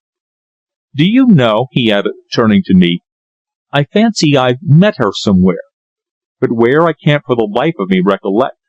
What do you know about the family?" "Very little beyond what's in Burke, which only devotes 3 lines to them. The baronetcy was conferred in 1839, and Lady Glaslyn's husband, Sir Thomas, died 6 years ago. No mention is made of their country seat, so I presume they haven't one." Boyd stroked his beard, and gave vent to a low grunt of doubt. "Well," he said, "I'm almost positive that I've met her before somewhere. I wonder where it was." Quickly we rearranged the articles in the room which we had disturbed, and passed on to the next, the door of which faced us, forming the end of the long corridor. "Hello, Boyd!" cried. "What does this mean?" We both looked, and by the light of the lantern saw that the door was a double one, and that right across it was a long bar of steel or iron, painted and grained the color of wood so as not to be noticeable, and securing it strongly. "This is decidedly funny," the detective continued, bending down to examine something. "Look, it's sealed." I bent eagerly beside him, and there saw that the great sliding bolt ran in 3 large hasps, and that one of the knobs of the bolt was secured by wire to the hasp, the 2 ends of the wire being secured together by a round seal of molten lead, about the size of a shilling. By this the bolt was rendered immovable. "Extraordinary!" I gasped, as we all stood wondering what might be therein concealed. "If we cut the wire, then our presence here will be betrayed," I said. But Boyd, who was still examining the seal with great care, exclaimed at last, pointing to it, "Do you see 2 letters on the seal, R and M?" "Yes," I answered. "What do you think they denote?" "They tell us how this seal was impressed," the detective responded. "These initials stand for Rete Mediterranea, and the machine with which the seal has been impressed is one of those used at every Italian railway station to seal merchandise and passengers' baggage. It has certainly been placed upon the wire by one who knew how to handle the instrument with dexterity." "Then there must be something in the room which her ladyship desires to keep secret," I remarked, both amazed and excited at this latest discovery. "Yes," remarked Boyd. "At all hazards we must explore it." "But how?" I queried, "without tampering with the seal?" His brow clouded for a few moments. Then again he examined the seal and wire with the utmost care. He stood motionless, looking at it for fully a minute. Then, turning to the local officer, said, "I'm going downstairs for a moment. Don't touch it till I return." We both sat upon an ottoman in the corridor for nearly a quarter of an hour, during which time we heard noises downstairs, until Boyd at last rejoined us, with a look of satisfaction in his face, and bearing in his hands something which looked like a huge pair of rusty shears with wooden handles. "I thought I'd find it," he observed, wiping the perspiration from his brow. His hands and face were blackened, as though he had been groping in a cellar. "This is the seal," and opening his other hand he displayed an old discoloured pewter teaspoon, adding, "And here's a bit of lead, or what's as good." I took the sealing machine from him and examined it carefully. It was red with dust, and had apparently been thrown aside and neglected for a long time. "Now," said Boyd to his assistant, "I've lit a fire downstairs in the kitchen, and by the time we've done it'll be sufficiently fierce to melt the lead." "Then you intend to break open the door?" I exclaimed. He smiled, and for answer took from his pocket a champagne knife, cutting the wire with a sharp click, untwisting it from the knob, and placing it with its seal in his pocket. In breathless eagerness we watched him push back the bolt, and stood expectant. But when he tried the door, he found it to be still locked. Again he went swiftly to work with his bunch of queer-looking keys, and at last he saw one of them gently turn, and he pushed wide open the door of the Chamber of Secrets. Next second the bright light of Boyd's bull's-eye flashed into the interior, and all 3 of us fell back with exclamations of surprise and horror. Our discovery was truly astounding. The horrible sight was most weird and terrifying. Upon the threshold I stood speechless, utterly unable to move, for the ghastly spectacle made my hair rise as my eyes became riveted upon the noisome interior of that long-closed chamber. Our nostrils were filled with a fetid, nauseating smell of decay, which burst upon us as the door was opened, and at the shock of witnessing the repulsive sight within, the candle I had held dropped from my trembling fingers and was extinguished. Slowly, however, I recovered it, taking a light from the one held by my friend's assistant, and then entered the place. It was not a large room, but the shutters of the window had, we afterwards discovered, been secured by screws and strongly barred. In the center was a square table covered with dust, and several common wooden chairs stood around. In the empty rusted grate stood a kettle and a couple of cooking pots, while upon a side table were a few plates and a couple of cups and saucers. Along one side stood an old camp bedstead, and lying upon it, half covered with a dirty blanket, was a figure that had once been human, but which was now a sight so gruesome and so horrible that even Boyd, used as he was to such things, drew away and held his handkerchief to his nose. The features were beyond recognition, but by the shortness of the hair the body was evidently that of a man.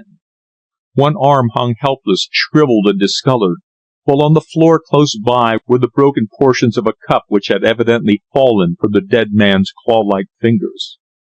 "This is another facer," Boyd exclaimed in a tone of absolute bewilderment. "I wonder who he was. It seems by the pots and plates that he was held a prisoner here. An invalid or imbecile, perhaps, unable to help himself. Evidently the servants knew nothing of him, for he cooked his food himself. Phew," he added. "Let's get outside in the passage to breathe. The air is enough to poison one." Half choked, we went outside, all three of us, and discussed the startling situation while breathing the purer air. I offered both my companions cigarettes, which they lit eagerly with myself. Then, after a few minutes, we returned and resumed our investigations. About the room were several books in French and German treating of political economy and other subjects, a couple of old newspapers, 2 or 3 novels, and a number of scientific books which showed their reader to be an educated man. The room had originally been a bathroom, we concluded, for there was a water tap and a large pipe for waste, and this unfortunate man, whoever he was, had evidently not existed wholly in darkness, for on examining the shutters we found that one of the panels was movable, and at that spot the pane of glass was broken, thus admitting both light and air. Again there was a small gas stove ring, used so universally in London to boil kettles, and this was still connected by a flexible pipe to a gas bracket on the wall. Hence it was quite apparent that the room had been specifically fitted for the occupation of the unknown man, now dead. Upon the dusty table were several pieces of writing paper, covered with some writing in German, a language which I unfortunately could not read, while beside them I picked up an object which held me amazed and astounded. A plain card, similar to those we had found at Phillimore Place, and among Eva's secret possessions. Beyond those writings in German, we found nothing else to give us a clue to whom the dead man might be, and even these writings were no proof as to his identity. We found no writing materials there, hence our doubt that the writing had been traced by his hand. Into every hole and crevice we peered, disturbing the rats who had scampered here and there on our unexpected intrusion, but discovering nothing else of especial interest, we, after about half an hour, went forth, glad to escape from the poisonous atmosphere. I closed and locked the door when Boyd, cutting out a piece of bell wire from one of the bedrooms, re-secured the bolt, and after melting the pewter spoon below in the kitchen fire, replaced the seal in such a manner that none could tell it had ever been disturbed. Truly, our midnight search had been a fruitful one. What might next transpire, I dreaded to think. All was so mysterious, so utterly astounding, that I had become entirely bewildered. End of chapter 21. Chapter 22. In Defiance of the Law. The discovery of the horror concealed within that closed room opened out an entirely fresh development of the mystery. On discussing it with Boyd after we had stealthily left the house, we were in complete agreement that the dead man must have either been in hiding there, or else, being an imbecile, had been kept under restraint. The fact of the door being barred on the outside strengthened Boyd's belief in the latter theory, while I made the suggestion that he might have been imprisoned and died of starvation. "No," Boyd answered, "I don't agree with you there, for it is quite plain that Lady Glaslyn must have been aware of his presence, and perhaps, indeed, arranged the room.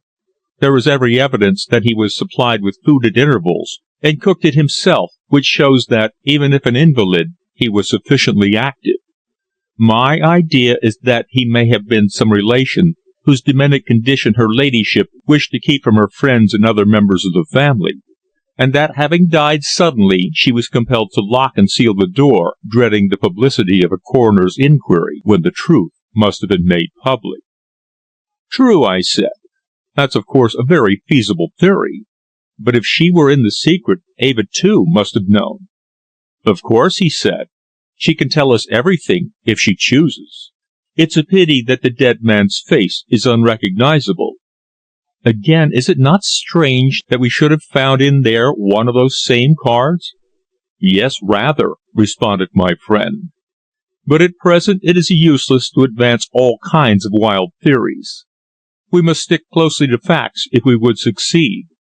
We have tonight made certain discoveries, startling enough in all conscience, and among them have elucidated the secret which Lady Glaslyn has hidden from everyone. Now we must seek to discover the motive which caused her to apply that seal to the door, as well as ascertaining the reason her daughter has that mysterious drug among her possessions, together with the photographs of the two unknown victims. I wonder how long it is since the man died in that room, I said. What a horrible existence he must have led shut up there, gaining all his light and air through a broken pane of glass. He was studious at any rate, judging from the character of the books with which he had been supplied. And a linguist too, Boyd remarked, remembering that the books were in other languages besides English. Strange that the curiosity of the servants was not aroused, I said. They would be certain to wonder what was in a room sealed up as that is. To satisfy them would be easy enough, the detective answered. Her ladyship undoubtedly told them that certain family heirlooms, old furniture, or something was stowed away there, and that the seal had been placed upon them by their trustees, or somebody. Trust a woman for an excuse, and he smiled grimly. We walked on together for some time in complete silence. The young day grew wider and brighter and redder in the sky. We had passed through Twickenham, and now in the dawn were making our way towards Richmond, whence we could catch the early workman's train to Waterloo. You must keep your friend Clew in entire ignorance of all this. Tell him you've been out to visit some friends, say at Ealing or Uxbridge, or somewhere, and that they compelled you to stay the night. If he were to know, the whole result of our investigations might be rendered abortive. Of course I'll do as you wish, I answered, but I can't for the life of me see why you entertain any suspicion of Dick. He's been all along eager and ready to assist me to clear up the mystery. To publish the details of the curious affair seems his one object. Boyd smiled again with veiled sarcasm. And a very interesting story he'll have for publication, it appears to me, he said, laughing. Then he added after a second's pause, one of the oddest facts in the whole affair is that the pair we found dead in Phillimore Place have never been missed by their friends. Or the dead man at the Hollies, for the matter of that, I added. Yes, he said in dubious tone. There are yet some facts which we must learn ere we can piece the queer puzzle together and read the whole. Only then can we discover who was the man whom Lady Glaslyn has so carefully hidden. It's a devilish funny business, to say the least. Has it occurred to you that she may have left not intending to return? I asked. Well, no, he responded. I scarcely think she has flown, or her daughter would have secured the contents of her escritoire. She evidently believes her secret quite safe, and is therefore entirely fearless. The Richmond road with its many trees was pleasant in that hour, when the clear rose-flush of dawn was still in the sky, and as we walked the cool wind rose fragrant with the smell of the wet grass, refreshing after the fetid atmosphere of that closed room and its gruesome occupant. We chatted on, discussing the startling discoveries we had made, he giving me certain instructions, until we got to the station and entered a compartment. The latter being crowded with workmen, further conversation on the subject was precluded.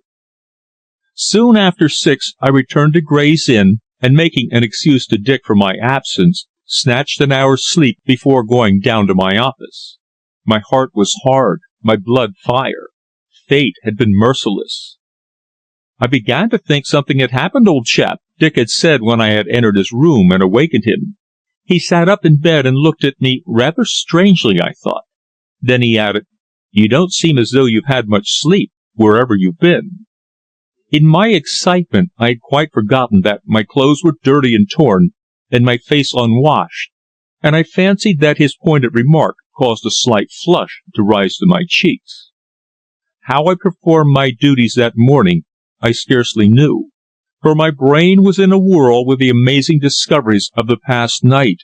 I loved Eva, yet the contents of those concealed drawers were sufficient in themselves to convince Boyd of her guilt. A fearful and perpetual dread seized me lest she should be arrested. Boyd's method of work was, I knew, always bold and decisive. A detective, to be successful, must act without hesitation.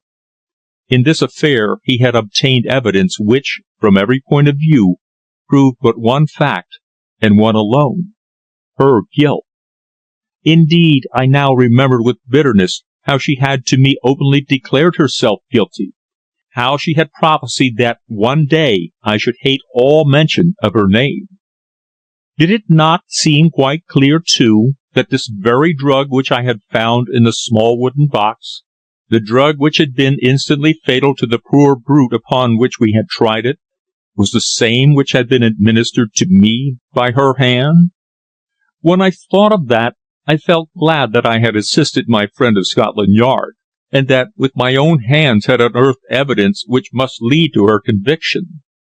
Her arrest was, I knew from my friend's remarks, only a matter of days, perhaps indeed of hours.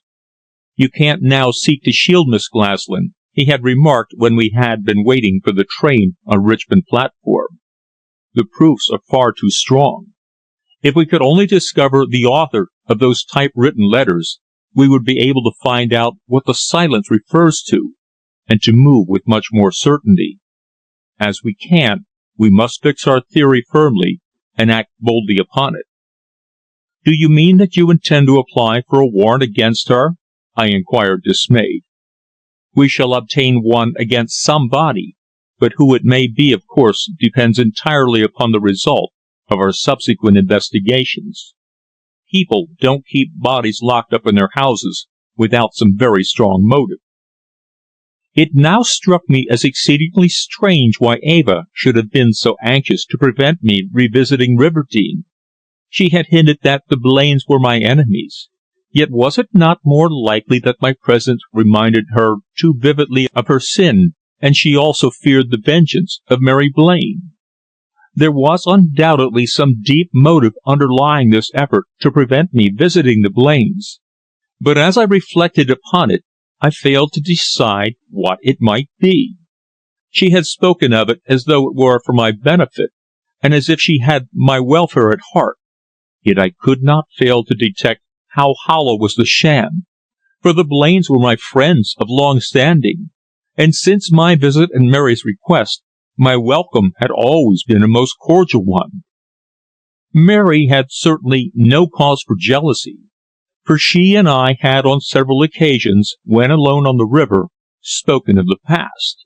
She had, indeed, ridiculed my boyish love for her, and observed that we were both older and more discreet nowadays. I had long been assured by her words and her attitude that her affection for me, if she had really ever entertained any, had entirely passed away. No, I could not understand Eva's present attitude. It was entirely an enigma. She seemed filled with some nameless terror, the reason of which our discoveries seemed to prove up to the hilt. Day followed day, each to me full of anxiety and bewilderment. On parting from Boyd, he had told me to remain in patience until he communicated with me. I was not to return to Riverdene, neither was I to mention a single word to Dick regarding recent occurrences. I wandered from end to end of London day after day, reporting the events which daily crop up in the metropolis.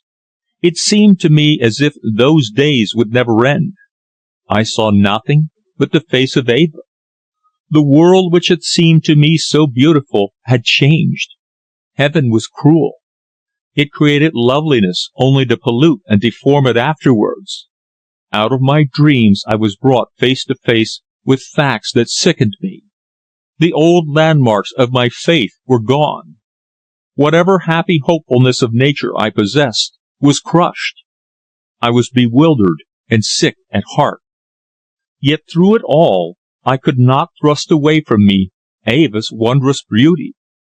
Her form, her gaze, her smile, her sigh, I could think of nothing else. Yet the mockery of it all stung me to despair, and despair is man's most frequent visitor. A week thus passed. I saw her in the air, in the clouds, everywhere. Her voice rang in my ears. She was so lovely, and yet she was so vile, a poisoner. One afternoon I had returned to Gray's Inn unusually early, about 3 o'clock, put on my old lounge coat, a river blazer, and sat down to write up an interview for publication next day, when I heard a ring at the door, voices outside the room, and a few moments later Mrs. Joad entered, saying, "There's a lady wants to see you, sir." "A lady?" I exclaimed, turning quickly in my chair. "Ask her in." I rose, brushing down my hair with my hand, and next moment found myself face to face with Eva. She advanced with her hand outstretched, and a smile upon her face, that countenance that was ever before me in my daydreams. "How fortunate I am to find you in," she exclaimed, half breathless after the ascent of the stairs. "I've been to your office, and they told me that you were probably at home." "It is I who am fortunate," I answered, laughing gaily, placing the armchair for her, and drawing out a little oaken footstool, a relic from some bygone generation of men who had tenanted those grimy old rooms. With a sigh she seated herself, and then for the first time I noticed the deathly pallor of her cheeks. Even her thick veil did not conceal it. She was in black, neat as usual, but her skirt was unbrushed and dusty, and her hair was just a trifle awry, as though she had been travelling about some hours. "I have called upon you here for the first and for the last time," she said in a broken voice, looking seriously across to me as the unwonted tears sprang into her eyes. "The last time?" I echoed. "What do you mean?" "I have come to wish you farewell," she said in a low, faltering voice. "I am leaving London. My mother and I are going abroad." "Abroad? Where?" I cried, dismayed. "My mother's health is not good, and the doctor has ordered her to the south immediately. He says that she must never return to this climate, because it will hasten her malady to a fatal termination. Therefore, in future, we must be exiles." She was looking straight into my face as she spoke, and those great wondrous eyes of hers that I had believed to be so pure and honest never wavered. "I leave to-morrow and join her," she added. "Then she is already gone!" I exclaimed, the truth at once flashing upon me that Lady Glaslyn had actually fled. "Yes, the doctor has so frightened her that I could not induce her to stay and pack. I shall join her in Paris," she explained quite calmly. "There is no help for it. We must part." "But surely," I said in desperation, "you will not leave me thus. You will return to England sometimes." "I really don't know," she answered in a strained, hoarse voice. "At least you will give me hope that some day you will be my wife, Eva," I said, tenderly grasping her hand, which seemed limp and trembling. "You know how fondly I love you, how—" I started quickly and turned, puzzled at the unusual sound of voices, without finishing the sentence. One voice I recognized, speaking in deep tones to Mrs. Joad, and dropping the hand I held I rushed out, closing the door behind me. As I did so, I came face to face with Boyd, accompanied by 2 plain-clothes officers. "We've followed her here," he explained. "She means to get away abroad. Therefore, we must now execute the warrant.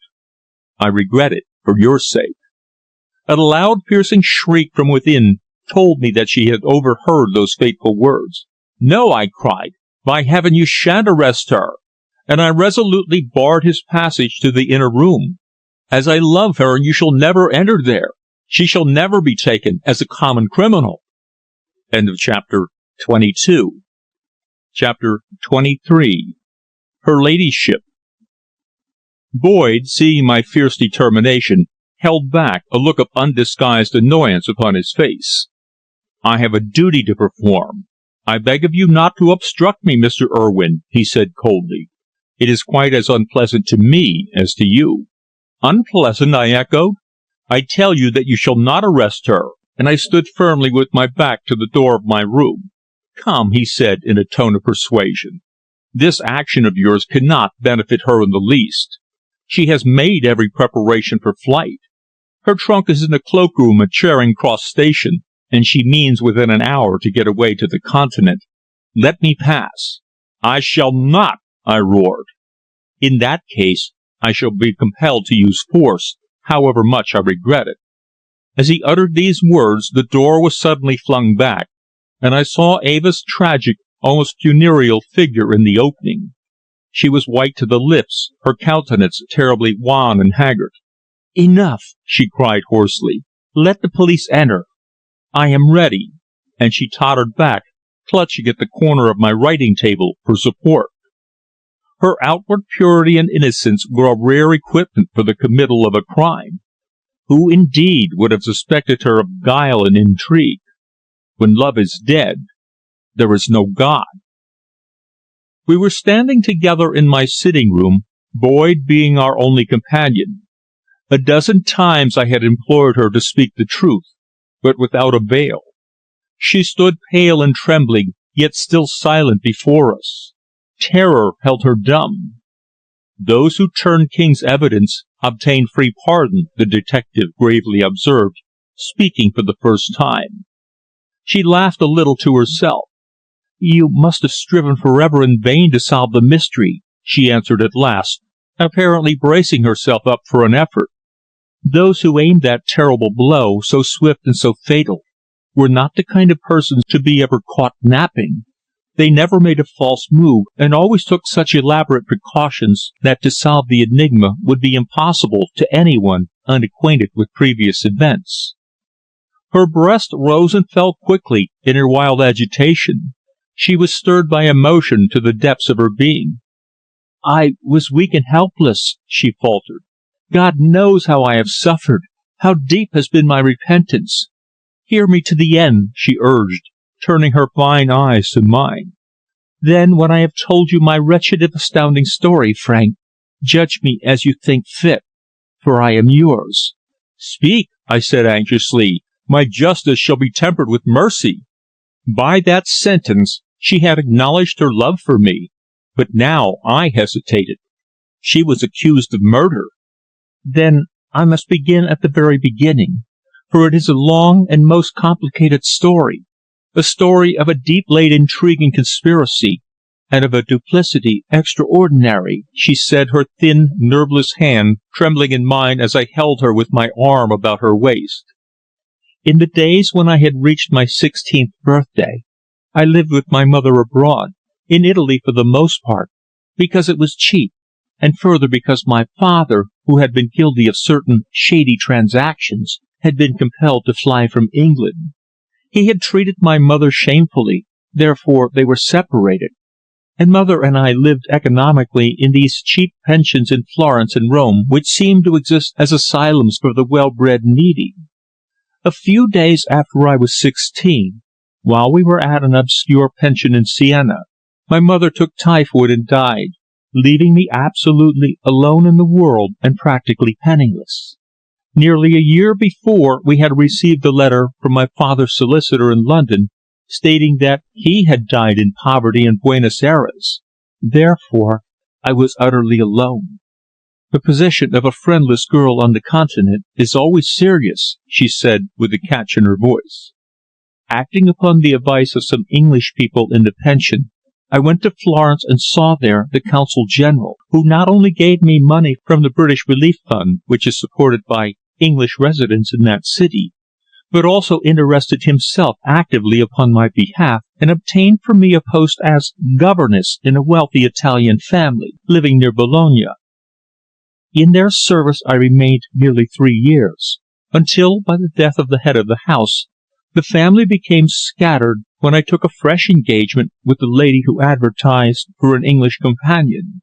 She was a Madame Dermont, a good-looking woman of 45, whose father, I understood, had been Italian, and whose mother English. She spoke English quite as well as I did, and had a fine apartment in Florence, where she received a good deal, for she was well known there. With the winter over, we travelled first to Paris, where we stayed several months, and then to Switzerland. Our life was pleasant, as Madame had plenty of money, and we always lived at the best hotels." She paused and drew a long breath.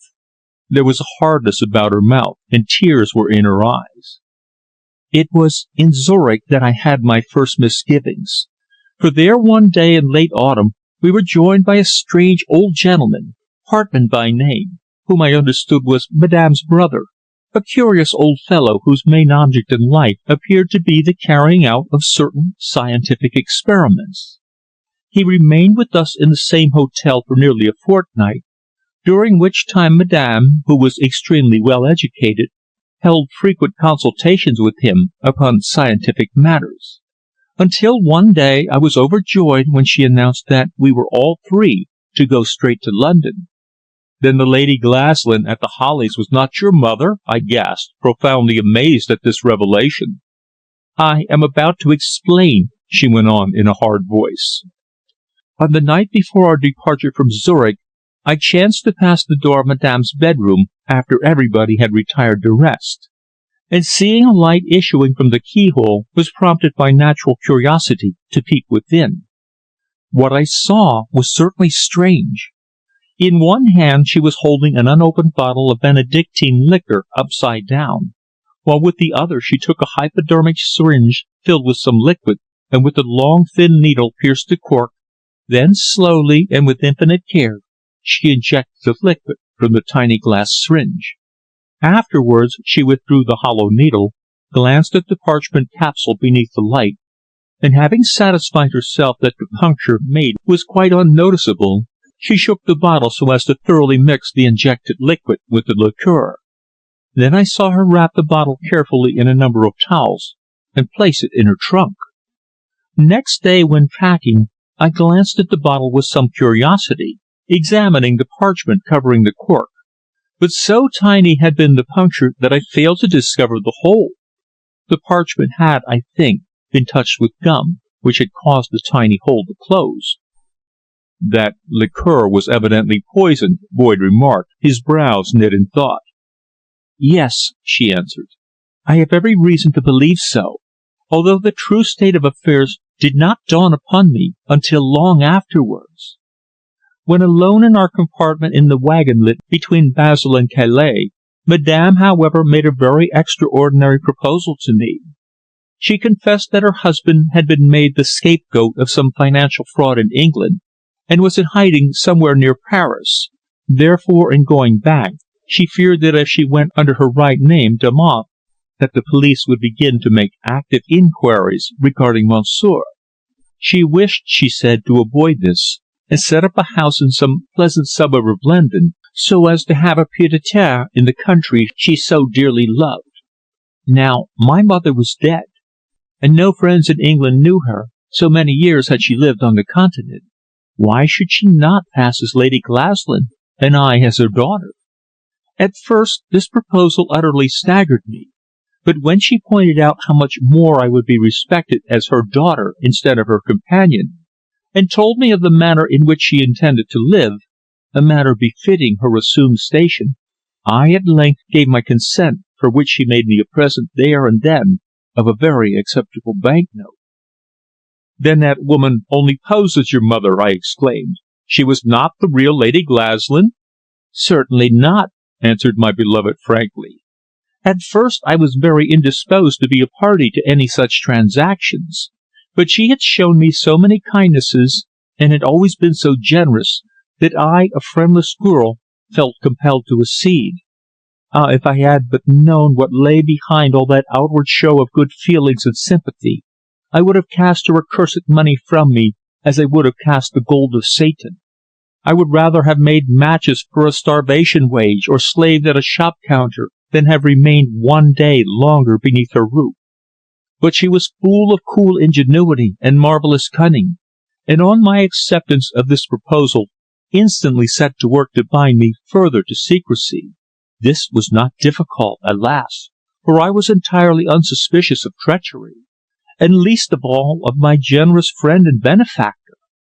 After some search and many interviews with house agents, we found the Hollies, which she purchased, together with the furniture just as it stood, and ere long neighbours began to call upon us, and we soon entered local society. Many times in those dull winter days I pondered long and deeply upon what I had seen in Zurich, wondering for what reason she had so carefully prepared the bottle which had passed the customs at Charing Cross undiscovered, and still remained locked in the travelling trunk, surrounded by the wrappings she had placed upon it. "Was any of the liquor given to anyone?" asked Bond grimly. Ere she could respond, the door was thrown open, and Dick entered with Lily Lowry. He had, it transpired, gone that day and besought her forgiveness. In a single glance he realized what had occurred, and without a word he closed the door, and both stood in silence to listen to her statement. How strange a thing is this life of ours! We are in hell one hour, and in heaven the next. End of chapter 23. Chapter 24. The Truth Revealed. "Remain patient, and I'll explain," Eva answered, glancing at the newcomers. "First, however, let me relate a very curious circumstance. Hartmann, who lives somewhere in London, we saw seldom, but very soon after taking possession of the Hollies, there one day called an old friend of Madame's, accompanied by her husband. They were the Blaines. Mrs. Blaine afterwards came frequently to us at the Hollies, and we often spent the day at Riverdene, while so intimate did the two women become, that Madame took the house next to that rented by Mrs. Blaine in Kensington." "Next door?" I gasped, astounded. "In Upper Phillimore Place?" "Yes, the house next to the one you entered on that fatal night was in the occupation of Madame," she explained. "We seldom went there, however, although I personally preferred the bright life in Kensington to that at Hampton. From the many private conversations, meaning looks, and mysterious whisperings exchanged between Madame and Mrs. Blaine, there was soon aroused within me a vague suspicion that something secret was in progress. I'd liked old Mr. Blaine exceedingly, and Mary became my best friend. Nevertheless, my misgivings were strengthened when one day Hartmann, unusually shabbily dressed and accompanied by the Blaines, arrived at the Hollies, and the trio were closeted for quite an hour with Madame. At length there also arrived a youngish, good-looking man with a lady of about his own age, and they were at once admitted to the drawing-room, being enthusiastically welcomed. After half an hour or so we all dined together, but in the drawing-room before dinner I noticed 2 tumblers half filled with dirty water, in one a tiny glass rod, evidently used for mixing, as though Hartmann had been exhibiting some of his secret experiments. On entering the dining-room, Madame introduced her new guest to me as Mr. and Mrs. Coulter-Kerr, and sitting beside the husband I found him a most interesting and intelligent man, who literally adored his wife. In the course of the conversation it transpired that the newly arrived pair were from India, and had taken the Blaines' town-house for the season, and further that Hartmann, who had apparently become one of their most intimate friends, had established his laboratory in one of the top rooms of that house. She paused and glanced across to the detective, who was listening attentively with folded arms. As she related her story, her great clear eyes became more luminous. "A week later," she continued, "we went to London, and there saw a good deal of our next-door neighbours. Madame was on terms of the closest intimacy with them, and frequently we would dine there, or they would dine with us, while one evening Hartmann, who did not live there but only came to continue his scientific studies, assisted by Mr. Kerr, who took the keenest interest in them, invited us up into his laboratory, and after showing us Mr. Kerr's collection of pet Indian snakes, which, I confess, I did not appreciate, he exhibited to us an experiment which he told us had never been successfully accomplished by any other man except himself, namely, the liquefaction of hydrogen. To succeed in this, he told us, all his efforts had been directed for years, and now that he had successfully solved the problem, he would one day launch it upon the scientific world as a bolt from the blue. Our friends gave excellent dinners, were evidently possessed of almost unlimited means, and were never so happy as when the Blaines and ourselves were at their table of playing cards with them.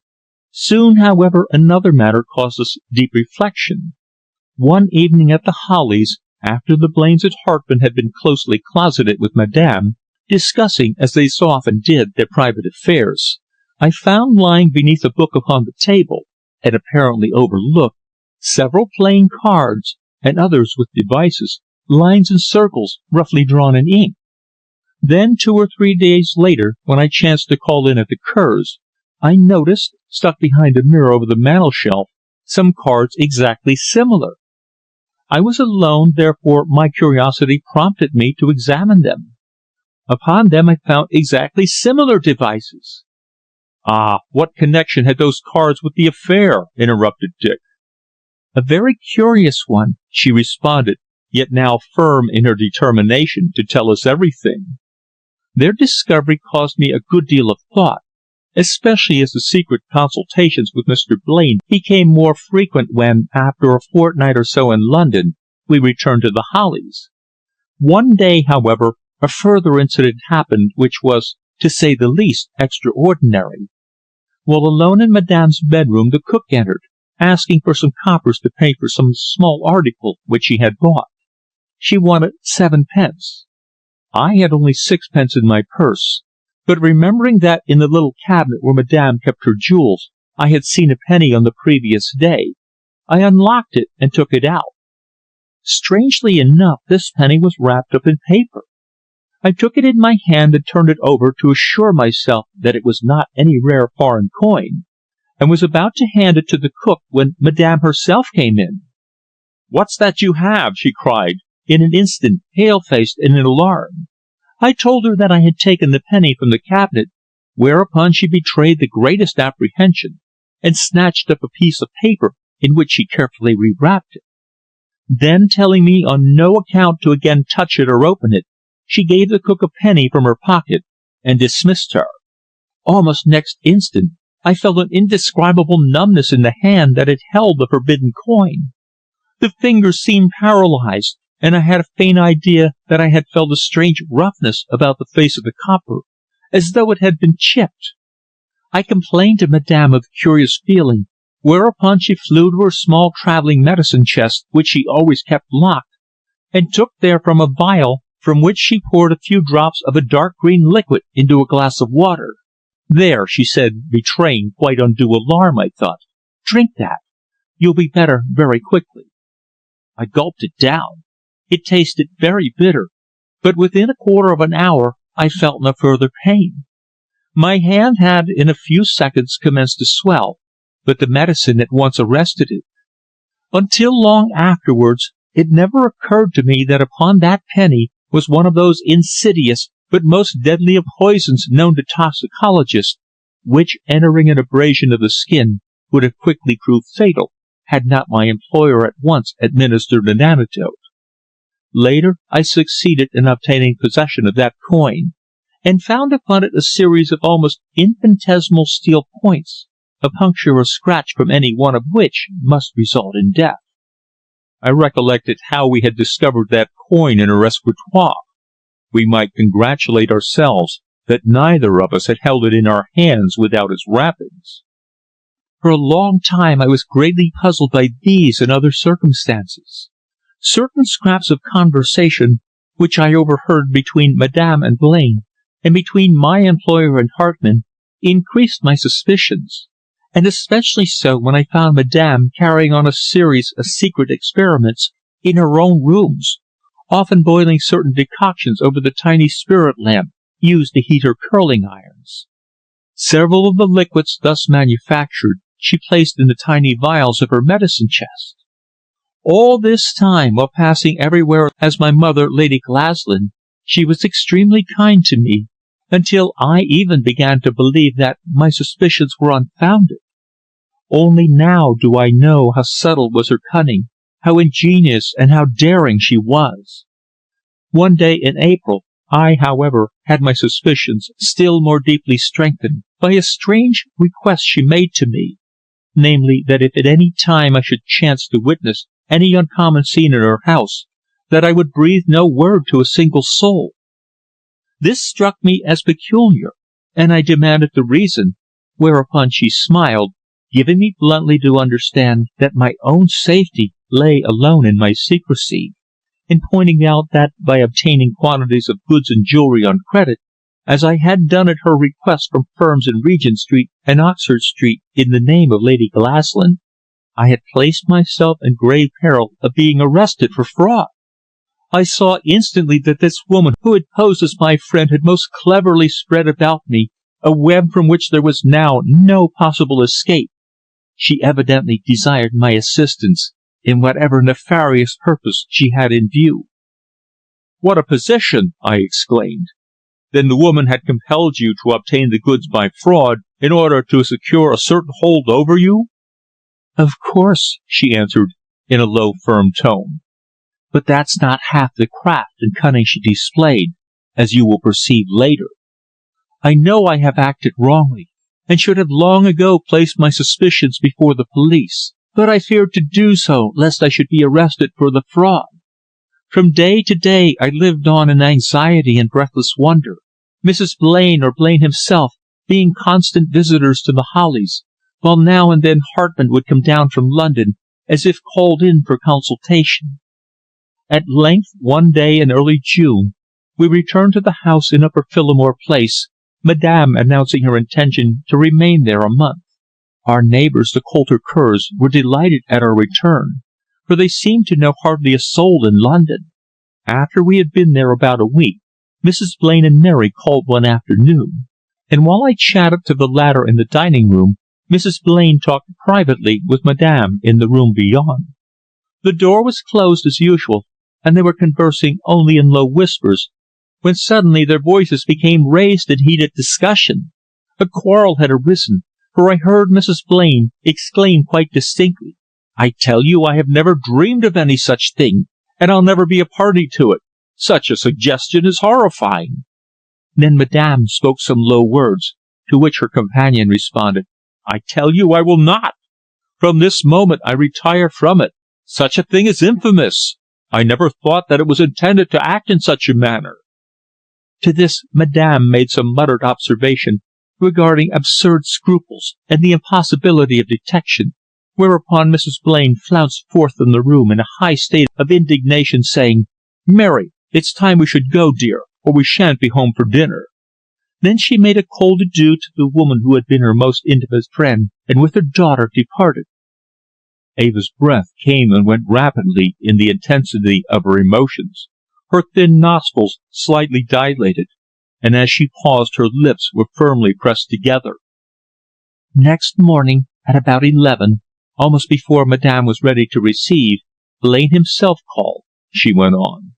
"He was grey-faced and very grave, but after a long interview he left in high spirits, wishing me farewell quite gaily. On the following day the Coulter Kerrs were in great distress about their servants, for both were dishonest, and upon Madame's declaration that she could immediately find others they had been discharged at a moment's notice. About 5 o'clock that afternoon, both husband and wife, with whom I was on the most friendly terms, came in to chat with Madame about the servants, and after we had conversed some time, tea was brought, of which we all partook. Then Madame invited them in for whist after dinner, as was our habit, for we were all invertebrate players.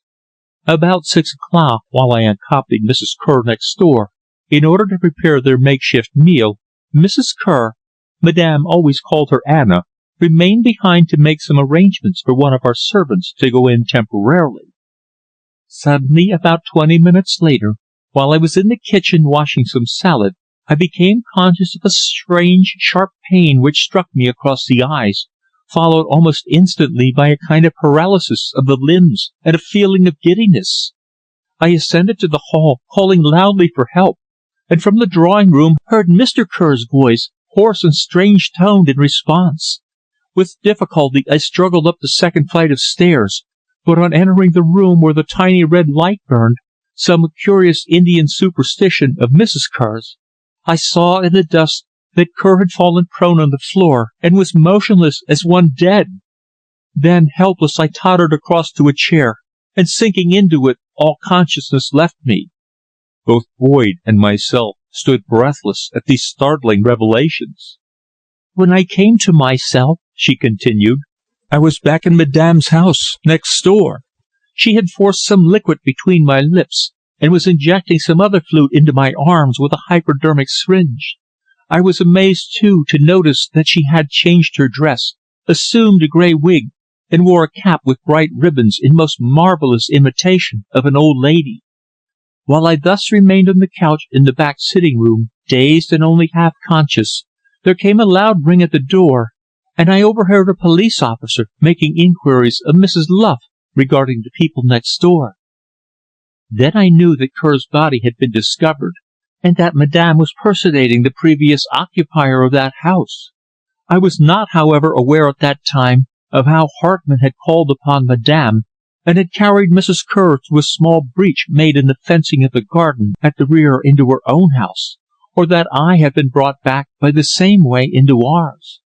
Madame, when all was clear, went that night down to the Hollies, leaving me alone with the servants, who, apparently having been sent out upon errands during the events described, knew nothing.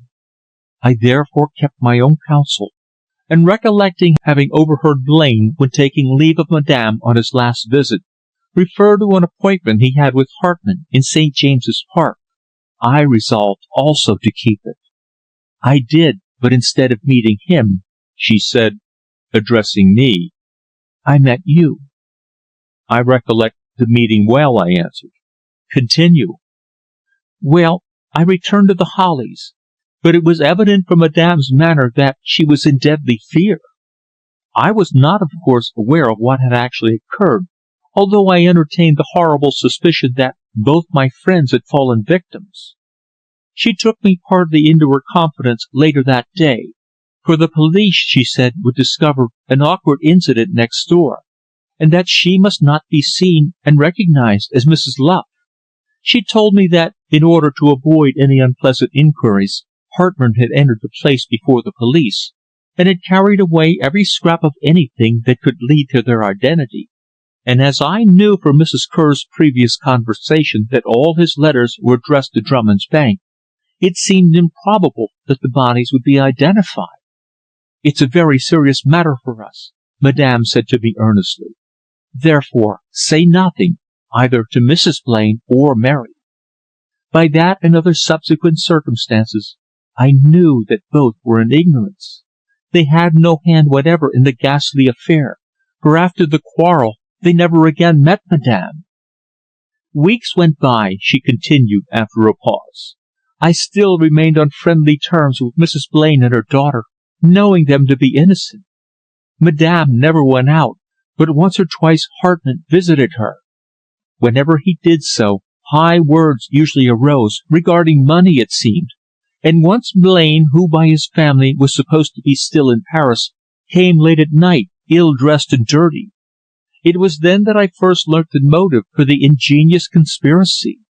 Blaine seemed in abject fear that the police had somehow established the identity of the dead man. If so, he said, all had been futile. Hartmann, it appeared, had a daughter whom I had never seen, and it was through her that the activity of the police had been ascertained. Then, turning her eyes again to me, with an undisguised love look, Eva exclaimed, "The tortures of conscience which I have suffered through those summer days when you declared your love are known to God alone. My position was a terrible one, for I saw that by preserving this secret I had been an accessory to a most foul and cowardly crime, and I held back from your embrace, knowing that one day, ere long, I should be arrested and brought to punishment.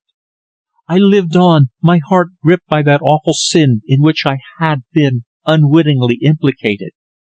Then one day you called at the Hollies, and I gave you some wine from a fresh bottle, which I opened myself. It was wine which Madame had specially ordered from the stores on my account because the doctor had prescribed port for me. That wine was poisoned, and you narrowly escaped death. The fatal draught was intended for me.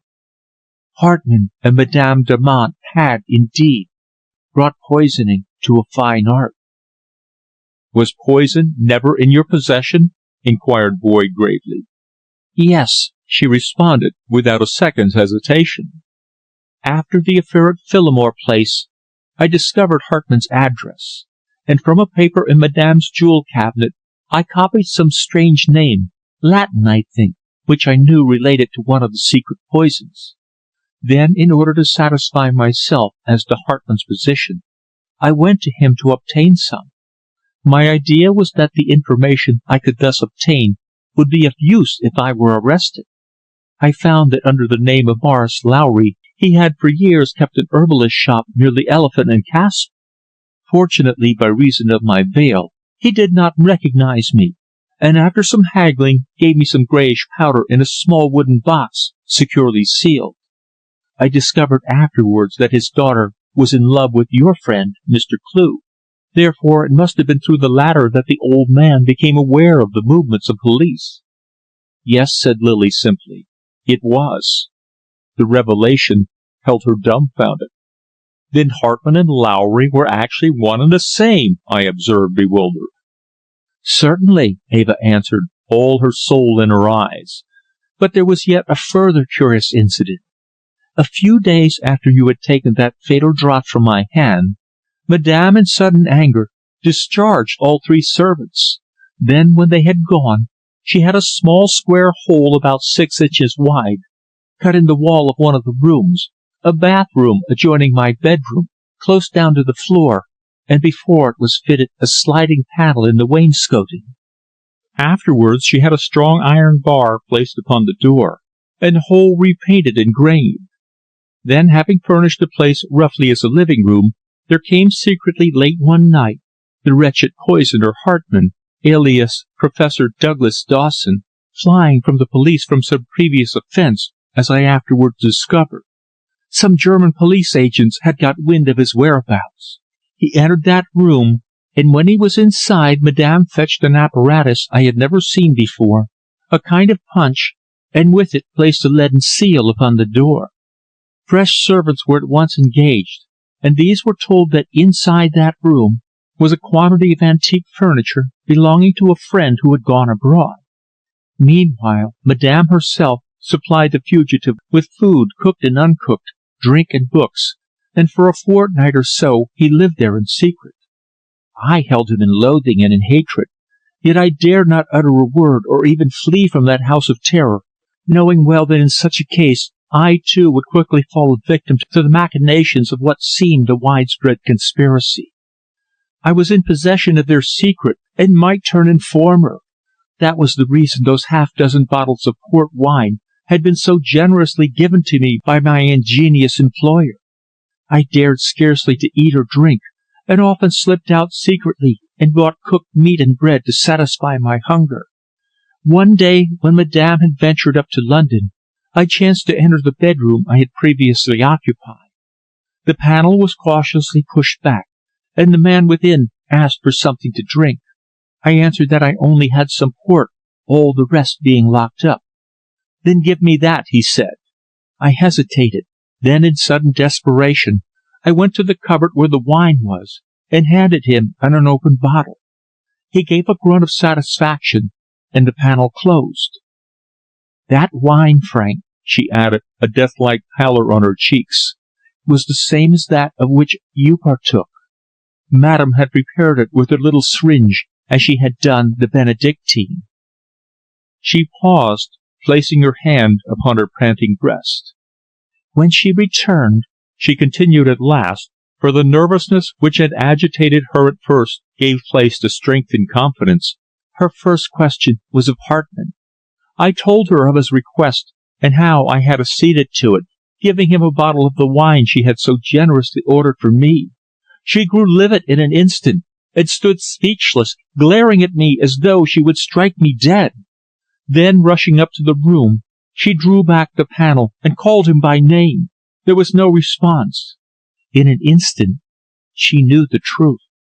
Without uttering a single word to me, but ordering the servants to close the house as we were going away for a week or two, she made instant preparations for departure, and after seeing everything securely bolted and barred, she left with the trunk on a cab for Fulwell Station, while I, with my small trunk, took refuge with my friends the Blaines, with whom I have since remained. But the motive of that secret assassination at Phillimore Place? I asked, astounded at her story. Only within the past few days have I discovered it, she answered. The crime was planned with extraordinary care and forethought. If it were not for this confession which you have wrung from me, the police would never, I believe, have elucidated the mystery. The reason, briefly, was this. Coulter Kerr was an Englishman living in Calcutta, who had been left a great indigo estate in the northwest by his uncle, and had returned to England with a view of selling it to a company. The estate, one of the finest in the whole of India, realized a very handsome income, but both he and his wife preferred life in England. Blaine, being a speculator and promoter of companies, besides an importer of wines, having been introduced to him, conceived a plan of obtaining this magnificent estate, and with that object had approached Hartmann, who in his turn had enlisted the services of Madame Damant, both of them being very desperate characters. Hartmann lived in London, and was supposed to be the most expert toxicologist in the whole world, while Madame was a woman whose previous adventures had earned for her great renown in certain shady circles on the continent. Blaine, it appeared, had already been out to India to visit the estate, and on his return had paid a couple of £1,000 deposit, agreeing to purchase it privately of Kerr for £200,000, the valuation made upon it by a valuer whom he had taken up with him from Bombay, and then turn it into a company. A date was arranged when the money should be paid over at the house in Phillimore Place, in exchange for the deeds duly executed, Hartmann, in whose experiments Kerr was so interested, to be present to witness any document necessary. In accordance with Blaine's request, the deeds were therefore prepared beforehand and executed, and all the papers relating to the transaction placed in order in the large deed box in which they have been brought from India. In accordance with the cunningly devised plan, Blaine called upon the Kerrs on the afternoon arranged, the afternoon of the day of the tragedy, and found Kerr ready with all the legal papers and receipts duly executed. Blaine, however, was profuse in his apologies, stating that, owing to some slight difficulty with his bank, he was unable to draw that day, but would do so on the day following, and would return at the same hour. The Kerrs, on their part, expressed regret that they could not ask him to remain to dinner, but explained that they had no servants. Again she paused. Her story held us all speechless. I have already explained how the Kerrs afterwards visited me and took tea, and the terrible tragedy which followed. Hartmann was, without doubt, concealed in that house at the time, watching for the unfortunate man's end, and without delay secured the deed box and all the receipts and papers, carrying them next door, searching the body of the man, and placing certain things in his pockets, namely the forged banknotes, and the penny wrapped in paper, which would puzzle the police, while Blaine had caused that same evening to be posted from the Grand Hotel in Paris a letter to the man now dead, addressed to Drummond's Bank, expressing satisfaction at the termination of the negotiations, and acknowledging the safe receipt of the deeds and transfers from the messenger he had sent. This was, of course, to carry out the fiction that for several weeks he had been in Paris on business connected with the floating of the company, and to enable him to prove an alibi if ever required. Blaine, when in India, took good care that it should be widely known that he intended to purchase the estates, so that his sudden possession would not be considered strange. There was a man, it afterwards transpired, who was actually staying at the Grand in Paris in the name of Blaine, and he had posted the letter, while I further discovered that this ingenious swindler had actually borrowed the sum of £200,000 for 3 days to pass through his bank, so that he might show that he had paid for the property. Then Blaine is in actual possession of the deeds, which only require the stamp of the courts in India for the property to become his?" Boyd observed. "Yes," responded my beloved, "but the fear that you have discovered the dead man's identity has hitherto prevented him taking possession or raising money on the deeds. He has placed them somewhere in safety, I suppose, and is now most likely out of the country." "Absolutely astounding," I gasped. Then, on reflection, I inquired the meaning of the cards which had so puzzled us. "Horribly though it may seem," she said, "they were used to cast lots as to who should actually administer the poison, being shuffled and dealt face downwards. There were 50, only 2 of which were marked. It was, I have learnt, the mode in which the anarchists of Zurich cast lots, the person receiving the one with the line to commit the crime, while whoever received the circle became the accomplice and protector. With grim disregard for consequences, these very cards were afterwards used by the assassins and their victims to decide upon partners for whist, sometimes being placed beneath the plates at dinner, when, on entering the room, the guests were allowed to choose their places, afterwards turning up their cards. This gave rise sometimes to great amusement. What would the unfortunate pair have thought could they have known the truth? Alas, I did not know it until too late, or I would have given them warning, regardless of the consequences." Boyd briefly explained how he had seen Blaine throw something into the lake in St. James's Park, whereupon Eva suggested that the object he thus got rid of was no doubt one of the poisoned coins with which Hartmann had supplied him at his request. I referred to the incident of the telephone, and Eva explained how she had since discovered that Blaine had made an inquiry by telephone in full belief that it was Hartmann who had responded. When next day he discovered his mistake, he saw how narrowly he had escaped the police. Mary's letter to me had, no doubt, been a coincidence, but her subsequent visit was at her mother's instigation, it having been discovered that I was aware of the terrible tragedy. "You received some typewritten letters," Boyd observed. "Who wrote them?" "Blaine," she replied, surprised that she should be aware of this. "He knew that I had discovered the secret, and wrote urging me to take the utmost precautions to preserve what he guardedly referred to as the silence." "But you say that Madame herself took tea with her victims," I said. "She did not suffer." "Certainly not," responded my beloved. "In her expert hand these poisons, discovered by Hartmann, may be fatal to one person and perfectly harmless to another. She no doubt drank some prophylactic first, which at once counteracted any ill effect of poison taken afterwards. Hartmann seems to have rediscovered secrets dead with the Borgias, for Madame can, I believe, secrete a swift and deadly poison within almost anything." "Where is she now?" asked Boyd quickly. "We must take immediate steps for her arrest, as well as Blaine's." "Madame has flown to the Continent, but where I have no idea," she replied. "Tonight I intended to go to Paris and try to obtain a situation as governess, for I feared to remain longer in England, knowing of the body of Hartmann lying in that closed room at the Hollies." "You must remain," Boyd said quietly. "Your evidence will be required." "Ah, no, I cannot," she declared, bursting into a torrent of tears. "After this confession and her voice was choked by sobs as she covered her haggard face with her hands. "After this confession, darling," I said tenderly, "I love you none the less." Then, clasping her swaying figure to me in wild ecstasy, I felt the swell of her bosom against my breast, and I covered her cold, tear-stained cheeks with passionate kisses, while she, for the first time, raised her sweet full lips to mine in a fervid, passionate caress, and murmured that she loved me. Ah, what joy was mine at that moment!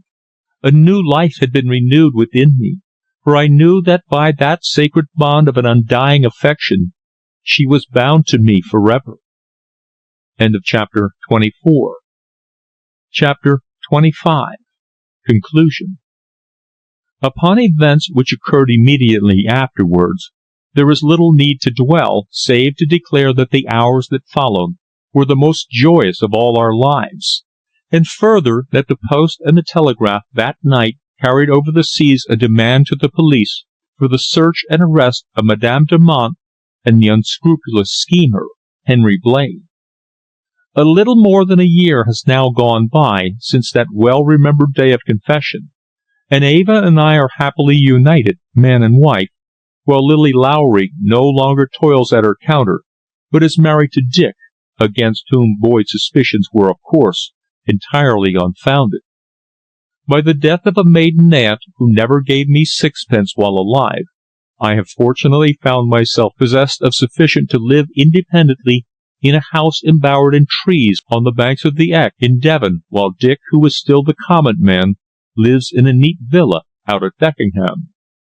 Eva and I are frequent guests there, and on such occasions the conversation often turns to those breathless summer days up the Thames and that extraordinary mystery so intricate and puzzling, a mystery which never, after all, appeared in the Comet. Of Mrs. Blaine and Mary we hear but very little. They left Riverdene, broken and crushed, poor things, and went to live in a small house at Bournemouth upon the wreck of the fugitive's fortune. No word has since been heard of him, but as the deed box containing many of the papers was found by the police in a garret in the Rue du Mars in Paris, from which the occupier, an Englishman answering to Blaine's description, had mysteriously disappeared, it is almost beyond doubt that he had committed suicide rather than starve. Hartmann's unclaimed scientific discovery is still the wonder of the Royal Institution, and Patterson is still stationed at Kensington. As for Madame de Monte, she was 3 months ago arrested in Venice, where, in the course of a sensational trial, it was proved that she had most ingeniously poisoned a wealthy German contractor whom she had inveigled into marriage, and today she is serving a life term of imprisonment. The Italian government does not give up its subjects for offences committed abroad, or she would otherwise have been brought to London for trial, and the readers of newspapers would have been startled by the details of this, one of the most skilful and extraordinary plots of secret assassination ever devised by the devilish ingenuity of man or woman. This is the end of An Eye for an Eye by William Le Queux.